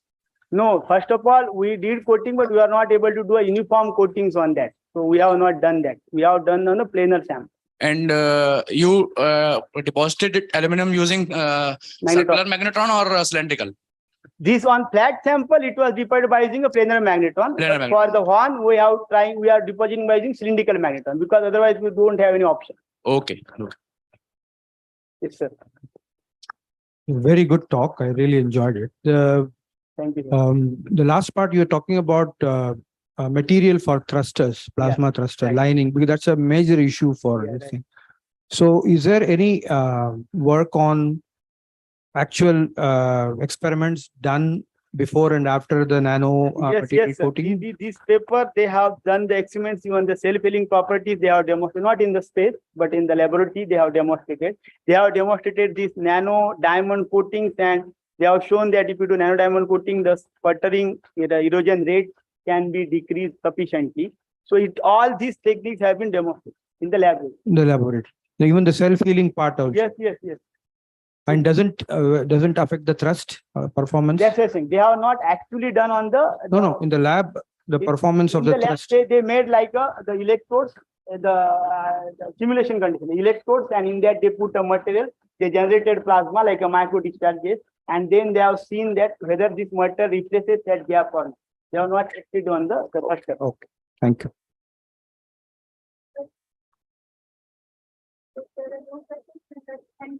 Once again, I request Shri Akshay Vaid to kindly present the memento to Dr. Rana.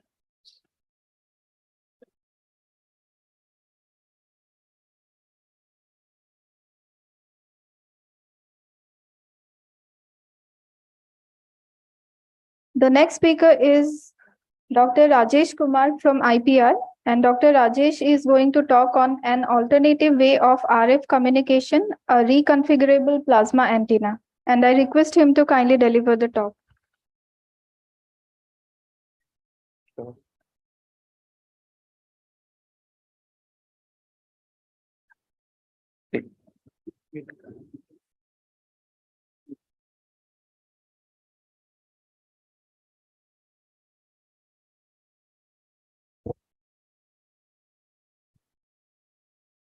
Good afternoon to everybody. Today, I would like to thank the organizer to say, because they have given me opportunity to say something about the application of plasma in the communication system. As this is some simple formulas available for plasma frequency and collisional frequency or something like that. Suppose we are working with some electromagnetic waves, and there is some plasma, and if the plasma frequency where we are doing some experiment or doing some sort of things, when the electromagnetic wave is having frequency,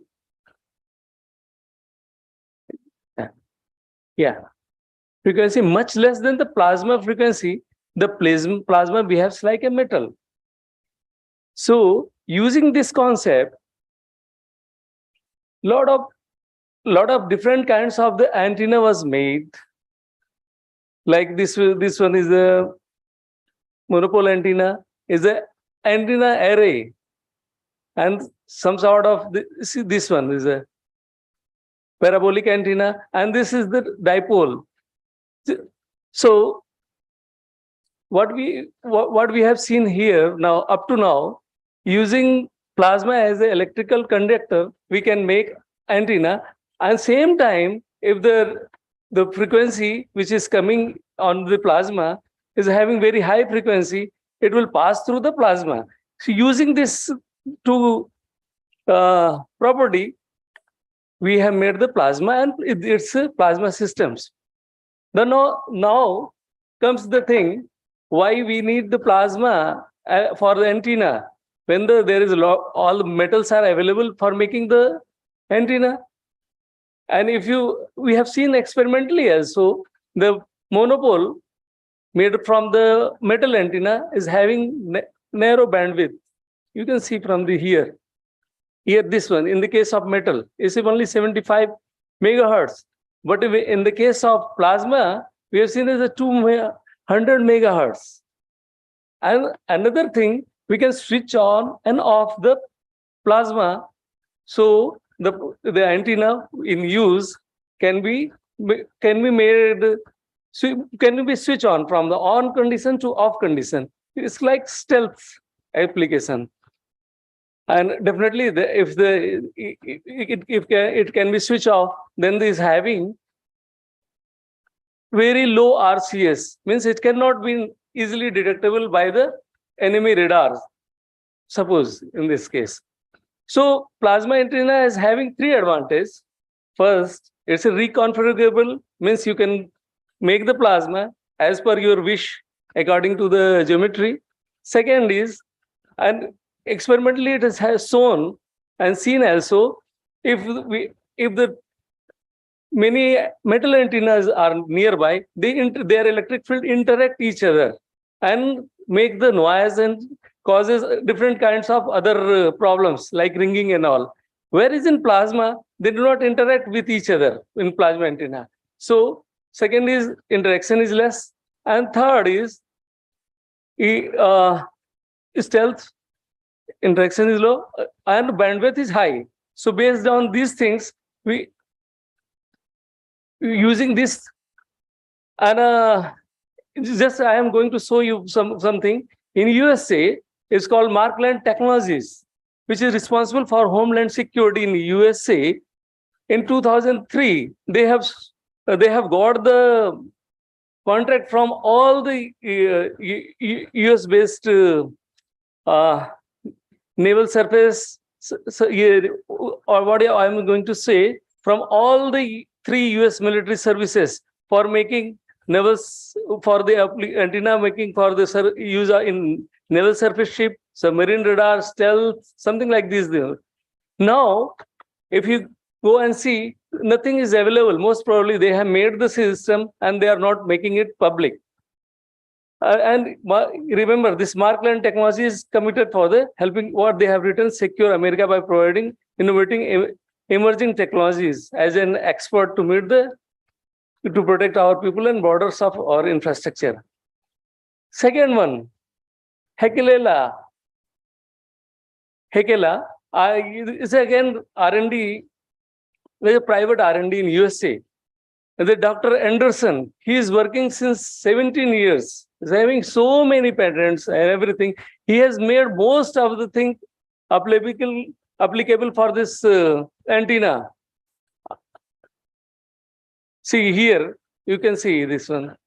Most of the things that he has made, and what they are going to do, they can supply you also if their US government public allows you. And based on these things, if you see this,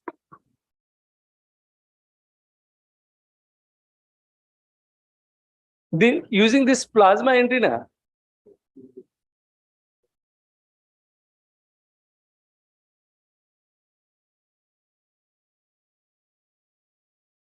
means here what they have made, there is one metal antenna, so monopole antenna, surrounded by a lot of here. It depends how much plasma elements you select.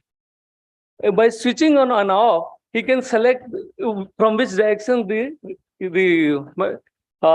micro electromagnetic waves are coming. So by this method, you can find out the direction of electromagnetic waves. Not only that, if you use 2 or 3 things, this kind of plasma array, you can find out the exact location also. It's not like that metal antenna is not having this facility. They are having, but the metal array are very huge in size. Here, you can rotate the plasma within the maximum up to the millisecond level. So you can detect in millisecond level, whereas in metal case, it has a huge structure, has to move 360 degree. So by simple one antenna can rotate in this all direction and find out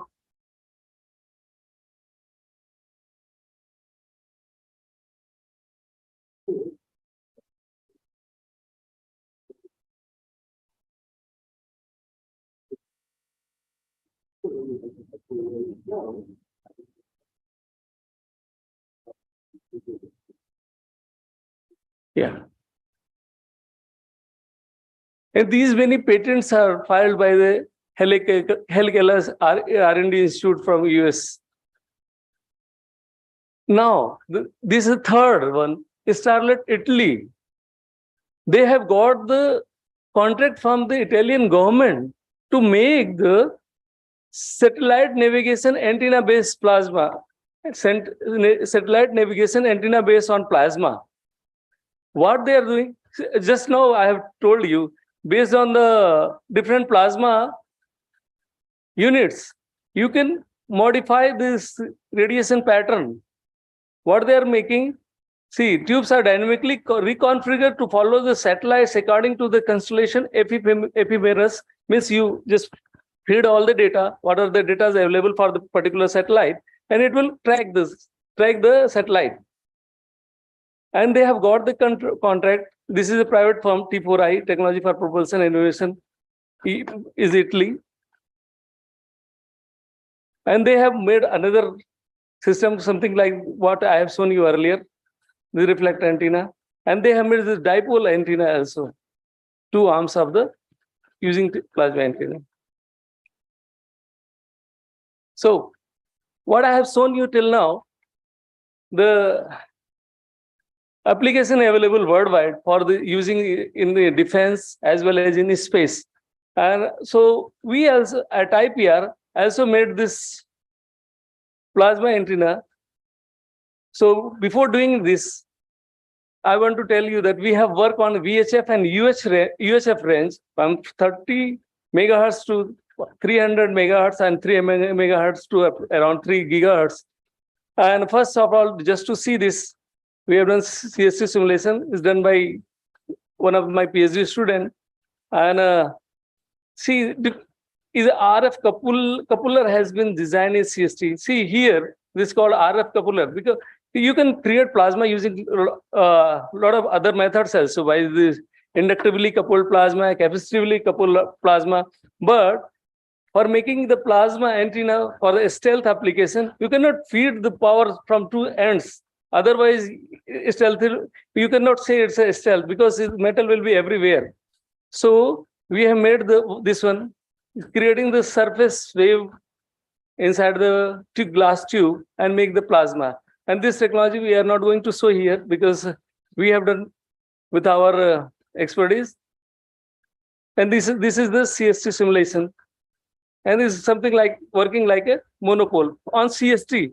But what we have seen, whatever the CST is saying, we have got the more bandwidth on this using plasma antenna than the whatever the shown on CST. Most probably because the plasma here density is very high and then density gradually decreases as the length goes up. So most probably we are not able to exactly calculate the what is the how this plasma antenna is behaving.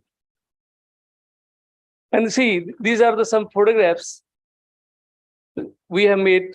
See, you can see here, using this different power, we can increase the length. Length, if you increase the length, means you reduce the frequency in application. So you can cover most of the frequency.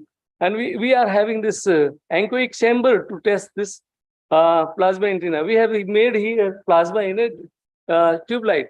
So simple tube light can be made this plasma antenna using this surface coupler. Just to show you how this is working. तेज कर सकते हो आवाज.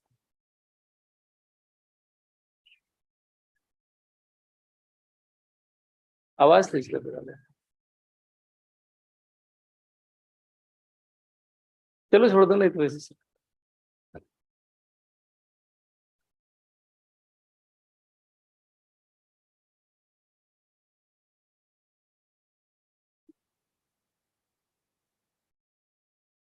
See, when this plasma is off,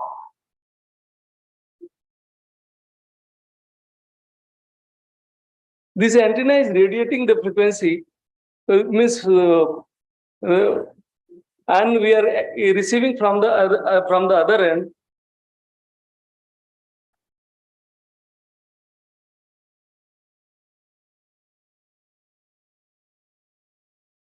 And just to tell you, this system is not the very bulky. It can operate on the 12-volt battery system. So if you want, you can put on your bag. And the whole system covers up to this one. It will not take 1 by 1 feet of the surface and maximum 2 feet here. Is it really expandable also in this case? And now comes the video I have shown you earlier from the Helicola US. Again, we tried to get this information, this done in our lab. We also plan to do the simulation for this array system, just to find out what is the direction of the incoming electromagnetic waves. And we have successfully done this simulation. And these are some simulation results. See here, when this plasma antenna here in this direction is switch off, is switch off here, you can get the signal from here. Similarly here, here is only 4 cases I have shown you, but it can be done at 360-degree angle without any problem. So this is the simulation result. Just a minute. This is simulation result here. This simulation result, and this is the experimental results.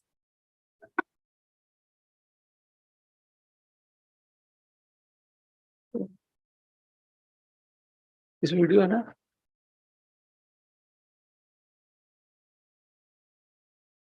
See, this is here. This is where.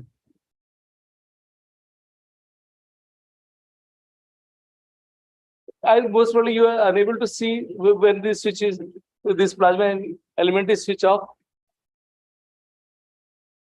Means the electromagnetic waves are coming in this direction. It's rotating.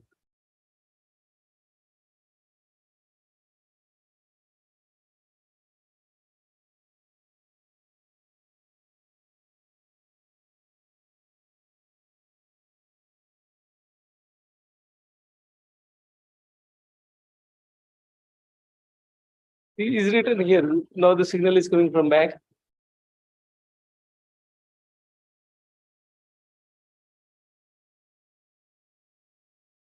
So what I have told you till now, we have made the plasma antenna, compact plasma antenna based on the monopole.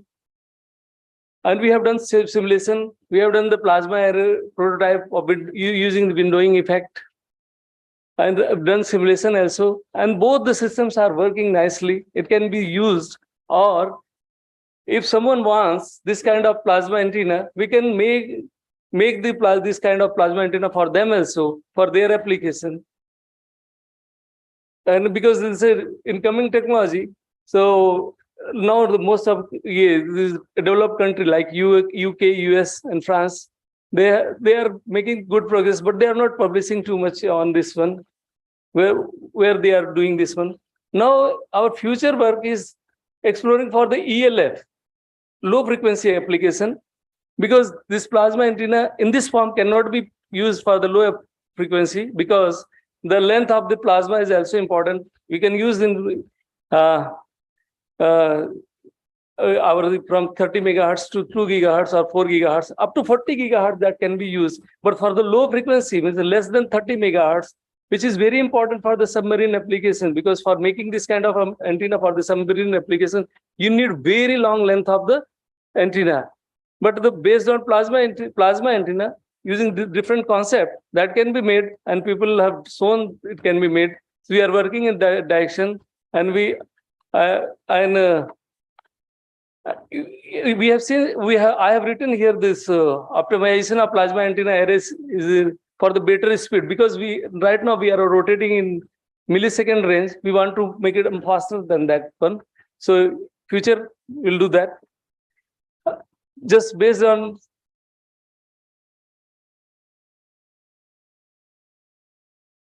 just to show you how this compact plasma antenna system, how the power, RF power is changing the length. Is an intelligent system. Is this checking whether signal is, whatever the signal is coming from somewhere, from the any radiation, is detecting. If the signal is very low, it's changing the length automatically and fixing, just to see. It's called the intelligent plasma antenna system. Thank you very much.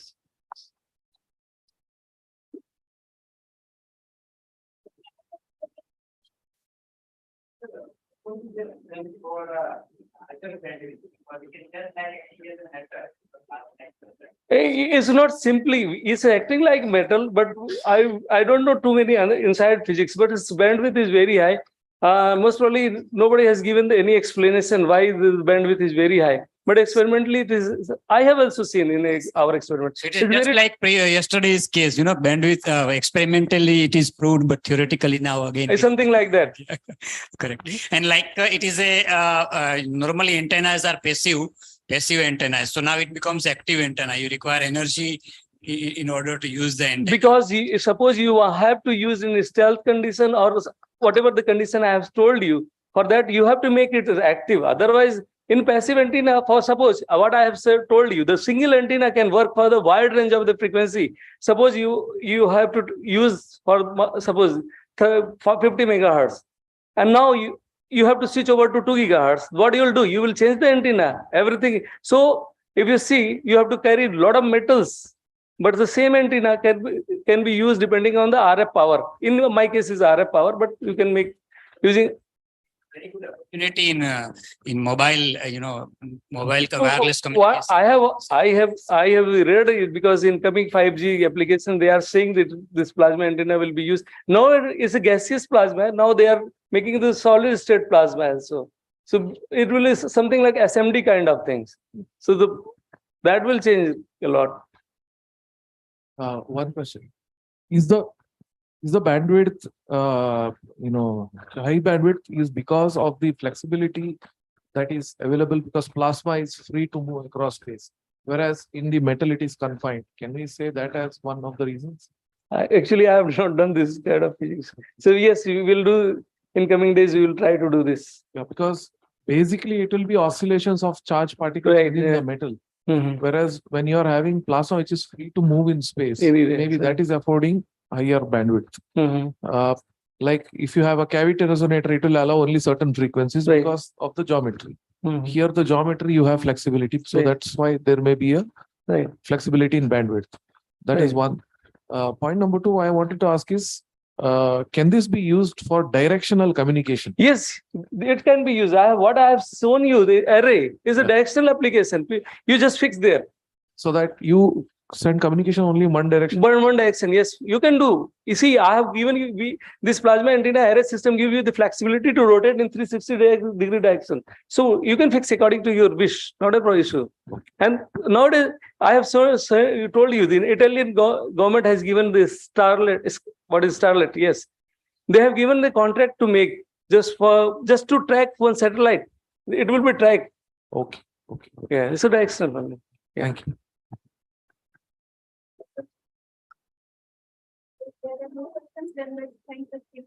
Thank you very much. Now I request Shri Akshay Vaid to kindly present a memento to Dr. Rajesh.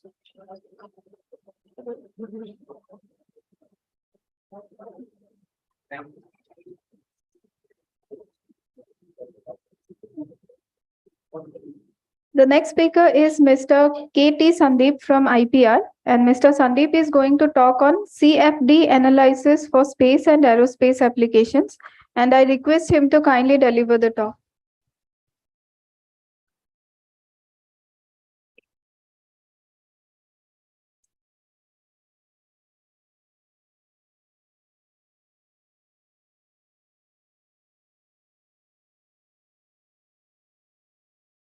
Okay.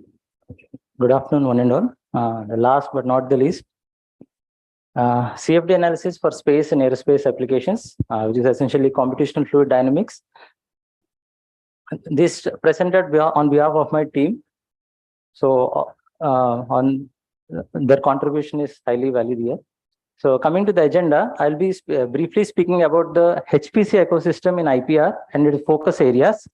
And next, we'll be speaking about what is the overview of CFD simulations in plasma related technologies and what are the areas where our IPR is working on and how can it be utilized in other areas.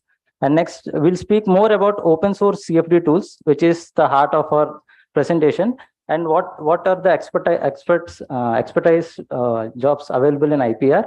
And coming to the main topic, which is the CFD analysis. Look, this is not, it's a very simple presentation. We want audience to know that there are effective open source tools to start simulations in aerospace, because I see a lot of startups and newbies who are working on space and aerospace.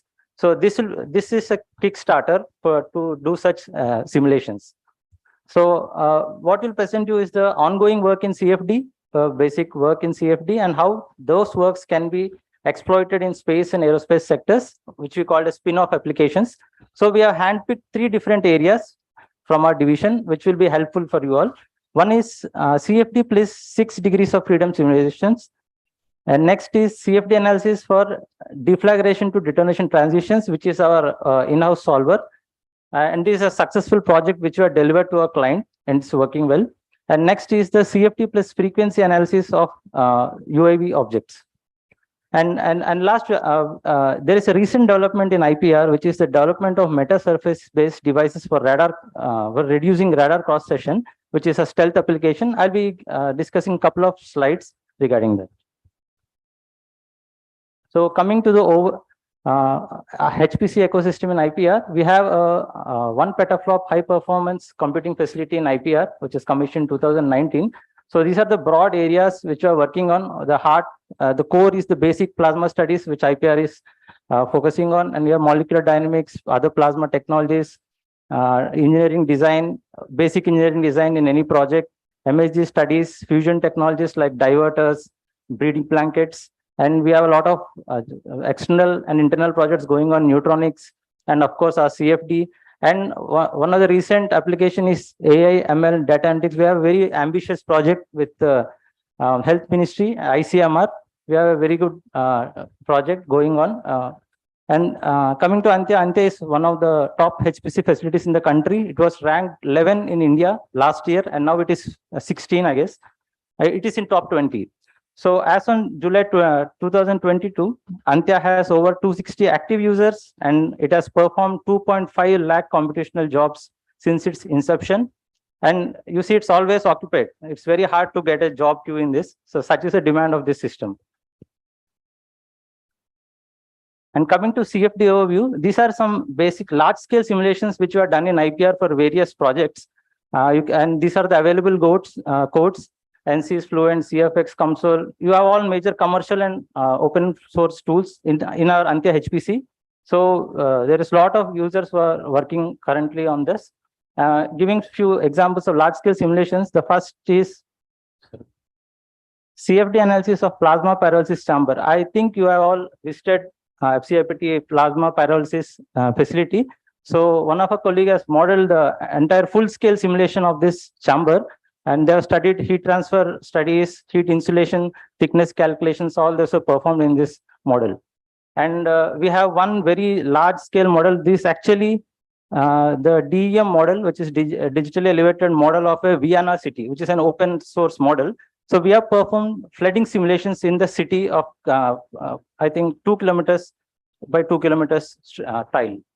So this demands a huge computational power, and we have succeeded done this simulation. And this is one external project, which is the client needs to visualize the MHD driven temperature fluctuations in an MHD pump. So one of our colleagues were able to model this using Console, and the project was successfully completed.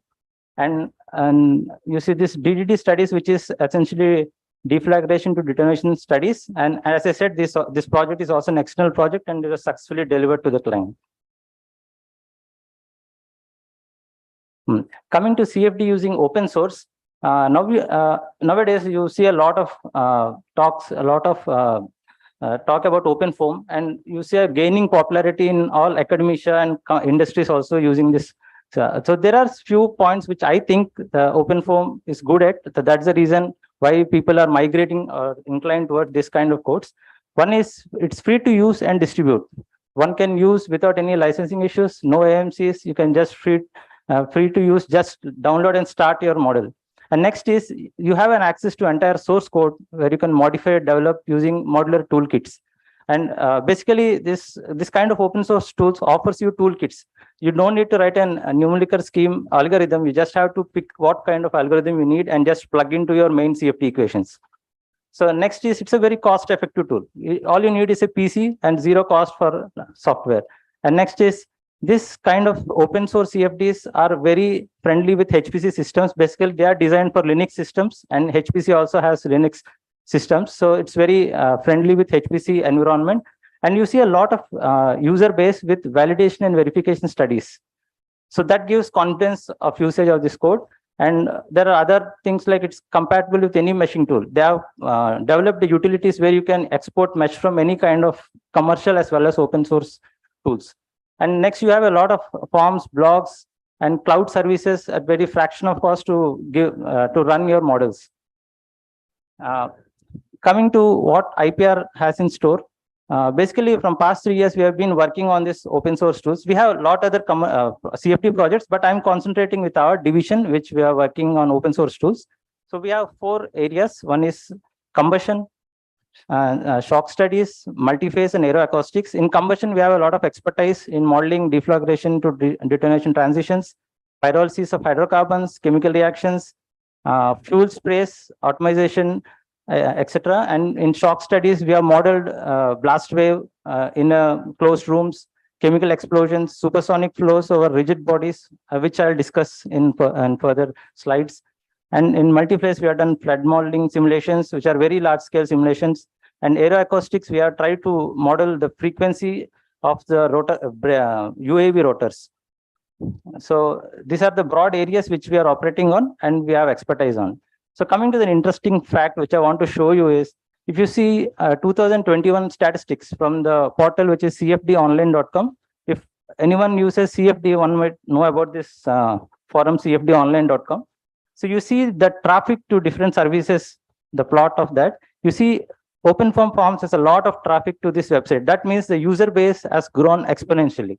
So that says that everyone are trying to use OpenFOAM and trying to ask questions about OpenFOAM.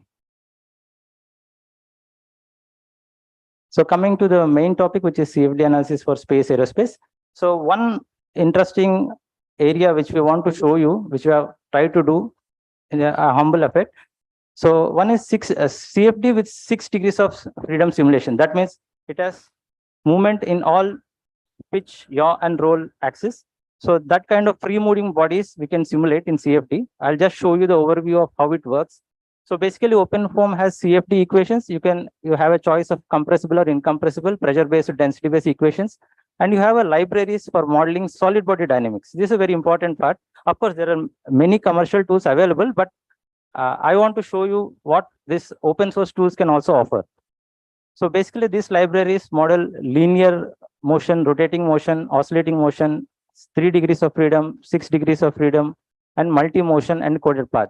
So example of multi-motion would be a rocket going with a movement in grid fins, just like SpaceX. You can actually model the entire movement of rocket with grid fins moving. So there is a linear motion and a grid fin motion. So you can model multi-motion. And if there is a flight going on, you can model entire full body simulation of the turbofan along with the linear motion of flight.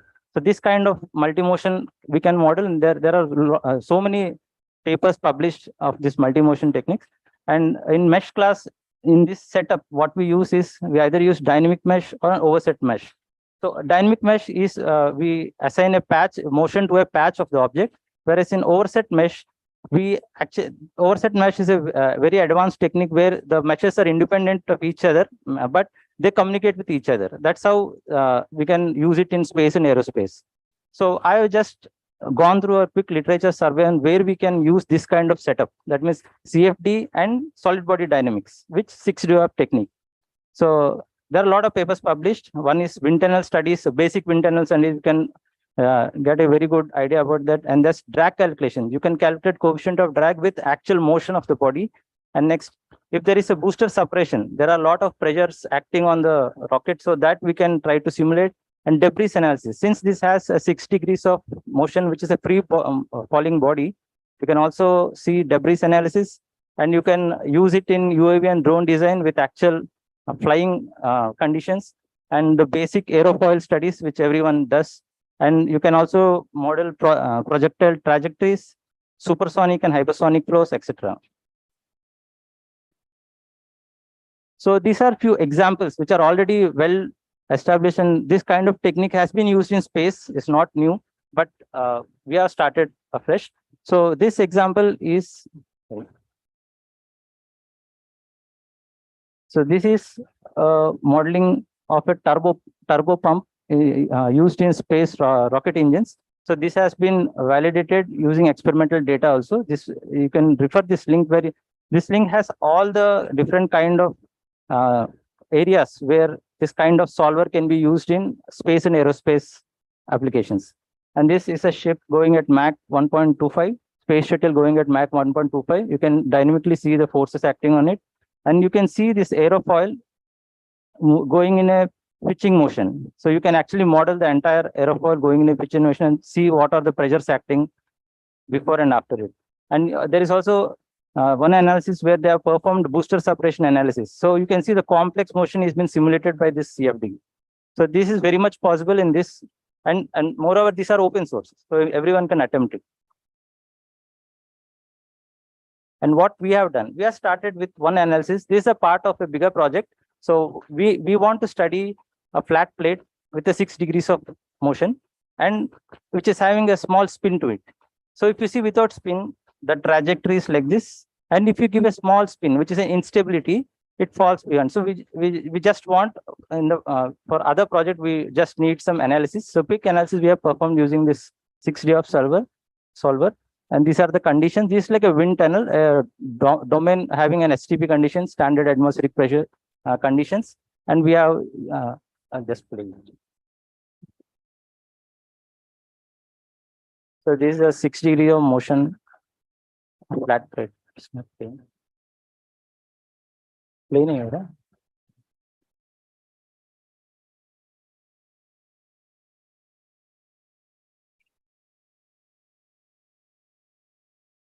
Not plain?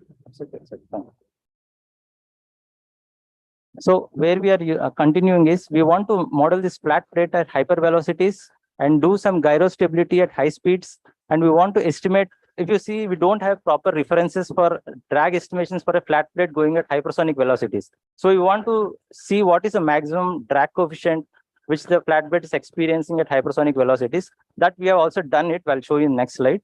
And what is the effect of wind speeds on the spinning body. So those kind of things we are interested in, and we are also already into it.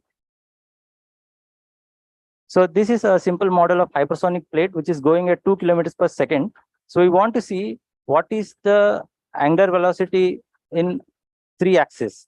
Initially, it is 0, 0, 0. That means it is going in linear direction. But due to drag forces, it will achieve a kind of instability. That means you see there's a small value of Z here.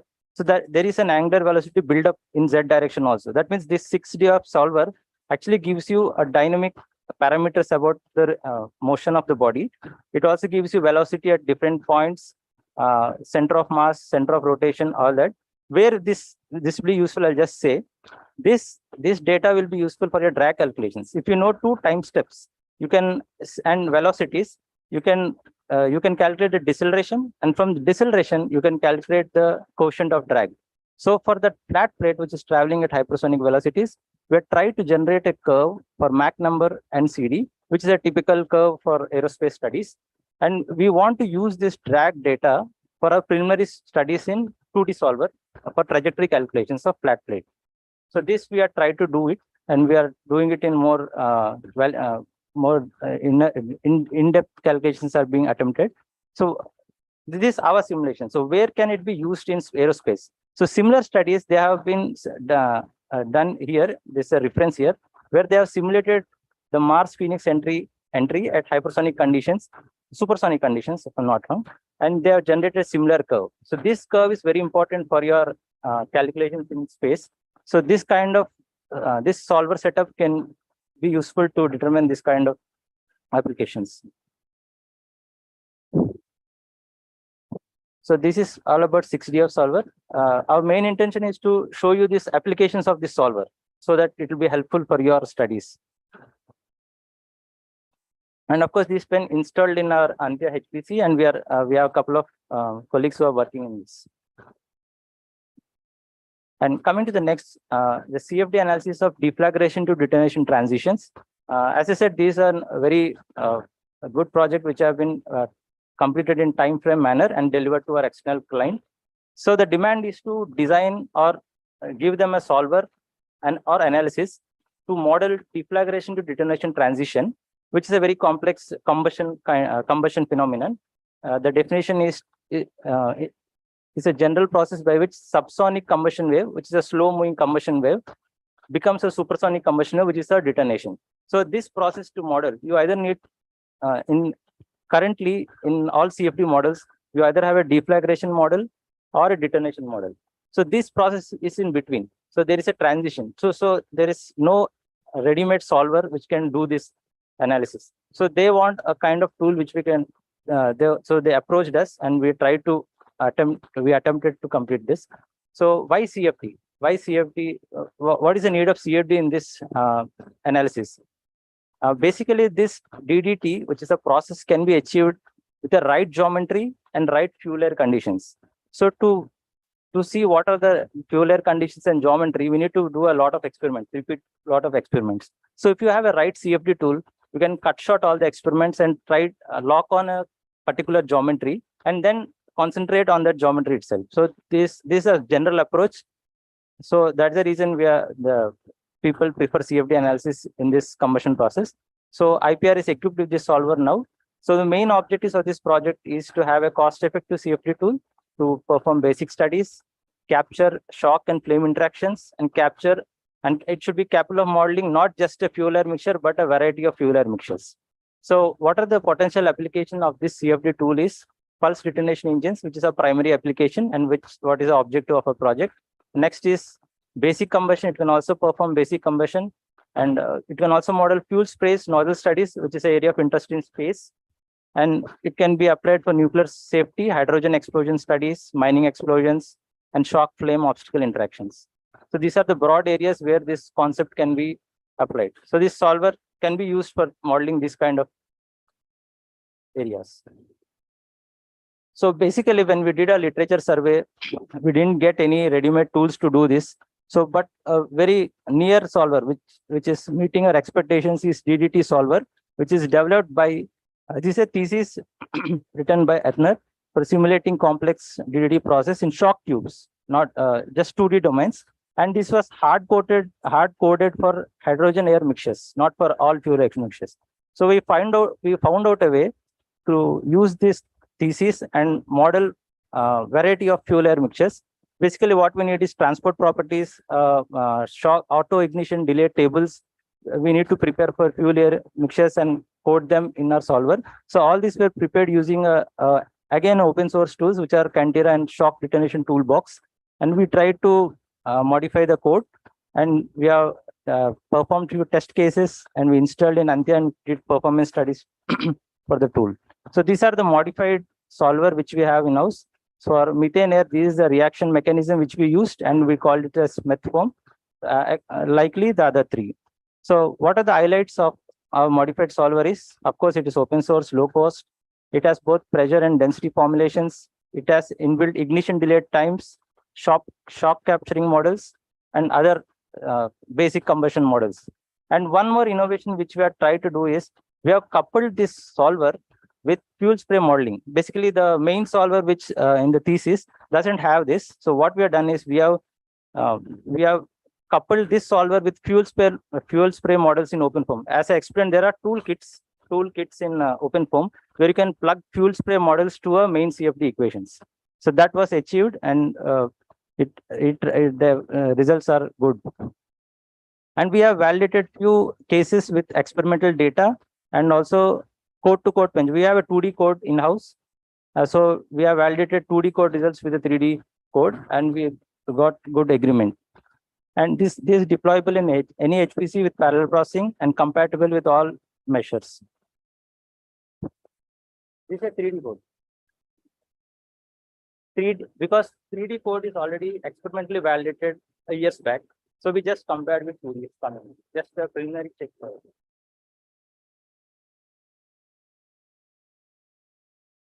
So coming to studies, what we have done, basically first we are done in 2D domains. This is a simple tube where we have obstacles. These obstacles are used to accelerate the flame. So basically, when you have a mixture, fuel air mixture, when you ignite here, there will be a deflagration flame traveling this side, and there will be a shock ahead. So if you can accelerate this combustion flame, the slow moving deflagration flame, at some point the acceleration becomes so high it meets the shock and there is a detonation. So that is how detonation occurs. So you need obstacles in between to accelerate this flame. So this is a setup where we have a tube, we have an obstacle with blockage ratio and obstacle spacing. So we have varied this and tried to see what is the DDT run distance. DDT run distance is nothing but the minimum distance at which deflagration becomes detonation. So that is a main parameter for this study. So this we have done it in various setups. So what is the main takeaway from this kind of analysis is this solver should be able to give your combustion profile, pressure profile, and where is the flame front position, pressure of detonation front, and CJ parameters, which is very vital for a detonation. So this is a simple 2D model where you can see this is the pressure timeline with pressure, how the with time how the pressure changes. You see at 0.75 meters, you see there is an increase in pressure. The pressure is it's not clear actually, sorry for that, but it is beyond 10 bar. So it has started with atmospheric one bar and it's gone beyond 10 bar. That means there's an overpressure here. That means the flame has reached its detonation stage. So these are timeline and which the deflagration mode, detonation, DDT onset, DDT overdriven, detonation wave stabilization, and stable detonation wave. So you can monitor this using this code. And coming to data, you see there is this is the flame propagation with time. So the flame is traveling at slow speeds. At some point, there is a discontinuity. This discontinuity is nothing but due to detonation. That means it's accelerated very fast. So we can see at this point is where the DDT run distance is at 0.7 meters for this kind of setup. So what we've done is we have varied this blockage ratio and we have checked for different DDT run distance. And you can also see the velocity. There is a quantum jump in velocity and it gets stabilized at some point. This is known as Chapman-Joget velocity, CJ velocity. And for our octane air mixture, which is our demo problem, we have got this. And we also compared with theoretical parameters, which are fairly in good range. So this confirms that this code is able to model DDT process. So these are the various 2D cases which were set up. So for different blockage ratios, and you see this table, which is very important. See, depending upon obstacle spacing, you see at blockage ratio 30%, and you see a minimum DDT distance. That means this kind of setup gives you a minimum distance. The DDT happens very quickly there. This kind of analysis is used for pulse detonation engine studies. And the same we have extended to 3D domains. You can see this deflagration mode where the pressure is nominal. You see there is a slight rise in pressure. And when there is detonation, there is a huge jump in pressures. So this is a stabilized detonation we are traveling towards the end of this. So this gives you the thrust in a pulse detonation engine. Of course, we are not modeled a detonation engine, but this is a preliminary model before that. So what we, in addition to normal DDT modeling, we have also added, as I said, fuel spray model to the existing DDT solver, and it works well. These are few preliminary results. See, we are injecting a fuel in it. There is breakup, atomization, and vaporization in the pulse detonation tube. And you can see the distribution of mass fraction. This ATF fuel in this example, and you can see there is a transition in pressure. And we have ignited this fuel air mixture. You can see the pressure building up and changing into detonation. So yes, sir. This is actually a tricky thing. First is in deflagration mode, we start with pressure-based solver. Once you know the flame is traveling well, it is developed, we switch it to density one. It should be done manually because there is no other go. So you see the temperature in detonation wave, the temperature rises significantly, and deflagration wave, it is near its laminar burning speed temperatures. And the same using fuel spray also, we have tried, we have achieved this DDT run distance profile. So this was delivered, installed for our client, and we have trained them, and they are using it for their own experiments. So last, this is a CFD with frequency analysis for UAVs. So basically what we want to do is, you can always do a basic CFD for drones, but there is a possibility of also doing frequency analysis for drone motors. We'll just show you a problem which we have done it. So CFD analysis carried out to study acoustic frequencies emitted by drone blades at various RPMs airspeeds. This is a part of a bigger project where we want to see what kind of frequency, acoustic frequencies does a drone produce? We just want to visually see what kind of frequencies does a drone produce. So what we've done is we have coupled OpenFOAM with a Python code, which converts the pressure fluctuations from coming from the rotor to and performs fast Fourier transform to get a signals. So this technique can be used in other areas of space or anywhere like pumps, rotors, wind turbines, vibrating bodies, grid fins, etc. So as if you remember, I will just show you this. This simulation. This exact simulation can be repeated using open source tools using that technique, which I'm currently referring to. So this technique can be used to perform those kind of simulations. So this is the demo problem where we introduce a real drone blade and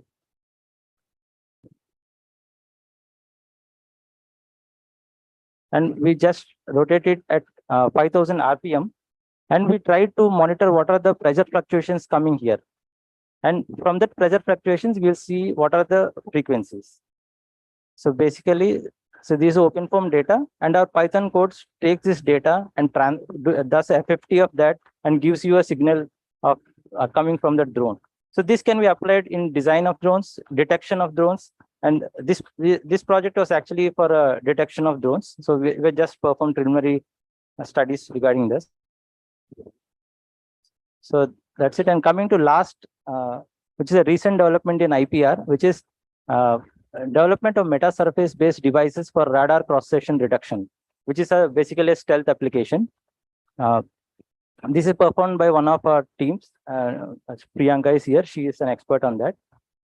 So basically, the main feature of any stealth technology is to reduce the radar cross-section signature. So there are a variety of ways to do that. One is shaping, one is passive cancellation, active cancellation, and one is radar absorbent materials. And in these materials, one of the best way to do is use meta surface based devices, which are easy to fabricate, compact, reduce thickness is reduced, and it's very lightweight. So IPR has started doing work in this direction. So what is meta surface? Meta surface are the artificial electromagnetic media that are structured on a sub-wavelength scale, which I'll show you in next slide. So basically, to reduce this RCS using meta surface, there are two ways. One is polarization converter meta surface and meta surface based observer. So we'll just show you this. This is a setup in IPR. This is the first thing is development of X-band polarization converter meta surface for monostatic reduction of RCS. So this is a tile where the copper printed on a dielectric substrate with a pattern. So what this does is, if you get a signal instant on it, it converts into its orthogonal parallel, and the signal is reduced. RCS is reduced. So you have results coming from both simulations as well as experiments, which are matching well. Similarly, the second experiment is a polarization converter meta surface. So similar tile has been used in the experiments, and it is compared with simulations. You see there is a lot of decrease in RCS. So coming to next, this is about reflections. This meta surface are used to reflect, not to observe. But here in this application, development of meta surface observer for monostatic and bistatic reduction of RCS. So a team developed a setup where the pattern is etched, and you can see this is a square tile. By using these meta surfaces, they are able to reduce the reflection to around 40 decibels. So this part is already achieved. And next, there are a variety of setups here, cylindrical meta surfaces. And this analysis was carried out in anionic chamber. And it's a recent trend. So my colleague can explain in better if anyone has doubts in it. So these are the papers, published recent papers regarding this RCS reduction meta surfaces. You can just note down if you want. Thank you.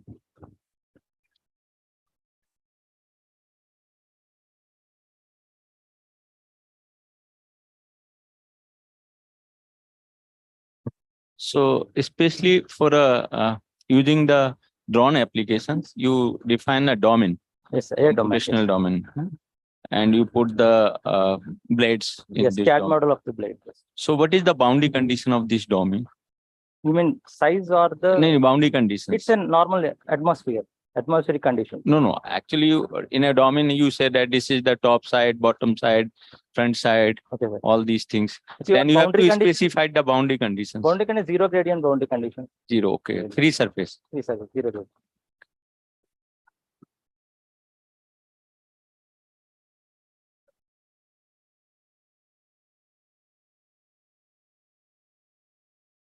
Request Sri Akshay Brett to kindly present memento to Mr. K.P. Sati.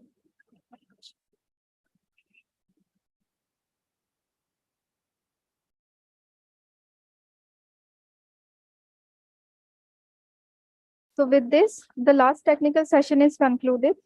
And there are few announcements that now we are going to have a tea break for just 10 minutes. And after that, there will be a panel discussion here at FCIPT Seminar Hall, which will be moderated by Dr. Neerav Jamnapara. And soon after the panel discussion, there will be tour to IPR. And I request all the participants to kindly board for the tour from FCIPT itself. And yeah. And Dr. Vishal Jain will be the coordinator for the IPR tour. And one more announcement that the participants may collect their certificates from the registration desk. So now I request everyone to kindly proceed for the tea. So all those who want to go to IPR tour, go to 5. And if you are in a private vehicle, that's different. After panel discussion. And once again, we are requesting, we have limited time, so please come back in just in 10 minutes. Very short. So